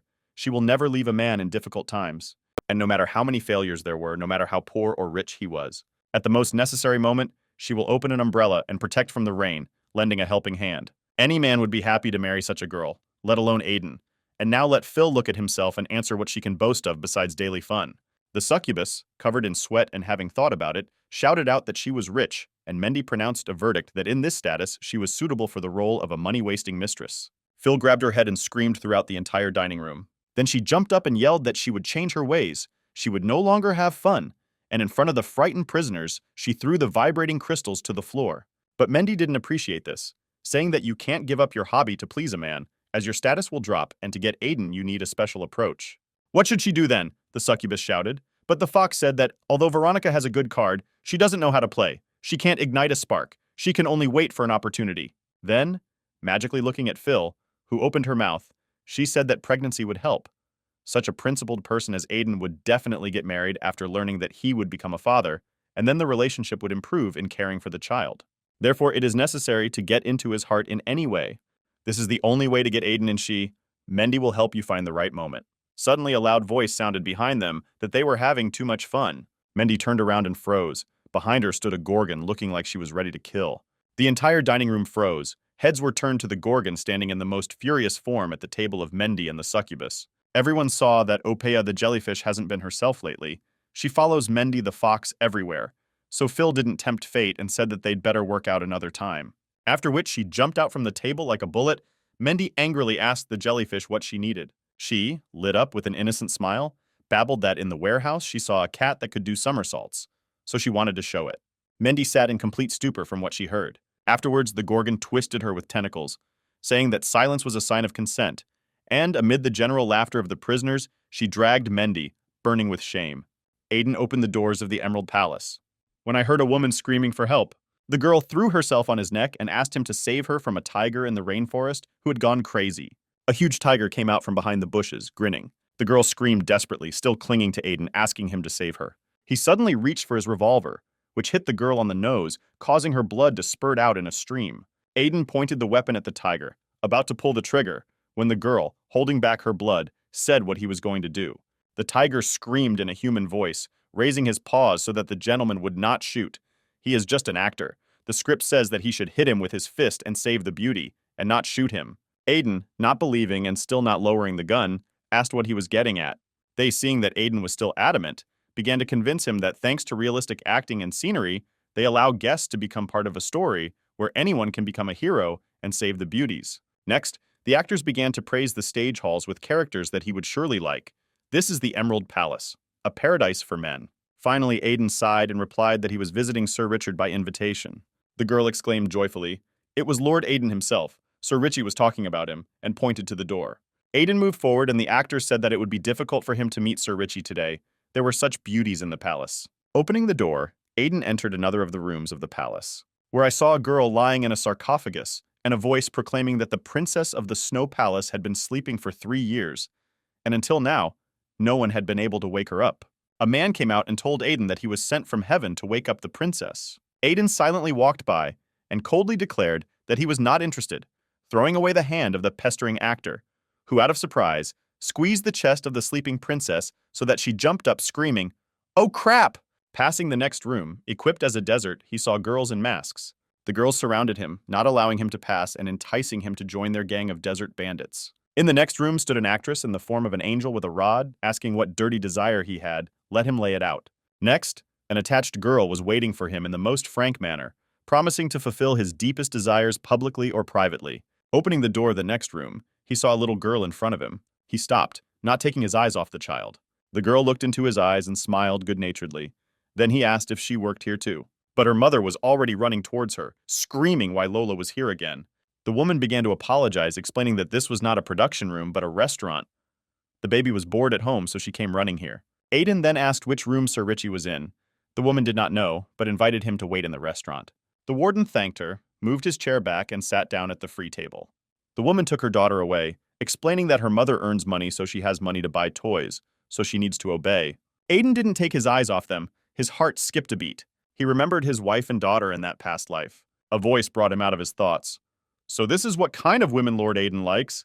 A cup of tea was placed in front of him. Aiden asked again without understanding anything when he heard the employee say good morning to Sir Richie. He stated that so many of his beautiful girls did not even receive a glance from the warden, and a woman with a child attracted attention.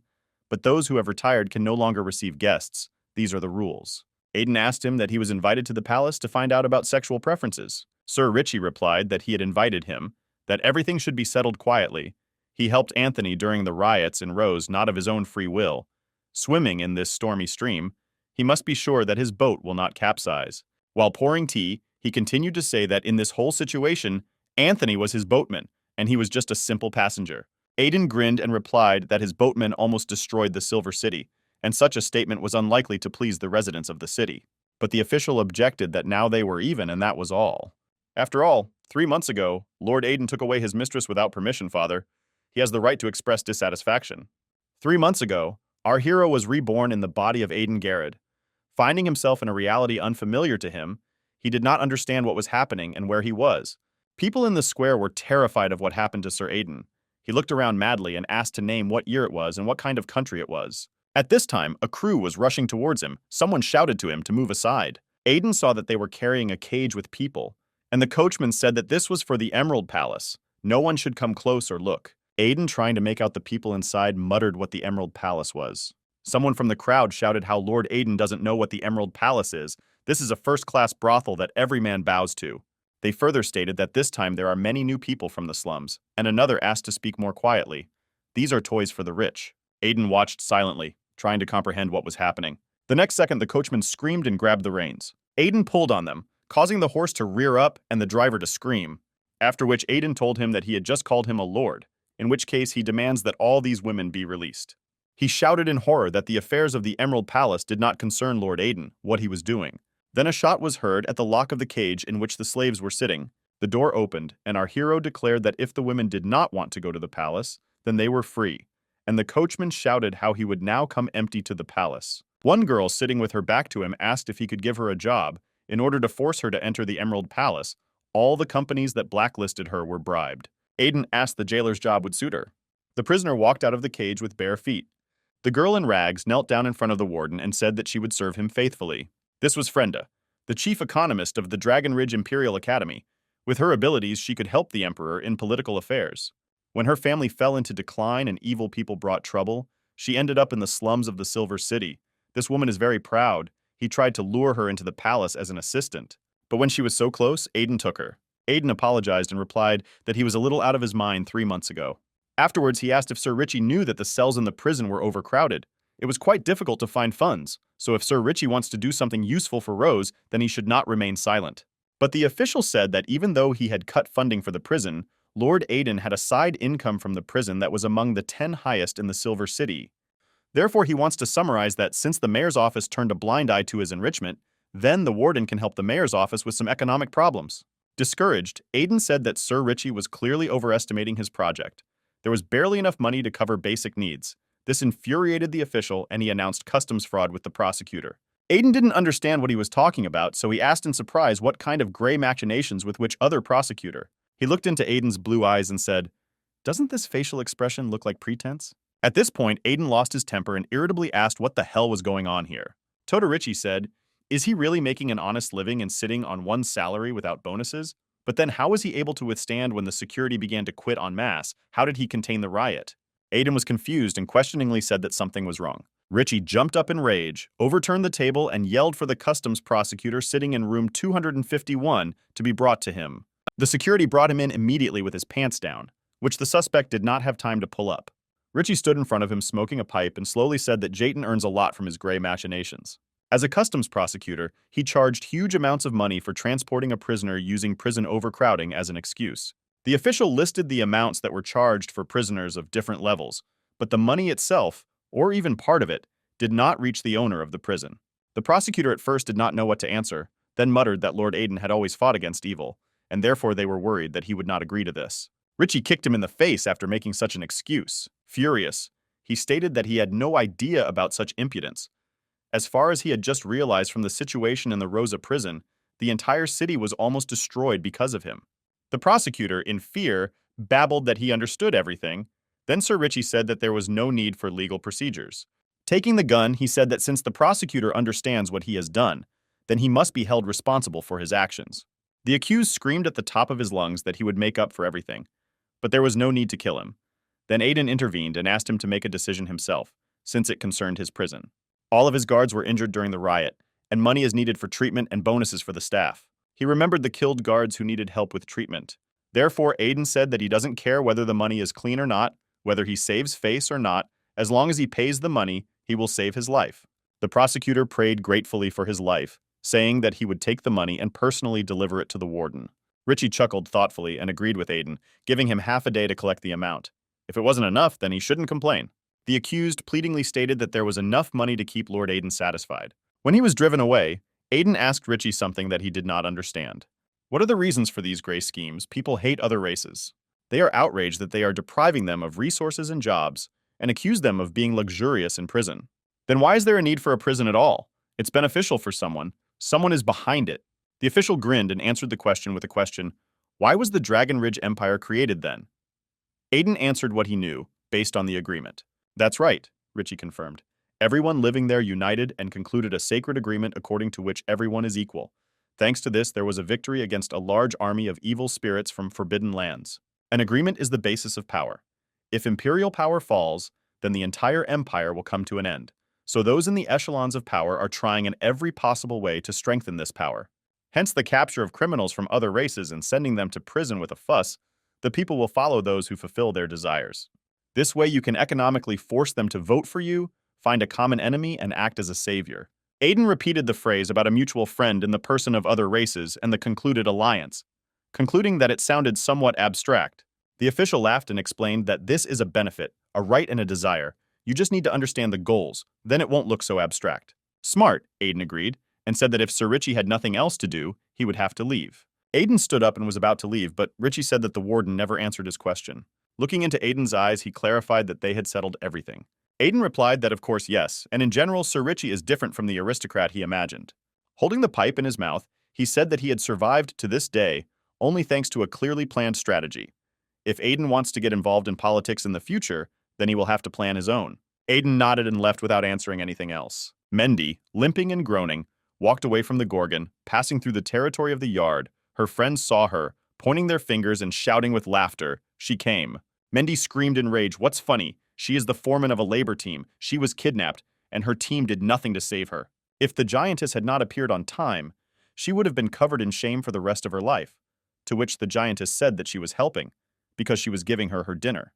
The girls laughed, calling Mendy so blown up that she promised the succubus to get Aiden, seduced rich men, and also brags about such things. Phil put her hand on her shoulder and sympathetically said that Mendy should forget about her training, and she could keep the money for herself. She noticed a Gorgon watching them from behind a tree, and her gaze was not the most friendly. Everything inside urged Phil to run. Her whole nature screamed about mortal danger. But Mendy said loudly, "This is no longer a question of money, but a question of reputation." Therefore, she told the mockers that they would all see how Phil, under her leadership, would get Aiden, then she would laugh. Aiden drove up to the prison gates. The guards prepared to open the gates. Before he could get off his horse, Mendy was racing, and Phil could barely keep up with her. She jabbered that in 3 days the potatoes were fully ripe, an incredible harvest. Aiden was surprised how this was possible, so the fox persuaded him to go see with his own eyes. The succubus, having forgotten about everything with burning eyes, screamed that she would go with Lord Aiden. Mendy barely managed to stop her, hissing that this was part of the plan to seduce Aiden. "We need to get Aiden's attention away from Veronica by any means possible, so it's time for Phil to use his little head and think about it." She received many injuries during the riot and is now in the hospital. And now that everything in prison is stable, Aiden will certainly find a way to see her. A lonely man will be in the ward of a lonely and wounded woman. He will ask about her well-being, and these questions can lead to physical intimacy, and this will lead to irreversible consequences. Mendy described in all colors the process of rapprochement between Aiden and Veronica. Therefore, their plan is to distract Aiden with little things so that he does not reach the hospital and wait for the decisive moment. Frenda picked a potato bush that was fully ripe. She said in amazement the male was dry and cracked, the potatoes had ripened overnight. She remembered how the nobleman who brought Jalala and said if they see that the plants began to grow at an incredible speed, so they need to call him to take Jalala back. Aiden listened to Frenda and thought about what to do. Jalala considered what they were talking about and in fear and anger yelled at one of the prisoners why she was shirking work. Then Aiden replied that he did not see a miracle here, because if he was not mistaken, the potatoes were planted more than a month ago. Frenda thought for a moment, and then bowed, and reported that she would tell Arena to be more attentive, and the warden began to ask how Veronica was feeling. Just as Aiden was about to go to the infirmary, Mendy ran after him. She stated that she had just heard a verbal altercation in the interrogation room and Lord Aiden should go and investigate. And the reason is that the Ant Queen refuses to give evidence to the junior warden. Aiden abandoned the plan to visit Veronica and hurried to the interrogation chamber. Upon entering, he asked his assistant how things were going with Mel Eugenia. The girl replied that she was just about to report to him. The Queen Ant refused to cooperate, no matter what question she was asked. The Queen Ant, in confirmation of this fact, turned her head away and snorted contemptuously. Then Aiden said not to waste time. Write down all the existing crimes, and no matter whether new data appears or not, she will still face the death penalty. But then Male Yudzina shouted indignantly that such a small city as Silver has no right to judge her. She is a serious criminal, and therefore must appear before the Supreme Court for the evil spirits of the Dragon Empire. Aiden told her that even if she appeared before the Dragon Ridge Court, she would not escape death. And in general, he is not going to interfere with outsiders in this matter. She will answer for every killed child. With these words, he ordered to write a case about the execution and then transfer it to the court for cases of evil spirits. Mary became furious. She screamed, threatened that no matter how many children had not yet gone to prison, he did not dare to kill her secretly. At this time, the whole city was buzzing about the fact that the Ant Queen was being held in Rose Prison. She couldn't help but think that such a celebrity would be secretly executed in Rosa Prison, and the whole city would be punished for this. The entire aristocracy of the empire, even the emperor himself, longs for her death. They personally want to organize her execution in order to win the love of the people. Continuing to pour out arguments, she reminded Aiden that by this act he was depriving the emperor of glory. Aiden did not react at all, which led Mele Yudzina to hysterics. Here the junior warden intervened, carefully noting to Aiden that the imperial power was in decline, and if they did this again, they will really offend the emperor. After these words, Aiden froze without answering. Having come to her senses a little, the Queen of the Ants agreed with Aiden's assistant. She will be executed anyway, so why not in the capital? And during this time, she will help them with prison affairs, recalling that many prisoners are still under the side effects of her drugs and may become worse. Then she touched his weak point, Evans. Because she can cure her, he wants the girl to go to school and become an ordinary child, reminding how much a trip to the Dragon Ridge Hospital costs, how much you need to save and cut from the guards' salaries. Aiden was still silent. Standing with a stony face, his deputy nervously asked what should she write. Coming out, he ordered to call Dolly and make sure that male Yudzina cured the prisoners. The girl nodded and, a little confused and questioning, answered that she would start writing then. She said out loud what was written, that male Eugenia, known as the Ant Queen, had been arrested. When suddenly Aiden barked so loudly that the girl jumped up. On what basis to write so intelligently, he explained how it was necessary. They arrested the cattle who committed monstrous, outrageous atrocities which are endless, causing anger among gods and people. Well, he said to write that she was being held here because there were accomplices at large and accompanying her over a long distance was unsafe. Then he turned sharply and left the room, when Mendy and Phil were waiting for him. He was already beginning to be annoyed by the constant flashing of Mendy, but the fox reported that there was little security now, so he had to report everything himself. The problem is with the zombie Silena, who crumbles to dust every 3 months and then returns, but with more power. There are 10 days left until the next breakup. The collar is holding her back to the edge of her capabilities. It has already become noticeably colder in her cell and around. Those nearby are at risk of frostbite. At this time, the zombie was really furious and cursed the dragonborn Camilla from the next cell. Aiden walked along the corridor, accompanied by guards. From the cameras, they asked him to sort it out, since it was already very cold anymore and they would get frostbite. Selena rushed around the cell, clanking her handcuffs and wishing Camille to die. She suddenly fell silent and stared at Aiden as he approached. He calmly said that he understood that she was dead and that being kept in a cell was outrageous, but he needed to show respect for others, otherwise he would have to die again. Then the zombie screamed. There was a plea in her voice. She reminded Aiden that he helped one prisoner get rid of a fabricated case, so why not take pity on the mother who lost her child? She said that Camilla killed her 15-year-old son and she was sentenced to only 3 years. And she herself is an ordinary peasant woman who had no other choice but to use necromancy to become a zombie and take revenge on her. She doesn't want to hurt others, she just wants Camilla to receive a fair punishment. Then Aiden thought that there was really a lot of strange things here. Camilla was not a noblewoman. She was born in the slums. There was no one to cover her. But she was given only 3 years. Aiden promised to look into this issue, realizing that some powerful hand from above was attached to this matter. Aiden called Arsena for help, who commented that she felt sympathy for this woman, although this was not typical for her. When did she become so humane? The warden asked if it was good to leave the dead in the world of the living. Arsena agreed with him, but noted that this lady, referring to the zombies, sacrificed the path of rebirth for the sake of revenge. So, due to issues of professional ethics, she does not want to interfere. Aiden did not understand this religious term, but the necromancer explained that these are the rules of this world. After death, the body, the consciousness of the deceased, does not simply disappear. So it takes on a form. In other words, the consciousness becomes the soul. The soul must go to the kingdom of the dead, where it must find the god of its faith and begin a new life cycle. In the absence of accidents, a person is capable of an infinite number of rebirths. So this lady is an accident, she pointed to Selena, who abandoned the path of rebirth and turned into a zombie. If she dies, she will no longer be able to be reborn, and her consciousness will be dead. If she dies, she will no longer be able to be reborn, and her consciousness will be dead. But Aiden objected, and that since she could no longer be resurrected, she had chosen a path full of pain. Then all he could do was put her to rest. Arsena reproached him for honoring those who destroy cities, looting and elevating them to the rank of heroes, but finds fault with the woman who chose to refuse rebirth for the sake of revenge for the death of her son. Arsena made it clear that there was nothing more to talk about. She would not commit such unethical acts. He could simply take her doll that holds zombie grudges, burn it, and be done with it. Arsena ran in shouting that the customs prosecutor had come to see Lord Aiden, along with Treasurer Doug and Chief of Guard Rosen. Frenda was nervous. Perhaps they were again starting something against the prison, but Aiden reassured her by saying that perhaps they had brought money. He remembered how the prosecutor promised to get the money as soon as possible. Frenda didn't understand anything about the money, but Aiden promised to tell him when he finished. But in the meantime, he ordered warm blankets to be distributed to the cells next to the zombies. The prosecutor, treasurer, and chief of guard walked down the street to the prison. Rosen told the prosecutor to be as sincere as possible with Aiden. He muttered that he was bringing money, which was much more sincere. But the guard commander advised not to underestimate the warden. Anthony was killed. He personally brought the bodies to be identified and saw for himself what a hole was in his head. They began to speculate about who killed him. Then Rosen replied that many say that this was the work of Sir Richie, But they know that this is not so. Aiden is a wolf in sheep's clothing. They entered Aiden's office, bowing in a humble pose.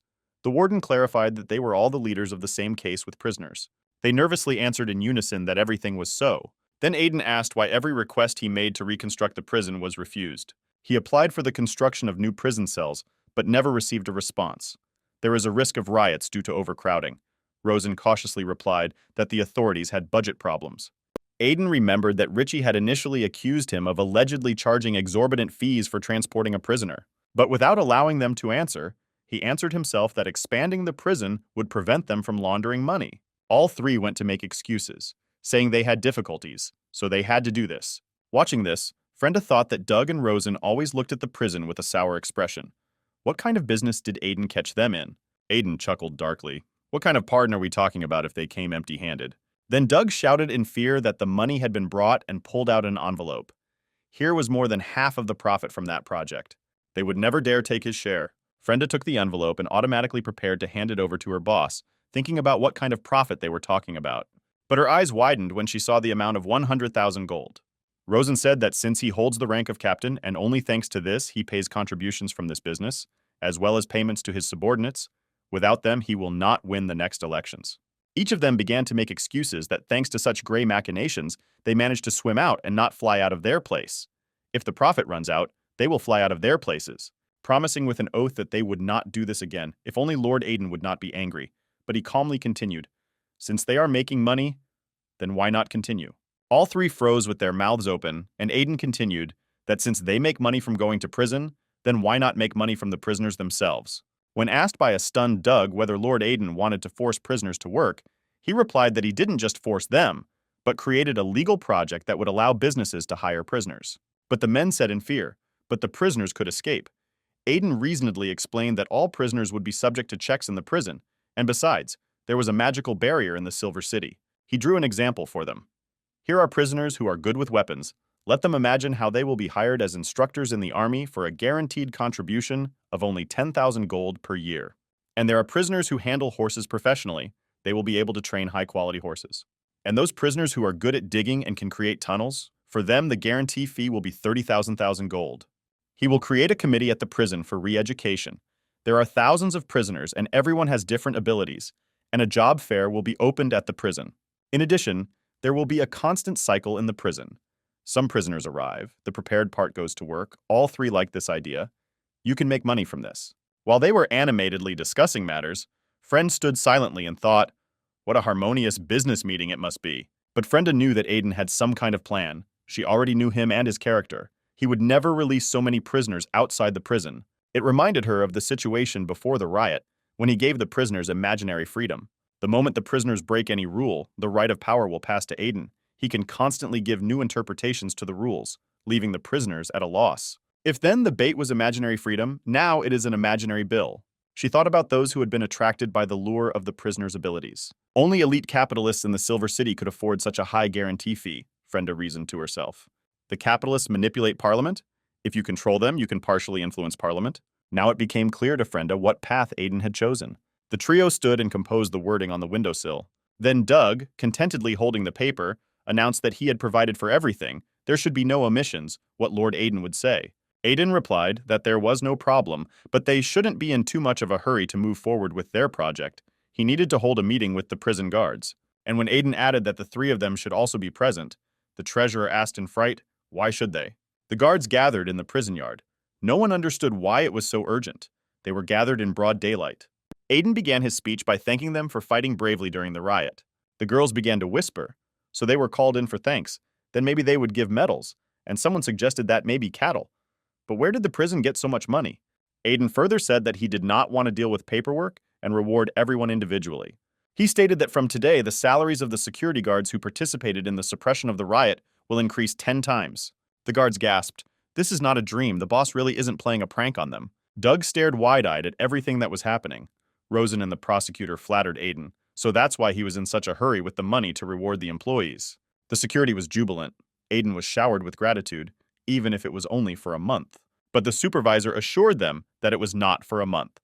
As long as he worked here and held the post, the salary would remain in force. After which Aiden pointed to the trio and added that this was his initiative with the support of Treasurer Doug, Mr. Rosen, Mr. Jayton. The funding of the prison would come thanks to them.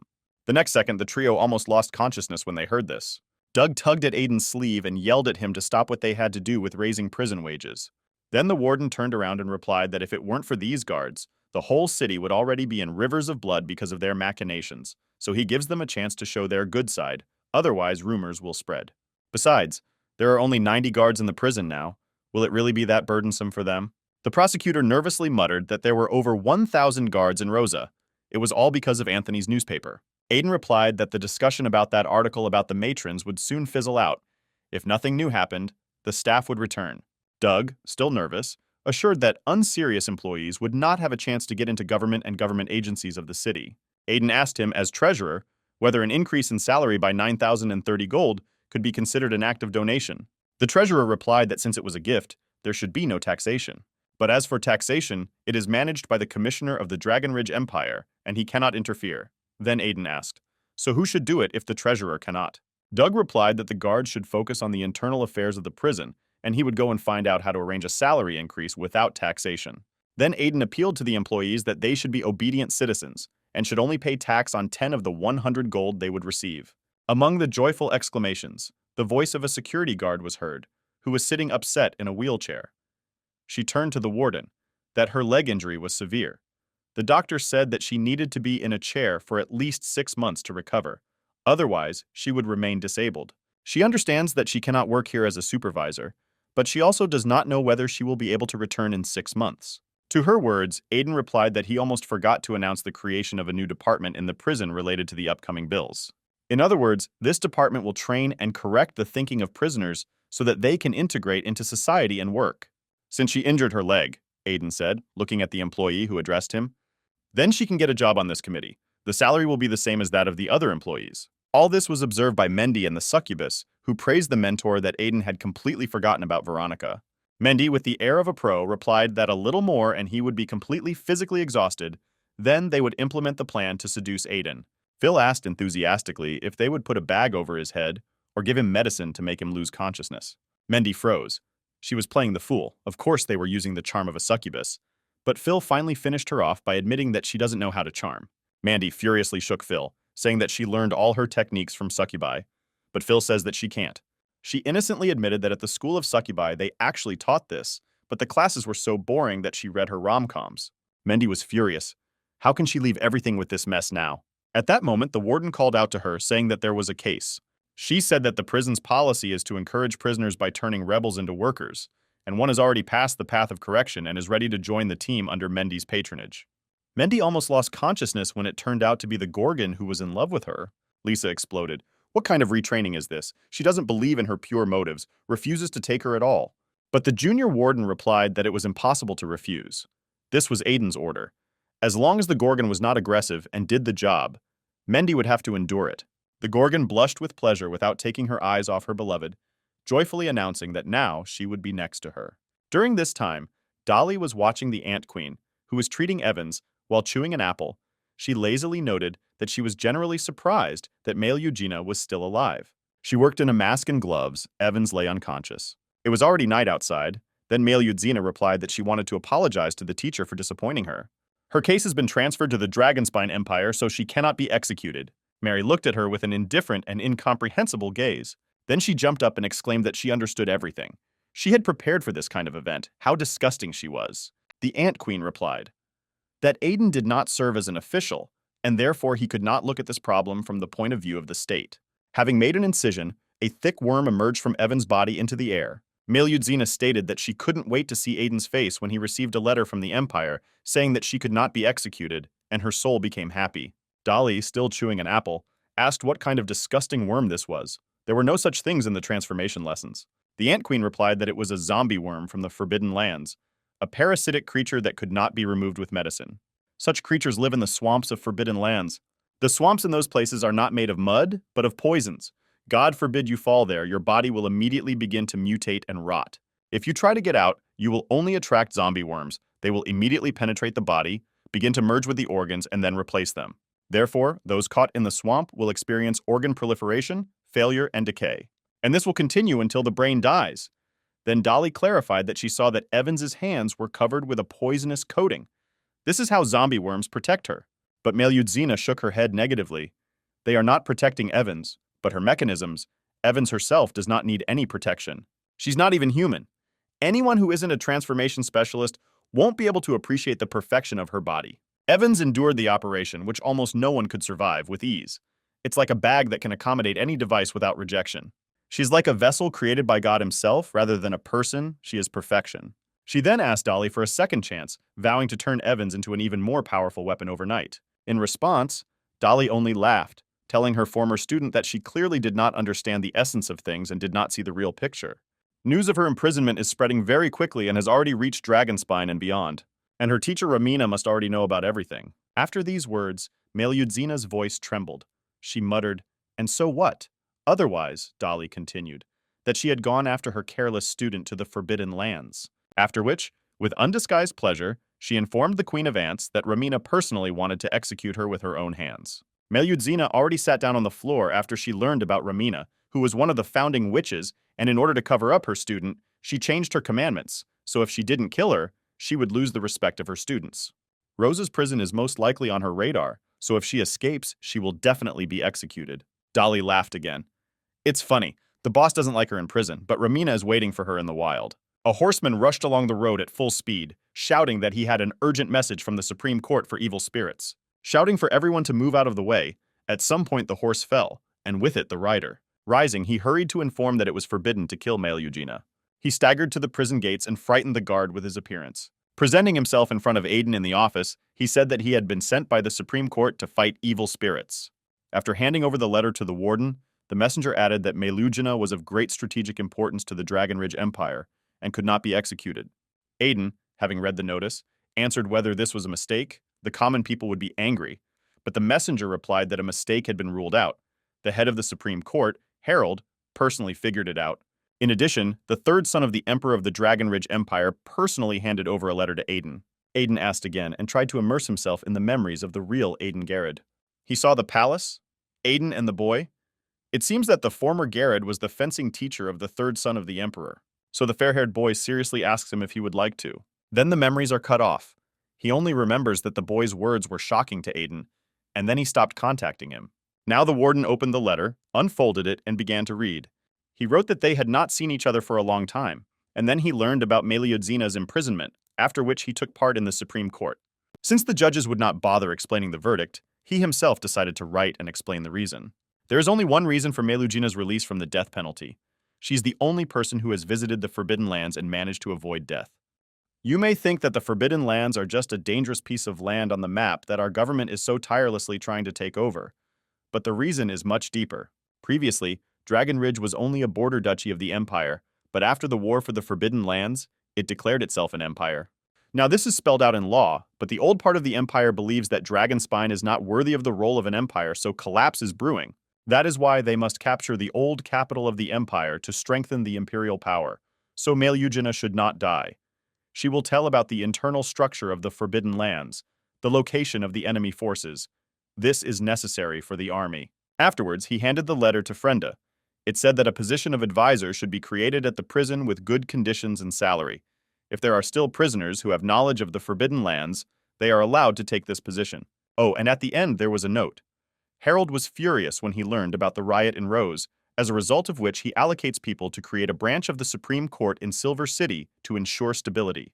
The choice of location for construction must be chosen by the prison management. Information about Forbidden Lands must be provided to branch staff upon arrival. Frenda entered the room and, seeing the worms, asked with disgust what it was, to which Dolly replied that it was necessary for treatment, and by the way, it was successful under her strict guidance. Frenda directly asked the Ant Queen how much she knew about the Forbidden Lands.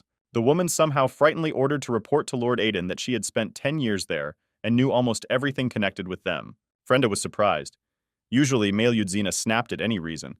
Then she asked her if she was ready to atone for her sins in exchange for information about the Forbidden Lands. She would be given the position of prison advisor. The advisor will have no restrictions on his freedom in prison, and will even have a salary of 200 gold, plus a workspace, a dorm room, and receiving any food or drinks. But she will be required to report her location 3 times a day. The image of Ramina looking for her appeared before Melyudzina. and in a trembling voice she replied that she agreed. She now felt fear and horror of the outside world after the words of the witch Dolly. Dolly moved her so that she almost lost her teeth. The witch began to propose her candidacy, because she also knows something about the Forbidden Lands. Frenda began to interview how long she had lived there, and how to win if a war with the Forbidden Lands broke out. Dolly did not give a clear answer to both questions. Frenda gave a verdict that she was not suitable, while Meliudzina, pale and frightened, said that she would never escape from prison again. She thought gloomily to herself that now she would have to sit in prison forever, and during the riot she had offended many, so she needed to find a patron. The treasurer asked the Iranian to report to Lord Aden that he needed to talk to him. Having opened the door, the guard let him in and an icy cold breath blew across them. She explained to Doug, who was shivering from the cold, that there was a zombie woman in the prison who was about to disappear, which was why it was so cold. Aden saw him and asked what happened and what his question was. He said that they needed to take a step towards each other. Aden was not in the mood to conduct a dialogue with him, but the treasurer explained that he had seen a messenger from Dragon Ridge. Something was planned. Therefore, he pleadingly asked not to forget his old friend if any business was planned, but the warden replied that the messenger had come about the cancellation of the execution of the Queen of Ants. But this is not what the treasurer meant, because there are many rich people in the Silver City, but their level of influence is limited. In general, he was looking for a warden to negotiate guarantees for prisoners. It would take quite a long time to persuade members of Congress. So he remembered that Aden has a good relationship with a financial tycoon, he controls 30% of parliamentarians, and if he can be persuaded, only Aden himself did not understand who we were talking about. The treasurer explained that this was the owner of the Big Gold Tooth Tavern, who had purchased the Rose Prison Brewing Project a few days ago.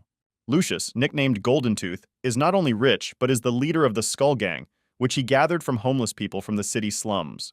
This gang destroyed another bloody gang, but even the police could not crush that gang, and now it has become clear who is the boss in the northern district of the city. And Lucius has many fans and followers, now even among the elite.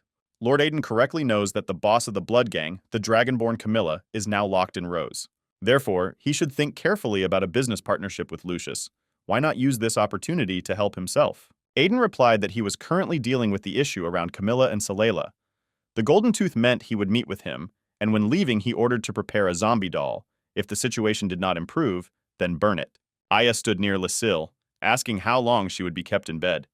They were in no hurry to expand the prison staff, so they would be ordered to take care of the prison inmates. But she replied that every time she falls into madness, she needs at least a week to recover. Then she turned to her roommates, who were talking and laughing. She asked how they could lie quietly and talk. They tricked her into beating the prisoners, and they themselves escaped. But one of the girls smiled and replied that they did not run away, but went deep into the battles where it was most dangerous.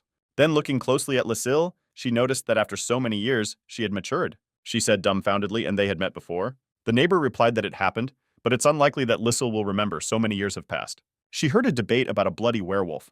Someone saying why they are not afraid to harm themselves for the sake of humanity, but are so afraid to do it for the sake of their children. The girl looked out from behind the curtain after hearing the words that if there is a choice, then who would want to be a dog for others? The man aggressively told the crowd that people have their own gods, orcs have theirs, and their ancestors betrayed the orcs and joined the people. They should not allow themselves to become slaves just to survive. It is better to give up your life, but let your children live in freedom. Blood, streams of blood, she remembered his words. If they die shamefully one day, let her not mourn them. He smiled at her then and said clearly, "This is a deal." All her relatives were dead. She remembered it well. She remembered a sign like a noose. This sign appeared when she was fighting during the riot. Then something gave her the strength not to die. At that moment, she was not just a werewolf. She became like a deity. Now the girl was looking at this sign on her back while sitting in a hospital room. Aden rode his horse through the center of the Silver City. Then he saw the sign of the Golden Tooth Tavern and stopped. The workers laughed and said, "If Lord Aden wants to have a drink, then you need to come in the evening. The bar is now closed." Getting off his horse, the warden replied that he was not here for a drink. He needed their owner, Lucius. The worker replied that he was joking, and the owner was in the backyard receiving the goods. As they walked, he chatted about the agreement with the prison. In the backyard, Aden saw a sad picture of ragged and emaciated people, grayness and dirt. He turned around, and on the other side there was a rich street, deer carriages, ladies and gentlemen in luxurious outfits. Only a fence separated a rich life from a poor existence. The hard worker brought Aden out of his thoughts and said that he always liked to watch the expressions on the faces of those who see the true face of the Silver City. Most slum residents give up part of the harvest for the opportunity to live on these lands.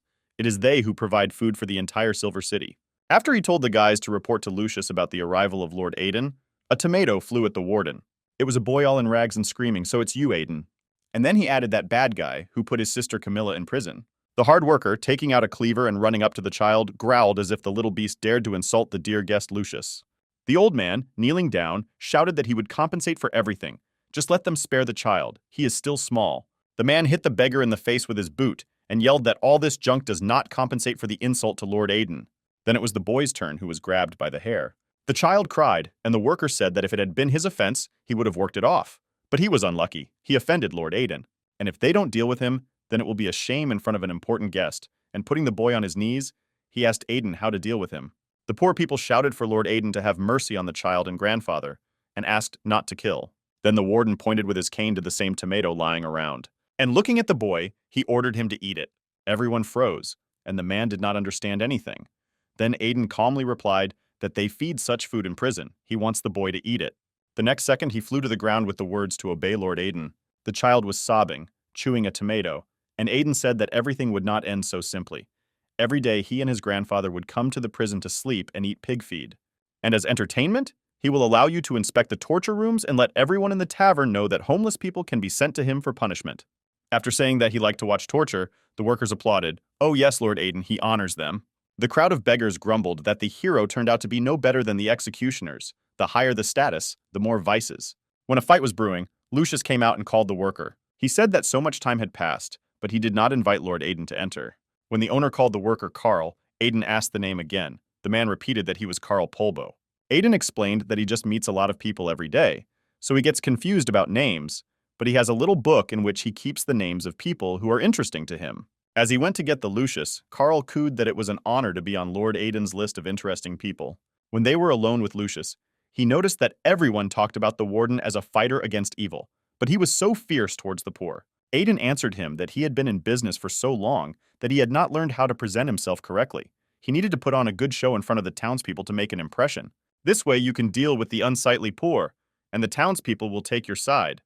Lucius praised Aiden for this approach. And he reminded how he killed Jalan and even Anthony because of the unfair accusation of a werewolf. It was clear that the leader was checking Aiden. Everyone around froze, waiting for what would happen next. Lucius's workers were in nervous tension. Some were smoking nervously. Others did not take their hands off the handle of the cleaver. Finally, Aiden said casually with a smile that if Anthony had told him that Jalan was his son and paid a visit, everything would have been over a long time ago. It's a pity that he didn't understand the rules and sent a bounty hunter to kill him, Aiden, for his attitude towards people. So he helped him preserve his honor. Lucius stretched his mouth into a smile, revealing his gold teeth. Then he excitedly shouted that everything was right, the law is the law, and the rules are the rules, which is why, having learned about Anthony's murder, he hastened to sign a contract with the prison. Moreover, he would have lost a lot of money if he had not established cooperation with His Excellency, and shouted to everyone that Lord Aiden was his guest of honor today. He led Aiden along and told him what the city looked like 10 years ago, the slums. They said that by working as a miner and mining silver, one could make a good fortune. Having arrived here 10 years ago, he also hoped for this, but was left without a piece of bread and a roof over his head. Now look at him. He not only got back on his feet, but was able to take over small and medium-sized shops in the city so that they would pay him for protection. Gangs and police are nothing to him, but he still needs the giants of the Silver City to bow their heads before him. That's why he took over the Rose Prison Brewing Project in order to capture the entire alcohol market of the Dragonspine Empire. Lucius was inspired by the fact that the outlying town could actually afford to compete with the capital. Even large companies could not afford this. When their project was implemented, everyone would understand who was boss in the Silver City. Aiden then handed him the document of the Prisoner's Guarantees Bill and stated that there was a faster way to make him in charge. If Mr. Lucius helped with its promotion, then the terms could be discussed. He looked at the supervisor and then replied that the congressman had already talked about this bill. We rent out prisoners and receive commissions for mediation, and concluded that he would not allow this bill to pass. Aiden didn't understand why Lucius was against this, because in addition to production, prisoners could help solve complex problems. Goldtooth explained that this is true, but now is not the time. The strong point of the group of small and medium-sized enterprises led by him, including many ruthless thugs on their side. But when it comes to money, his opponents, the big businesses, have the advantage. Now the two sides are in a delicate balance, but if the bill is passed, everything will depend on money. Who can hire more prisoners? So for them, it is self-destructive. He pushed the document aside and added that he should not be considered a complete fool. This bill would not happen. Aiden wanted to answer something, but didn't. Silence reigned. He remembered the words of the treasurer that if one of them had an acquaintance in the person of a high-ranking official of the Dragon Ridge, then the power of this person would increase significantly. Connections. This is what the elite of the Silver City craves most of all. Smiling, Aiden replied that he should go back and think about it carefully. As he stood up, he seemed to inadvertently drop a letter with a seal from his inner pocket. On the envelope was the coat of arms of the Dragonspine. Lucius's expression changed in a second when he saw this coat of arms. Pointing to the letter to the warden, Aiden thanked him, answering that he could not lose such a thing. This letter is from the capital and contains a decree on the construction of some project. Lucius asked what kind of project this was, if the order came from the capital itself. Calmly, as if talking about something unrelated, Aiden replied that VSPDN was preparing to open a branch in the Silver City, and he was tasked with choosing a site for construction. The Golden Tooth, holding the letter with shining eyes, replied that the bill could be implemented if a branch was built opposite his tavern. Moreover, the bill would be implemented within 3 days. The warden said, as if in thought, to build a tavern opposite, after which he thought out loud that this was not impossible. The committee made this decision because of the Forbidden Lands, and the slums are closest to the Forbidden Lands. The Golden Tooth replied that they had agreed and offered to drink, but Aiden apologized and refused. He's allergic to alcohol. Carol, when she came to the warden and Rosa, was outraged that he was not there. He never leaves prison. Then she said that she was here to visit the prisoner. Deputy Aiden asked who exactly. While leaving Lucius, Aiden brushed against a man who, rubbing his shoulder, groaned that you need to look around when you walk. The warden apologized but did not take his eyes off the man. For some reason he seemed familiar to him. Suddenly he said the name Bruce, and the man opposite, holding his glasses, muttered Aiden's name in shock. He remembered how he was kneeling in his office. As he asked for protection, he told everything with a confession for Veronica, her innocence. Then he was in the most depressing state, full of madness. He burst into tears and apologized for covering up for the murderer. Seeing his brand new suit and the two behind him, he asked why Bruce was walking around dressed like a charlatan. He should be in prison. He said that it was a long story. He was sent to Tren prison because he was an accomplice of Jolanne. He fully contributed to identifying the real killer, so the sentence was short-lived. But his heart was so restless, society seemed to have fallen into some kind of abyss of madness. He pondered why some behave permissively, while others are humble as ants. This is all due to the fact that some are well acquainted with social laws, while others are not. But weren't laws created to serve people? How did it happen that people were divided into classes, although all people are the same? All the time thinking about this, he found the answer. All the original purposes of the laws were forgotten. He remembered the statue of Bai in Rose Prison. He was the one who removed the barrier between humans and other races, uniting them to fight the evil spirits of their forbidden lands.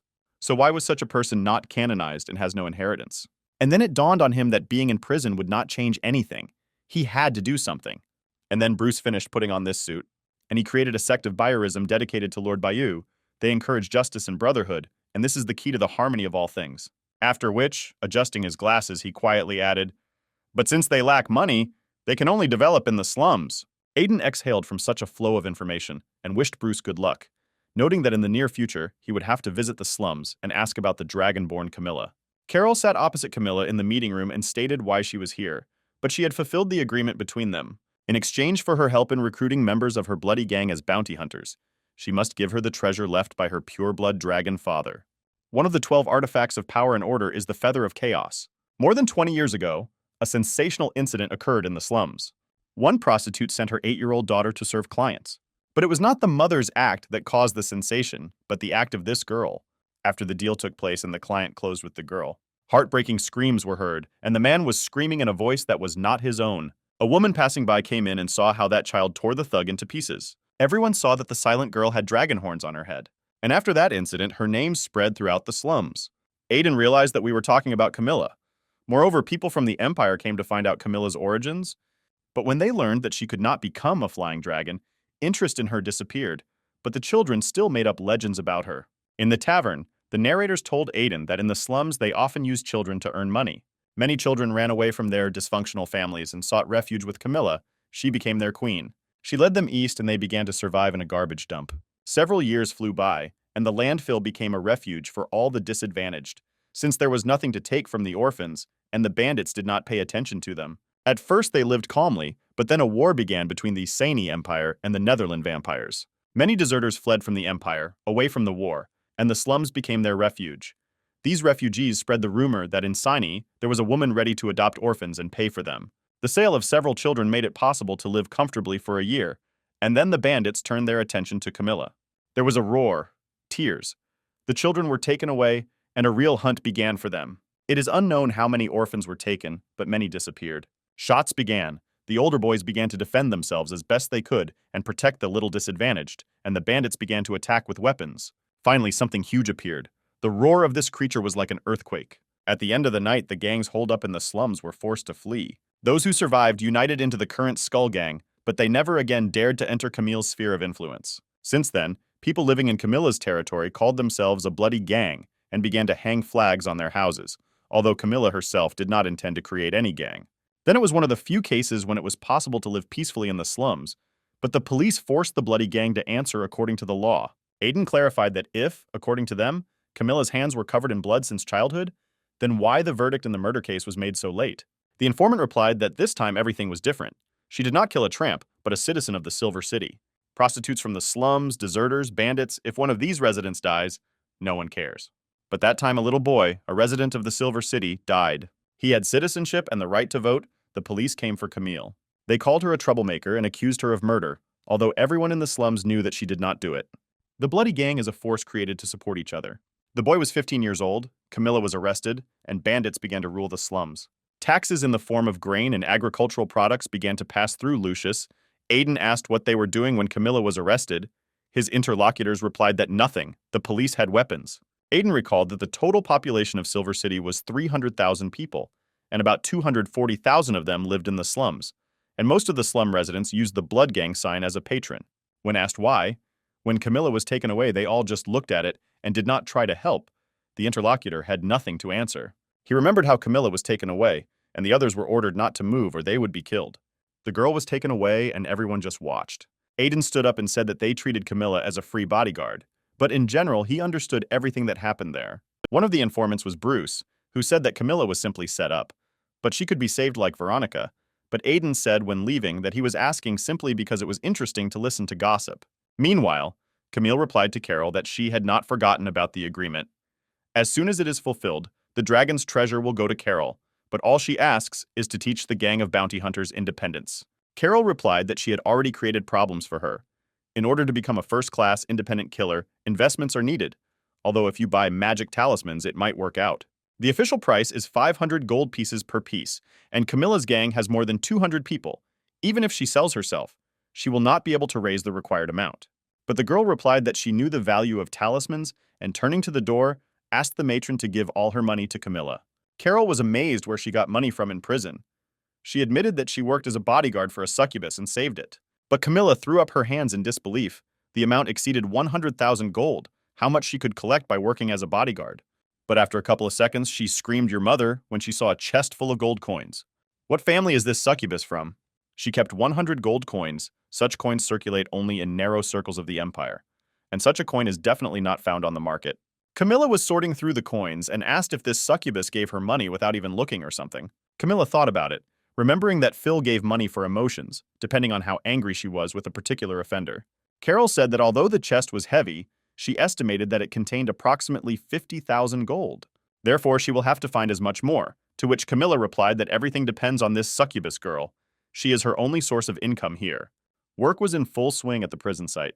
Prisoners were plowing the ground. Jalala shouted that there were no nutrients left in the ground, so it was necessary to collect organic waste from the tanks and transfer it to the compost pit.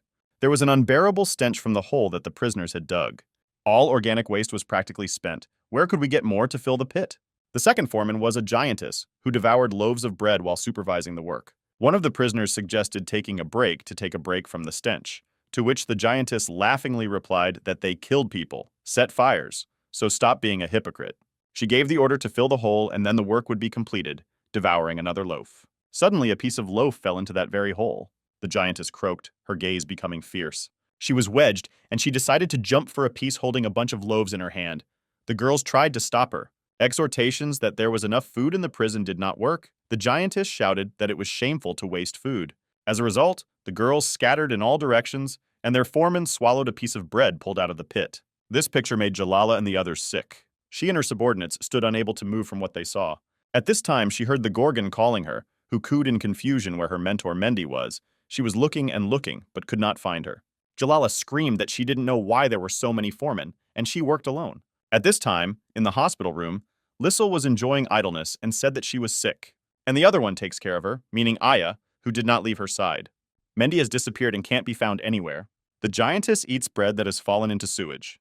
Jalala screamed. Are they really mocking her on purpose? Maybe that's enough. Then, taking off as if from a spring in front of the eyes of the amazed prisoners, she flew to the side. Landing on the asphalt, she said that she didn't see or hear anything. Even Toast couldn't wake her up. Thus, the elf decided to forget about everything and enjoy the peace. The peace lasted until she was doused with dirt from a passing carriage and swearing lay out in the middle of the road. Then she screamed so loudly that the prison vibrated.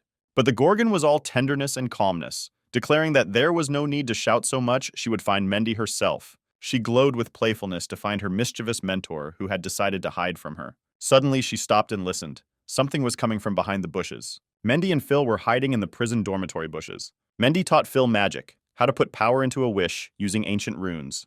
It's like a loaded gun. All you have to do is pull the trigger. She released power into the succubus, causing it to sway.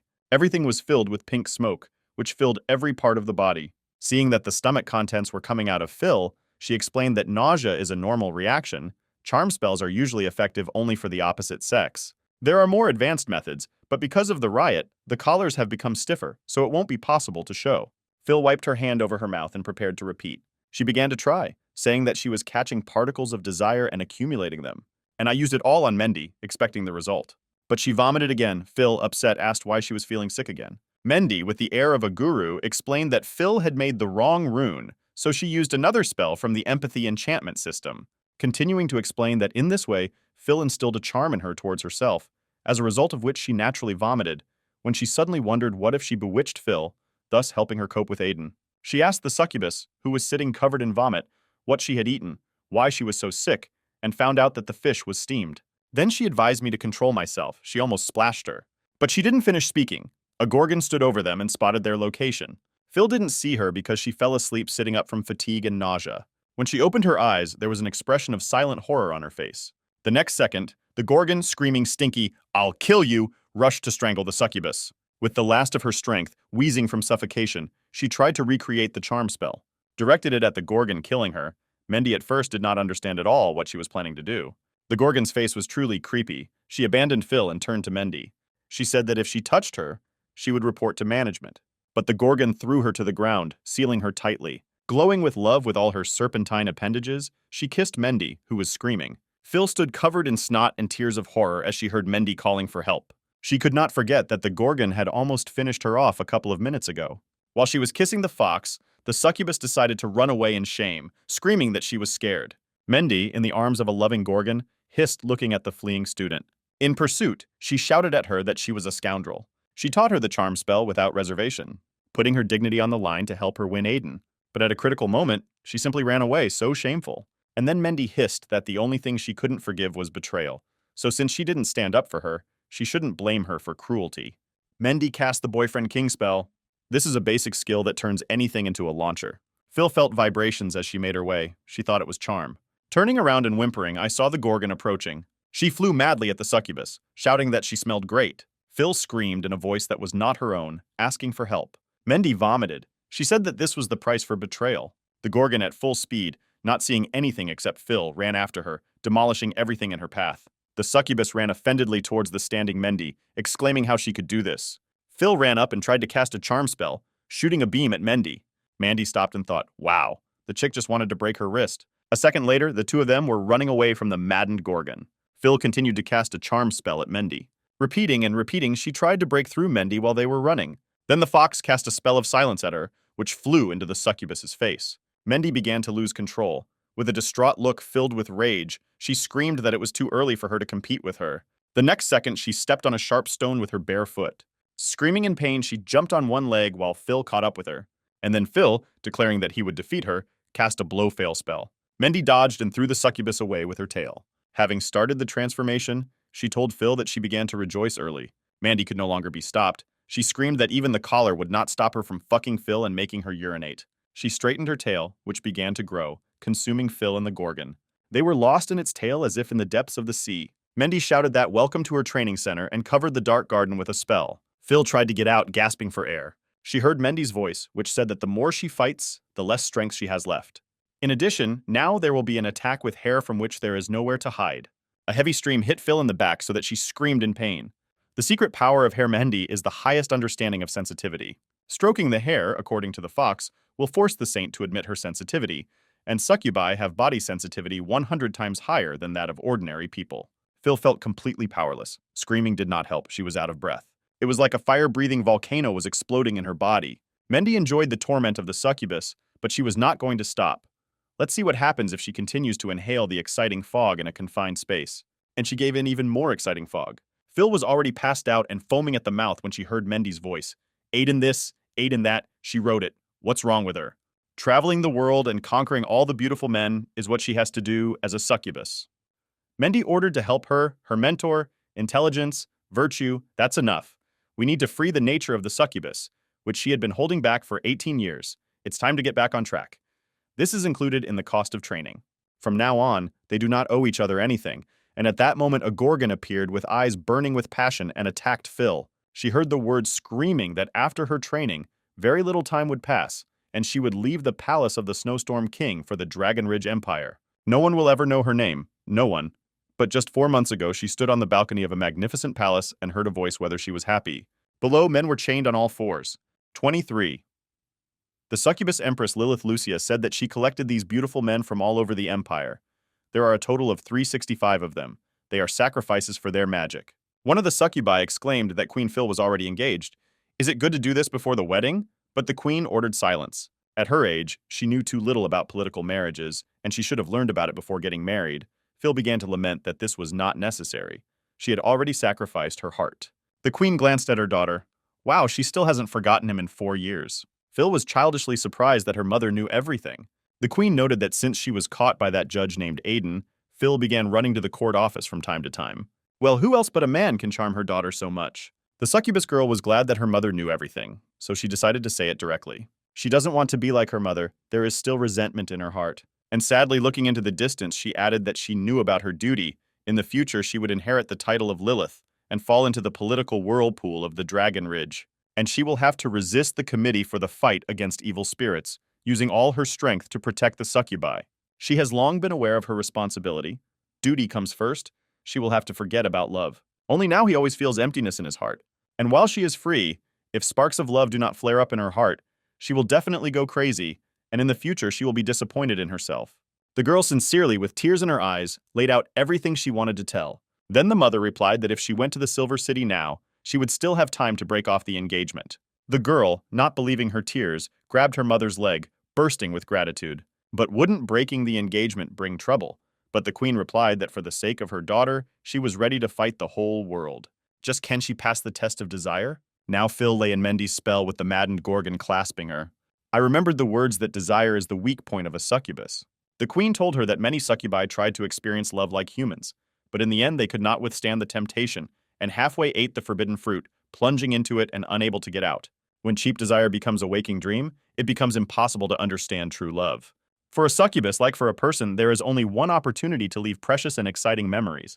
The Gorgon, burning with lust, looked down at Phil, cooing that she was so shy and causing so many difficulties. But it's okay. She learned how to do a massage, which will quickly relax her. Phil could not move. She was bleeding and then tried to take a breath of air. Then a stream of blinding light burst into her chest and she passed out. As if floating in weightlessness, she was carried away in space. Out of despair, she began to scream, cry, begging for salvation. The Gorgon was jubilant, and now she uses an improved massage method to make Phil open up completely. She became so creepy, like out of a nightmare, and prepared to attack the succubus again. Her whole body was seized with violent trembling, Phil screamed. Snakes from the Gorgon's head crawled towards her, pinching. As if being in weightlessness, the succubus fell into an unconscious state. Opia had her completely under her control. It was like an earthquake, and Phil felt like she was falling off a cliff. Screaming, she tried to grab hold of the support, clutching the Gorgon's body. She pointed her finger at her and asked, well, she should already feel the taste of joy. Phil took a sharp breath, her face now expressionless. Then, barely smiling, she asked, and that was all. The Gorgon screamed indignantly. How could she be so cold after everything? The girl raised herself on her elbows and told her that nothing would work out for her. She just plays with vibrating toys out of nothing to do, for the sake of the craziest ambitions of her youth, in order to fully enjoy the long-awaited delicacy. She underwent demonic training, which is difficult for an ordinary person to imagine. And now she is the ideal succubus overcoming the shortcomings of her race. Phil jumped up to the uncomprehending Gorgon and poked her in the sides with her fingers. She screamed with every fiber, clutching her head. Then furiously pushing the pursuer, she screamed, "Who is now a chick?" The Gorgon was all burning like the mouth of a volcano, screaming. Mendy was in a stupor. This couldn't be happening, just as she could. The first to surrender was the Gorgon Opia, who lay defeated. Phil has seen Mendy pull off this trick before. It's quite easy to get tangled inside the tail, but once the pressure is released, a loophole will appear. It will be possible to move in the direction of growth, and then he will be able to find her body, which is what Phil embodied by getting out of the tail. This stinking fox should not underestimate her. The girl folded her hands to begin the operation to free herself from the dark forest of Mendy, and she made a leap with an appeal that she, Phil from the Lilith family, would punish Mendy. The tail and lower part of the body became unpleasant and painful. The fox screamed in fear. Then a stream of light pierced her tail, hitting her painfully with the stream. Mandy squealed and jumped, and Phil was free. Mendy fell on her stomach and wailed in pain with tears in her eyes.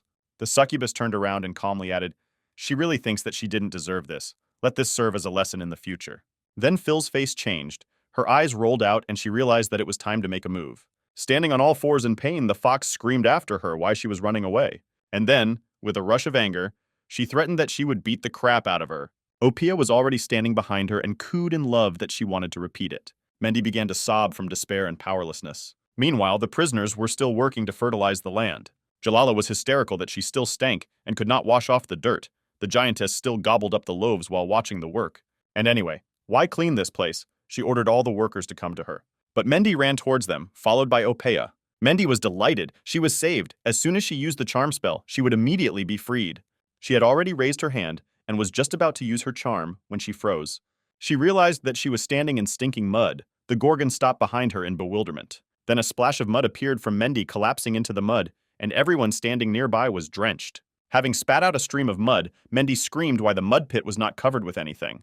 And then she fell silent. Something was wrong, but what? She is shoulder deep in shit, and Opia coyly shifts on the clean ground, guiltily glancing at Mendy. "Oh, so that's it. The Gorgon is afraid of getting dirty." She found her weak spot. Throwing a piece of dirt at the Gorgon, she shouted, "Let him come down here." "But the dirt got into all the prisoners," the angry fox yelled. "Don't you like chasing it?" Jalala, who had just washed herself, received a load of dirt in her face. The giantess's loaves flew out of her hands, chaos began, everyone screamed. Jalala fell on her back. Loaves of bread fell on her, and before she could come to her senses, she saw that her death was near. The distraught giantess flew with all her weight towards the elf, from behind the loaves. Jalala was already mentally leaving for a better world when the words where the guards were heard. A horse was heard neighing, and the warden arrived. Aiden returned and asked why it stank so much. Maybe the toilet had burst or something. Frenda ordered everyone to go to the shower room. They looked with Aiden at the prisoners, all in the mud, and Frenda said how damn old they were that they were still playing in the mud. Then she asked Aiden if he found out what he wanted in the city. He replied that, in any case, he learned about the power structure in the Silver City. As expected, power is divided between two groups of city officials. The first consists of small and medium-sized commercial enterprises, factories, and the petty bourgeoisie. And the second is from local trading giants. Through bribes, they force members of parliament to act in their interests. They approve laws that are beneficial to them and repeal those that are unfavorable. Aiden shared his plans with Frenda. If he wants stability for Rosa, then he needs to get the right to vote in parliament, and for this he needs connections with some deputies. The girl suggested that this would be quite difficult, given that the system was formed a long time ago, which means that most officials are already collaborating with local entrepreneurs. Aiden agreed with her, so they need to be taken away. This is one of the reasons why he wants to introduce a law on guarantees for prisoners. This will allow him to penetrate the city's enterprises and find out their affairs from the inside. But the plan changed.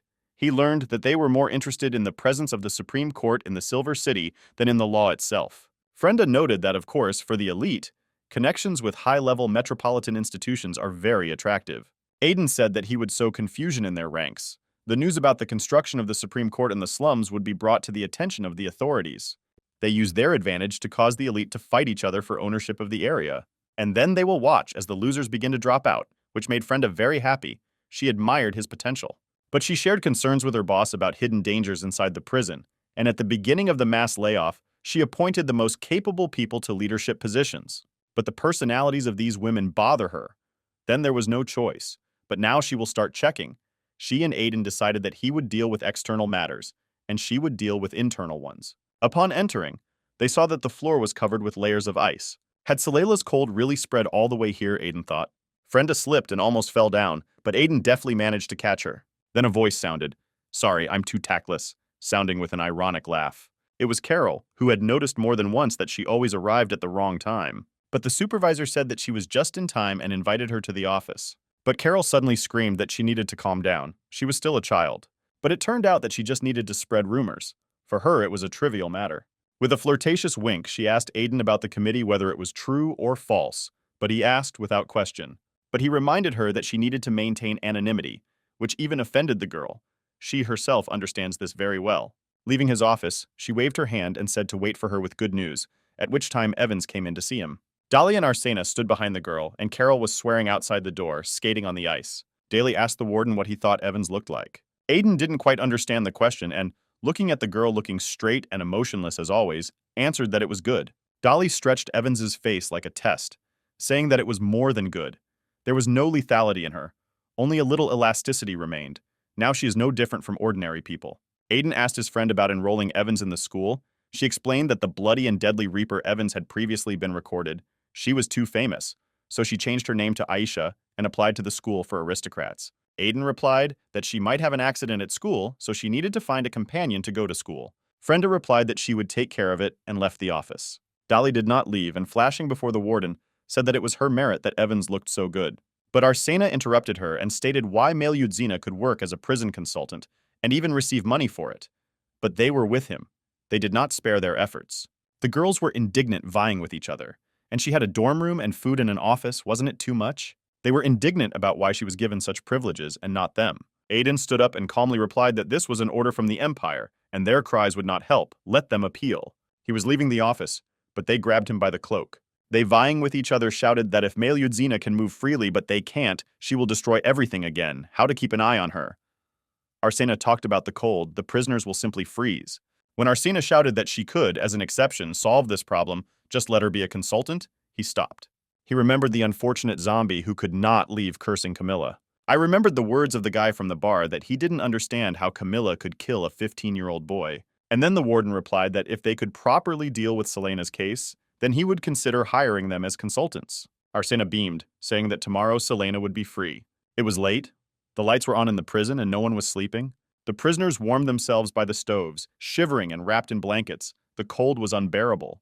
Melyudzina came in and offered to drink tea. Expensive black tea from the city, better than drinking boiling water. Everyone can drink it together, isn't it great? But Mendy was suspicious of her proposal, wondering if she wanted to poison everyone. But Melyudzina hastened to deny everything. She was recently treated like this. But how could she have made up her mind? She has the position of a consultant, and now they will have to intersect often. Mendy noticed that she was apparently afraid of their revenge, and Galala snorted contentedly and said that one tea would not be enough. All the prisoners wanted tea to warm up. Finally, she put the tea in Camilla's cell. Then, turning the package over with disappointment, she added that there was nothing left. The prisoners sitting behind bars began to shout, vying with each other. But what about them? If they don't drink tea, they will die from the cold. Running up to the zombie, she asked her to stop blowing cold air. But she laughed. She wants to become kind to the prisoners at her expense, so she'll help kill Camilla. Then we'll get burned. Melyudzina replied that she was sending her to kill, but how to do it. But in response, I heard no instructions, only another scolding of zombies. The enraged Selena screamed if she couldn't kill Camilla, then let her get out, and she didn't care that the others would freeze to death. But Melyudzina stopped her, which made her noisy. She just clarified how to kill. At this time, Mendy and Jalala discovered that their noses were bleeding. There were shouts that there was poison in the tea, so don't drink the tea, it was poisoned. Camilla was coughing up blood, barely able to stand. Most of the prisoners were already unconscious. The giantess croaked that the Ant Queen had poisoned them again. Selena froze looking at all this, while Melyudzina said that now she can stop the cold. Aiden's minions have been eliminated. Camilla lay unconscious with a trickle of blood at her mouth. Her breathing was inaudible. The zombie couldn't believe that retribution had really taken place and Camilla had died. Melyudzina walked along the corridor of the prison. Voices were heard everywhere. Someone was horrified that she poisoned the prisoners. Someone admired that Aiden's henchmen were dead and asked to open the cells. Selena laughed. Finally, the mother had avenged her child. Then it turned into a glowing shape and began to dissolve. The vampire asked the Ant Queen to release her. This time she would definitely take revenge on Aiden. But Melyudzina grinned. What other substance? Her work is finished. The vampire thought that she decided to start a riot again, but she was disappointed.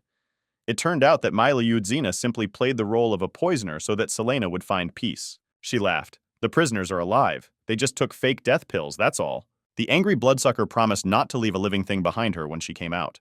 When the Queen of Ants began to boast, let the one for whom she works know how she was thrown back by Arsena, which was preparing not to lose face to Aiden and to do everything as it should be. The light of Selena was still in the chamber, and Arsene woke up to enter it. Is it possible to save this broken soul? Arsena understood that this was a very difficult job and was going to use one of her techniques. She launched her thing through the bars into the burning glow left by the zombies. Dolly approached and asked if everything was over, to which she received an answer from the necromancer that in this world, yes, but not in the world of the dead. The girl threw her glasses to Dolly so that she could see for herself, and she opened the summoning book and began to say a spell. Arsena was engulfed in greenish flames and hung in the air. She wanted to be transported to where a piece of Selena's soul is now. At some point, she passed out, still hovering in the air. And then she collapsed with the book on the floor in front of the frightened Dolly. Arsena's spirit was not in the physical world. She was transported to find Selena. A faint light of glow appeared in front of Arsena, who opened her eyes. When I realized where she was, I was not surprised where else a broken soul could go. It was the world of the dead, forgotten by God, where lost and broken souls wandered. The girl began to make a call. It was difficult for her to keep her soul in this world. A huge hand of shapeless souls reached out to her as Arsena shouted that she was calling on the inhabitant of fire. Glowing peals began to appear, and the inhabitants of this world seemed to freeze. A snake-like creature with one eye appeared from the ground. The fire dweller then took the human form of a female goddess. It was the spirit of the crypt, of this world, the enemy of light and all living things. A huge stream of power burst out and the deity soared above him.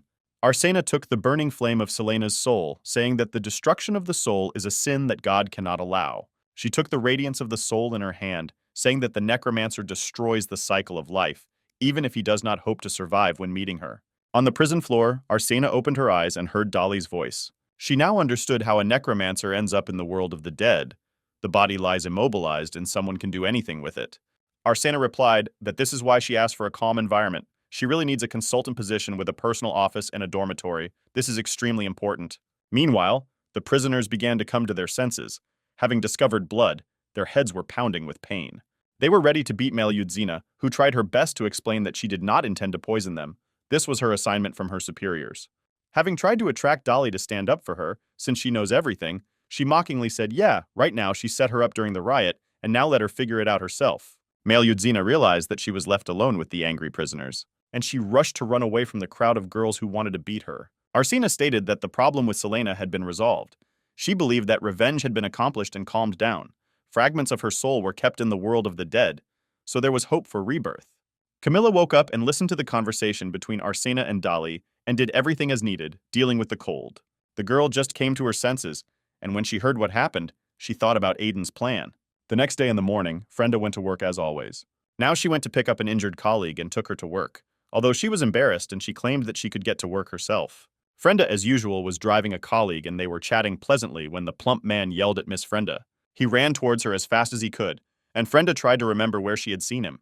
And she remembered that this was the would-be groom whom she almost shot. And she yelled at the man rushing towards her that she said she was married, but he joyfully shouted back that that's not what he was after. He was talking about a new project from the Empire, to build a branch. He wanted to ask if it was possible to find a place for the tailors' union next to this branch. Then, realizing that he had not yet introduced himself, he bowed and said that his name was Mark, and he was the chairman of the tailors' union in the Silver City. The girl said that she was not the one who made the decision, but Mark rattled off that he was giving a 50% discount on uniforms for security guards in order to make friends. Trade unions also sew clothes for the nobility, in general for officials of all ranks. On this day, everyone wanted to talk to the Rosa prison guards who were going to work. One man said with a wink that he had heard about delicious food in Rosa prison, but the guards could come to his hotel after work for free. The pretty girl offered the rings, saying that if she could open a store nearby, the guards could choose whatever they wanted. The whole city was buzzing, and a huge line lined up in front of the prison of people wanting to make friends with Aiden. People in the crowd were talking about how, of course, those who want to get to the center of the capital come once in a lifetime, but that there should be so many of them.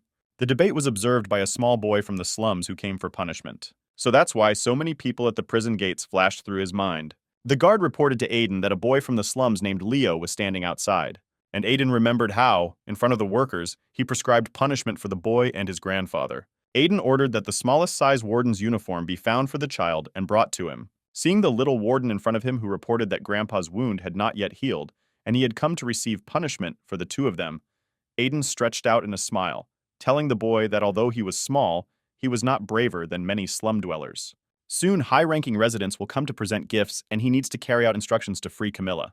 And so the reception of visitors began. They let Aiden in one at a time. Dick, an antique dealer from the Silver City, entered. He wanted to expand his antique business, thanks to the branch being built in the capital. The antique dealer gave the security guard an ancient blade from the Surrey Empire. If he is allowed to open a store next to the branch, he will give it as a permanent gift. Aiden noticed that he had heard rumors about some desperate people who ventured into forbidden lands, places that even the army did not dare to enter.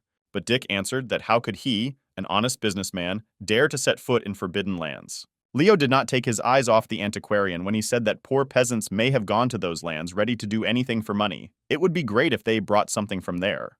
The boy remembered how his grandfather told him why he didn't let him go to the forbidden lands.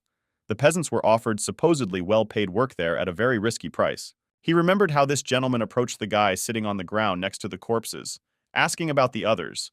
But everyone died in the forbidden lands. As soon as the remaining ones returned, their bodies began to mutate, causing excruciating pain.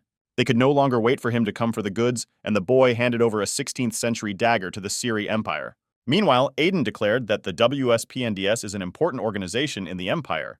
The construction of the branch must be considered comprehensively, and he cannot take bribes. "Oh, come on," the antique dealer answered. "What a bribe? It's just a gift. And on the legs there are several small inscriptions with zeros that will make the warden happy." Aiden tapped his fingers on the table and Leo began to sweat. It was their agreement that as long as he followed orders, Aiden would consider letting Camille out. Leo needed to remember the code. When Aiden knocks on the table, the person needs to be kicked out. Aiden knocked. Dick stood waiting, and finally the pale boy stammered for him to leave. The man did not understand looking at the child and asked who this young man was. Aiden replied that in his position he did not like to talk much, so he found a herald to make it easier to communicate. The boy exhaled. Well, at least he was introduced. A picture surfaced in his memory. When this gentleman took a blade from a teenager who alone survived returning from the forbidden lands, he calmly answered how he knew that the blade was genuine. Then there were screams of "What are you doing?" and everything was covered in blood. They cut the guy, stabbed him right in the chest, and a mocking voice said that apparently yes, he was real. He cut well. He laughed and killed the boy, saying that now everyone is dead. There is no one to send commissions to. He and his grandfather were hiding in the barn. Then the grandfather told the boy that they would be afraid to kill only if Camilla returned to the slums. Life would be easier with her. And then it jammed, and he shouted at Dick to get out. They don't take bribes, or he's waiting for arrest. He backed away in fear, asking him to calm down. He didn't think that Lord Aiden was so principled. When he left, Leo was breathing heavily, and Aiden, praising him for a good job, said to get ready for the next visitors. The warden handed Dick a blade and told him to follow her. He thought gloomily. Now they are taking him out through the back door. But what's the matter? The child is lecturing him. The matron said she would take him through the back door, and he would understand why. The girl leading him said that Lord Aiden had been receiving visitors with gifts since the morning, and could not receive him because of his status. She opened the door to the room with gifts, but there was nothing there. It seems he understood what was going on, and the girl nodded. Gifts should not be in plain sight. The warden nodded with a radiant smile that he is an intelligent person, but he must understand that he may not get what he wants. There are a lot of people asking. He laughed back and said that he just needed a chance. And I thought to myself, the VSPNDS is such a powerful organization of the Dragon Ridge Empire. What do they need in such a remote city? Only the best of the best have the right to join an organization of this level. And now if someone manages to gain connections with the Supreme Court, then his entire family will receive the title of honorary citizens of the Empire. Therefore, a piece of land next to VSPDN is not just land, it is a path to direct success. Therefore, the crowd at the prison gates did not line up just to open a store. This is to block the passage and install a toll road. What kind of crazy power allows you to control people on their way up the career ladder? All the capitalists in the Silver City feel its whiff. Dick looked at everyone standing with gifts, realizing that no matter how much it cost, it would all pay off. At this time, a carriage was passing by the prison and stopped seeing the crowd. Lucius was angry that someone leaked the information. It was his pie and he didn't want to share the pieces. The person sitting next to him said that there were a lot of people in their camp. They probably sent spies. Lucius called them soulless rats and ordered them to invite Aiden to the show tonight. It was noon and Aiden dismissed his young assistant until tomorrow. Leo asked how until tomorrow, to which Aiden explained that he didn't think that the one who accepted everyone in one day would work until they accepted the whole line. And he asked if he had enough courage, to which the boy replied that at first it was scary, since slum residents do not dare to look at high-ranking and powerful people. But then he realized that they were the same people, and it became not so scary. Aiden thoughtfully repeated the boy's words and said that if the residents of the slums also understood this, then Camilla would leave prison safe and sound. After all, if someone imprisoned Camille once, they can do it again. At that moment, Frenda entered and stated that she had found an escort for Evans. It was Aya, who, scratching her head, said that she was 16. Isn't it too late for school? Aiden said to take baby Leo with him, so as not to let a good sprout go to waste. Leo stared at Frenda, asking what she was doing here. A girl from the beast race said that a letter had arrived from home. They remembered that their princess was in prison. The three stood at the window, saying that the beast people would soon arrive in the Silver City. Two more in robes watching the prison discussed killing Aiden and teaching a lesson to those who are holding the princess. The princess of the beast people said that in the minds of her species, an adult female defeated by a male considers him property unless a stronger rival appears, like lions. Standing on the balcony, she said that she met among the beast people those who ran away from home so as not to marry and broke off relations with their family, again because of marriage. The girl standing next to her giggled because there was one sitting princess of a large kingdom in prison who also did not want to get married. Another stated that she believed that they should give in, deliberately succumb to the challenging beastmen in order to become a princess again and enjoy honors. To which the princess replied that she thinks that she doesn't want to get married. She just can't stand families like those of the beast people, where the wife is the husband's valuable prize in a duel. If the husband loses, a new one will appear. And if he wins, you will be forced to be friends with his other wives. She doesn't understand such bloody family values. Why should she obey the rules if she herself can beat up these losers? The secret of her ideal marriage was simple. It was a change of roles. She would be the one who walked, and her husband would sit with the children and do housework. Isn't it wonderful when after a hard day you come home and your husband takes care of the children? One of the friends, pointing her finger out the window, asked if she meant him. Outside the window, Aiden accompanied the children to school, admonishing them to obey and behave well. When the princess saw this, her face changed and she wanted to say something, but she couldn't. Having put the children in the carriage, he asked what they would like to eat after school. He would cook. It was a direct hit in the heart of the princess. She was conquered. The girl froze in anticipation, closing her eyes. She already saw her family life. She returns home. Aiden meets her while cooking in the kitchen with a smile that her beloved has come. A child begins to cry in the cradle, and Aiden immediately rushes to him. He takes the baby in his arms, calming him down. Now dad will feed him. He then goes and warms up the baby formula and gets ready to give it to the baby. The princess sighed in her world with a blissful smile. As the words reached her, did Austin really have that stupid girlish expression on her face? She jumped up and screamed, "What are they thinking? She is the princess of the beast people and cannot marry the jailer." Moreover, there is a war between people and beast people. But the girlfriend noticed that Austin's father would not be happy to learn that she did not want to get married. But if she pretends that she wants to marry a man, then her father will be so scared that he will allow her to remain unmarried. The princess was amazed at the brilliant plan, but how to do everything so that they would believe it? Then her friend began to laugh, clutching her stomach and saying that she was joking. No way. There is already a succubus in prison who has her eye on Aiden. But Austin wondered what if she gave him the opportunity to look after her. In the end, heroes also fall in love. The friend recalled that the succubus acted impudently, which did not work, but she understood that there would be no punishment for such a thing. The constant pressure on Aiden needs to be eliminated. Flirting, teasing breaks the barrier. That's how love is born. Let's not forget that succubi have the strongest energy of charm. What cannot be done with words, they will do with force. In simple words, summed up one of her friends, the princess is not as sexy as a succubus, especially since she constantly makes herself known. In short, she will not be lucky. But on the other hand, what difference does it make what the result will be? It's all for the sake of rumors about a fictitious marriage. The princess scratched her head. She had never been in a relationship. She didn't even know how to approach Aiden. The friend replied that she should not worry. She would talk for her. She would only need to come up. And then when they meet, they will talk about marriage. Austin was stunned. But is that really possible? Aiden and Frenda saw the children off, and he said that he didn't know that Leo lived in her area. The girl replied that when Leo has free time, he runs to their house. Her husband teaches him to read. It's not surprising that he's different from the others, Aiden noted, asking if she and her husband had thought about moving to the city. She's making good money now. Frenda explained that her husband was an aristocrat with a strong sense of self-respect, and it would be a shame for him to rely on a wife who earns well. Aiden learned that Frenda's noble husband ended up in the slums because he was paralyzed in the lower part of his body and had no say in the family, but Frenda always believed in him. If he had not taken her to study with him when she served him, she would have remained illiterate. Aiden noticed that Frenda's husband is talented and he would be happy to meet him, and if there is a suitable vacancy, he will definitely offer him. The princess's friend boldly called out to Aiden, calling him a little jailer. Aiden and Frenda turned their heads. Finally, the girl shouted that the matter was private and he needed to come over. Frenda and Aiden looked at each other as they listened to the stranger scream, and Aiden decided to go and figure it out. The girl continued to proclaim that it wouldn't take much time. She rejoiced at how she had cleverly arranged everything and was leading two naive victims with her. A gloomy male Eugenia walked along the prison lobby. She was beaten well, her face and body ached from the beatings. These girls hit hard. She understood that connections in the capital alone were not enough. She needed to find a patron in prison or they would constantly beat her. But who? These beast people had no hope. They didn't care about her. These two are just having fun and won't stand up for her. These two strong women with status obviously won't help her. They hate her. And this one sleeps and sees her killed. There are no options at all. Suddenly, male Yudzina froze as she approached the window that looked out onto the prison wall. She froze in disbelief as she looked at the figure standing against the wall. It was Veronica standing looking at the wall, which had suffered a lot after the riot. She tried to realize the strength that was in her and the strength with which she fought.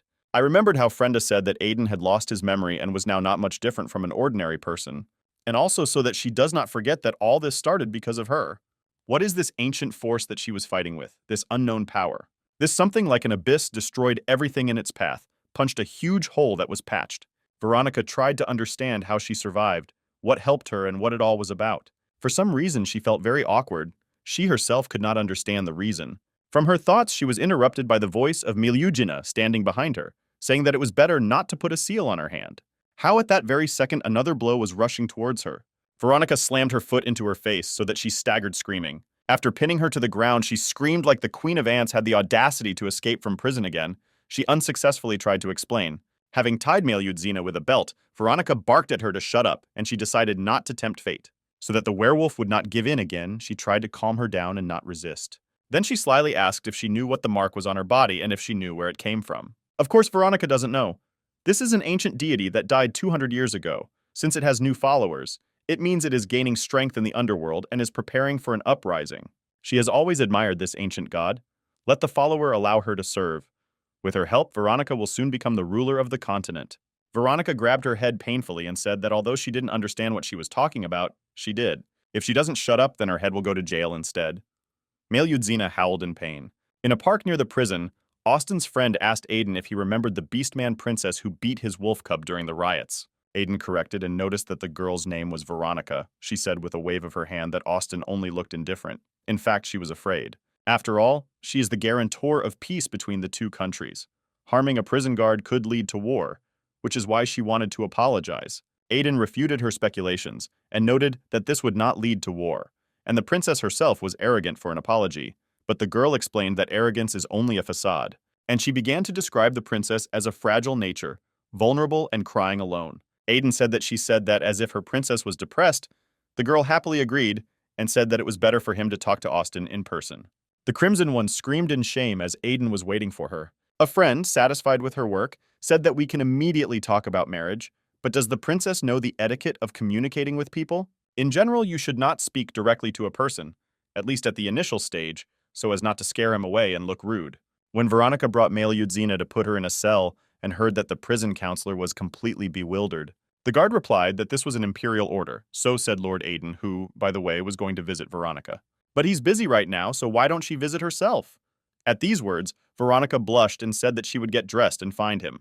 Aiden and Austin sat in constrained silence, the princess speaking first, asking if Lucas had told him everything. I myself thought that it was difficult to apologize when you are a princess, and, encouraging the girl, he added that he knows everything, so don't be nervous. Austin looked at him in horror. Was it really not the first time this had happened to him? And why was he looking at her with such pity? Then she put on a proud face, reassuring herself that it was still a pretense, and began asking how many people there were in Aiden's family and how much land he had. He apparently said something wrong. Maybe she put on a princess mask, the man thought, and he answered uncertainly that he had no family, but somewhere in the Dragon Ridge Empire there was a house. Turning her head away, the girl snapped that she didn't like living in a human country, and Aiden thought that this was how she expressed homesickness. Trying to cheer her up, he told her that sadness is normal. He himself doesn't really like this place. Maybe everything will change soon. Blushing and sweating with excitement, Austin thought, he wants to tell me that he is ready to go with me to her homeland, to her family as a son-in-law. How sweet. Sweating even more, Austin told the stunned Aiden how he felt about girls who sweat a lot. It's just that when she's nervous, she sweats a lot. So much so that everything gets wet. Here, Aiden was already in a stupor. A different approach is needed here, he thought, as if a psychologist would say, it's interesting, but in this time and world, there are psychologists. Sitting on pins and needles, he muttered that it was cute. The girl jumped up. This is the first person who says that to her about her sweating. Overcoming herself, she noticed that he got along well with children, and whether he could cook and look after them. Aiden looked at her, not knowing what to answer. This is his dream, but he did not think that it would ever come true. Dripping with sweat, Austin said to herself, "Don't worry, you'll have this chance again." Aiden glanced sideways at her and thanked her for such words.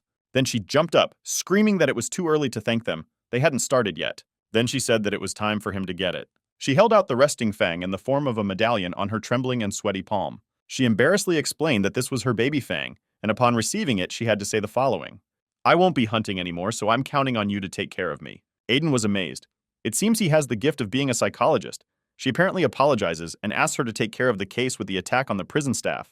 He took the fang and said that he didn't think she was so sincere and promised to take responsibility. Veronica watched them from around the corner. She silently watched as he took the fang, and then they said goodbye and Austin promised to visit him. Veronica, depressed, turned around and ran. Aiden's words reached her. Of course she can come if it will cheer her up. The friends watched Austin. Lucas laughed until she cried at the princess's low intelligence, and the second phlegmatically said that a scandal was brewing. Male Yudzina was watching Veronica. She found her weak point. This is Aiden. Since Samijana relies on her, then she is in business.